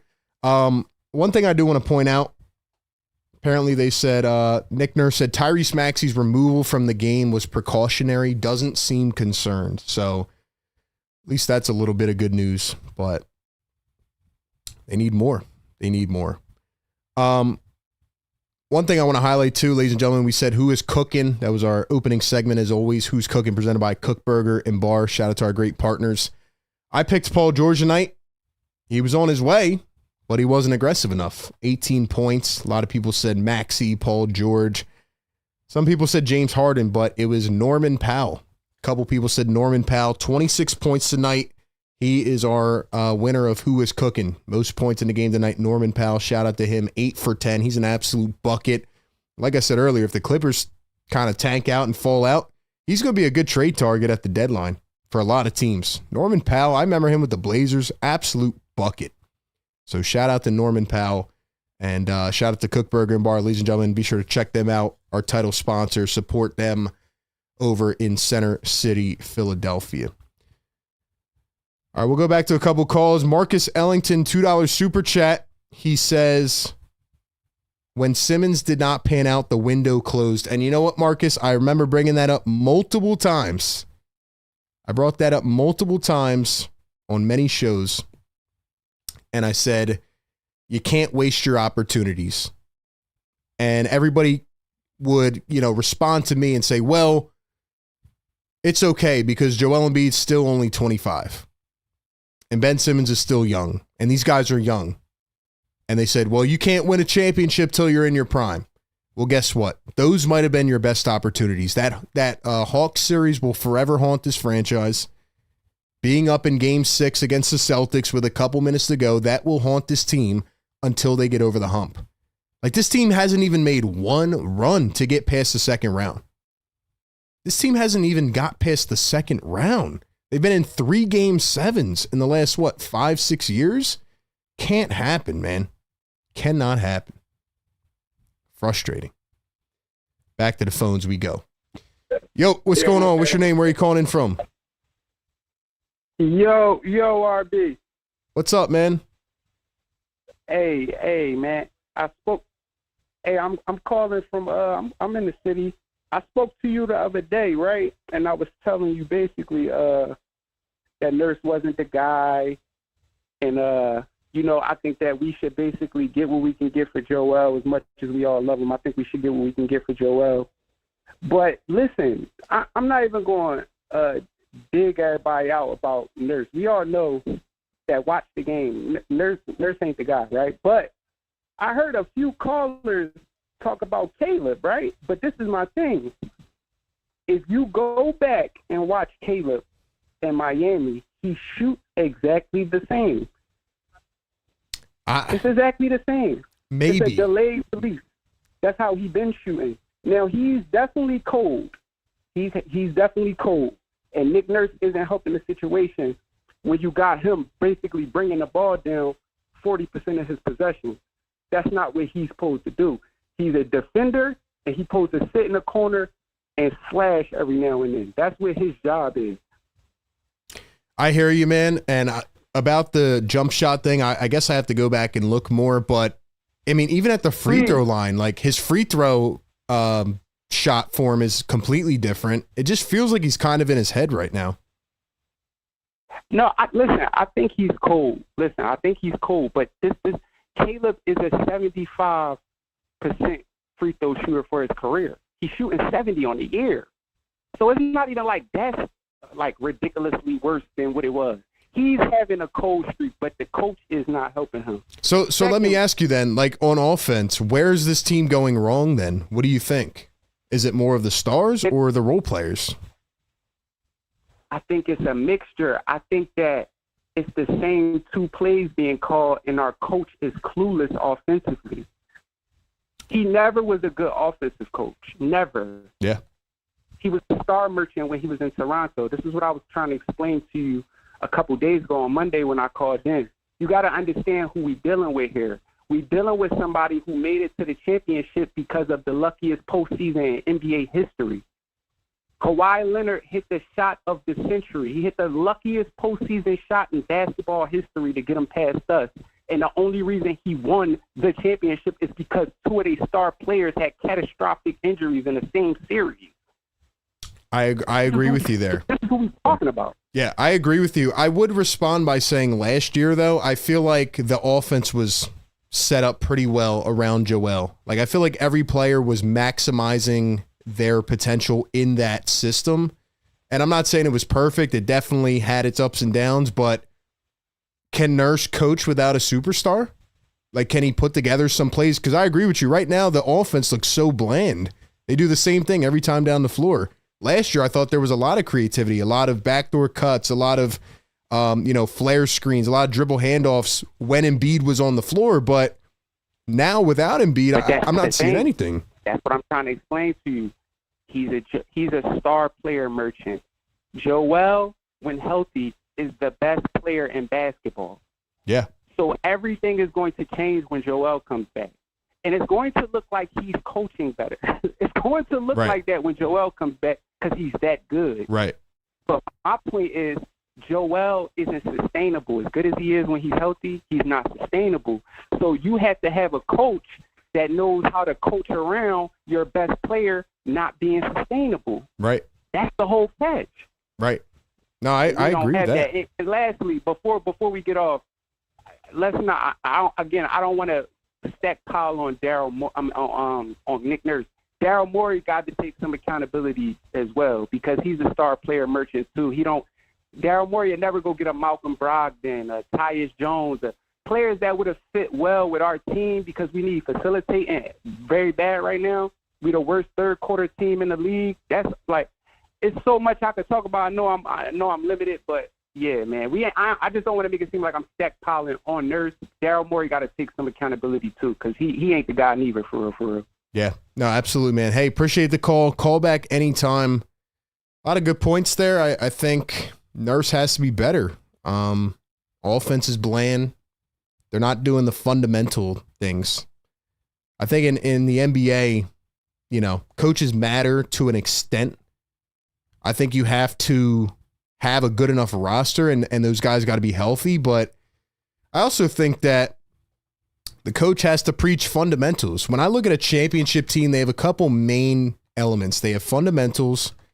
They have chemistry. They have an identity early in the season that just kind of carries, right? There's a team that can get hot.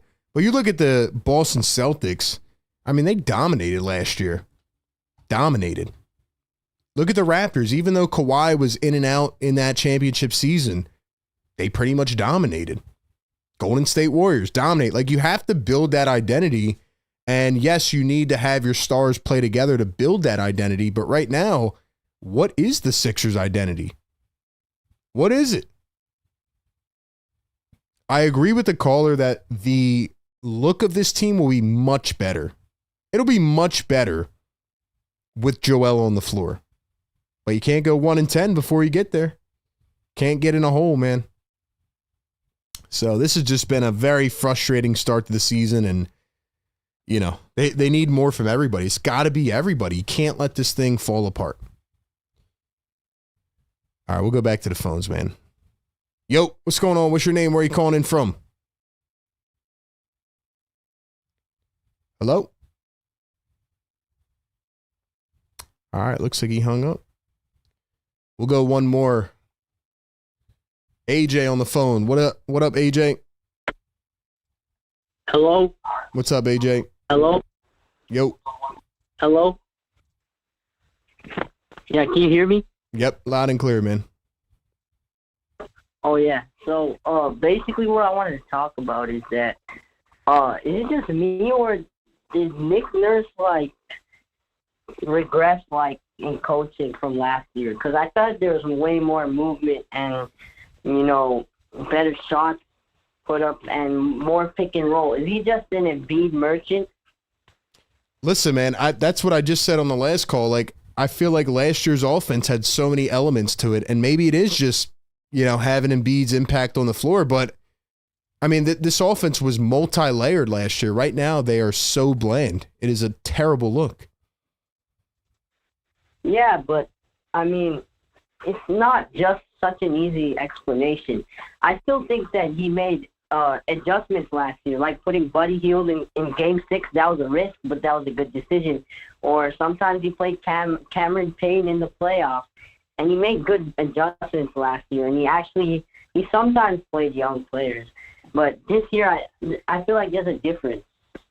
Yeah, he won't play any young guys. He won't play guys under the age of 25, other than Maxey. Yeah, and speaking of Maxey, like what's going on? Why is he as soon as Paul George comes, right? Why is he deferring? Why is he not taking shots? Like I don't understand why he's not being aggressive. I don't understand it either. I think both of them shied away from the basketball today. I think it happened last game as well, and that is when the game started to deteriorate. It was tied at 51. Both teams were going at each other. And then in the third quarter, I don't know how many yet because I haven't looked at the advanced stats, but they did not want the basketball. I saw Maxey sitting in a corner, and I saw PG on the bench. Yeah, so what I think is that, like, is this, like, franchise is probably, like, just cursed. Like, they just give us hope, and it seems to get worse every year. Like, when you had Doc Rivers, we made the second round. And when Nick Nurse came, we got a lot of hope because we thought, oh, Doc Rivers sucks. And then now we realize Nick Nurse sucks, or he's not playing the young players. And that was the same mistake that Doc Rivers made. And you look at other teams around the league. Look at the Memphis Grizzlies. Look how well their coach is coaching this team. Look how many young players they're playing. Look how well they're playing. They're getting them out of nowhere. I don't have an answer for you, man. It's so frustrating. And again, it's not like Jared McCain played himself out of the rotation. He has earned more minutes. Has Jared McCain had a bad game yet? No, I don't think Jared McCain actually had a bad game yet. And if you don't want to play Jared McCain, why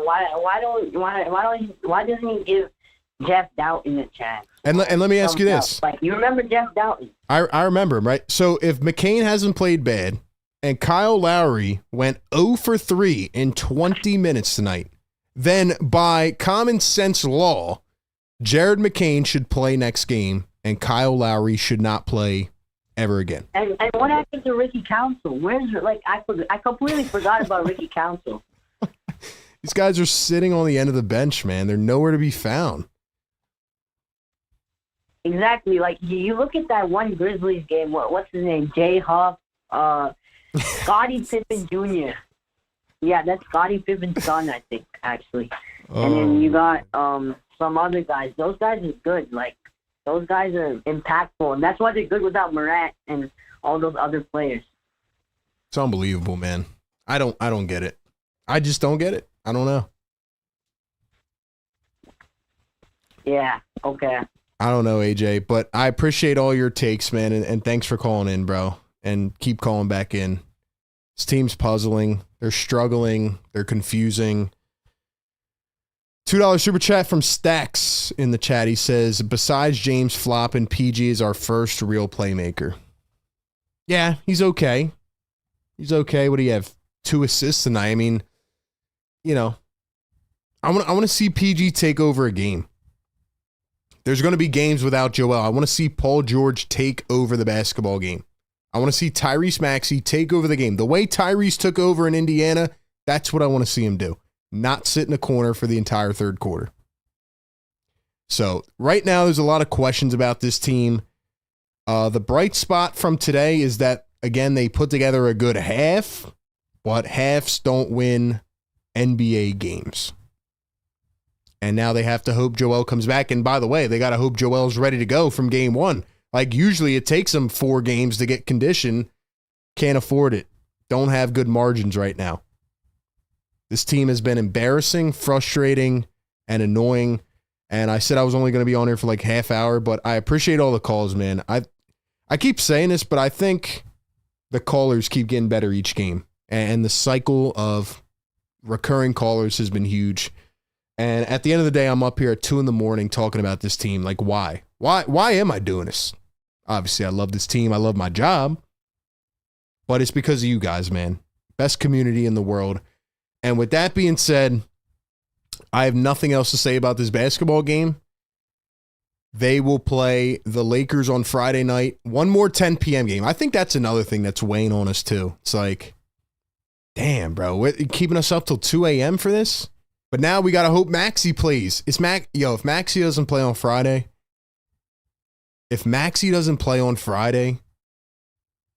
it's going to be a late night. Can they beat, I'll ask you guys this before we get out of here. Can they beat the Lakers on Friday? Can they beat the Hornets on Sunday?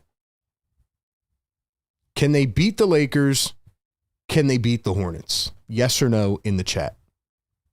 Once again, shout out to our great partners. Shout out to everybody who called in, all the loyals, man. You guys are the best community in the world. Even if this team loses every single game the rest of the season, we will be live pregame, live game, and postgame. So I really appreciate you guys constantly tuning in and helping grow the show. Be sure to share it out and, tell a friend, tell a family member, whatever.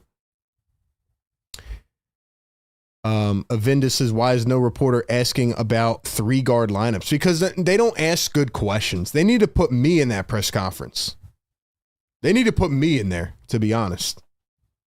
Tom, appreciate you, man. AJ says it's AJ's birthday. Happy birthday, man. Happy birthday. Mr. 89 says no to both Lakers and Hornets. Hornets, maybe. LaMelo for 35. Guys, this team cannot start 1-8. Imagine getting Joel back going 1-8. Can't happen. Cannot happen. But all right, ladies and gentlemen, we'll wrap it up. It's about to be 2 a.m, and I kept you guys up long enough, but I hope you guys did enjoy this. Do me a huge favor, guys, and just like the stream if you have not yet. Helps push it out to more people. Sixers go down 110-98 at the Intuit Dome. No Paul George revenge game.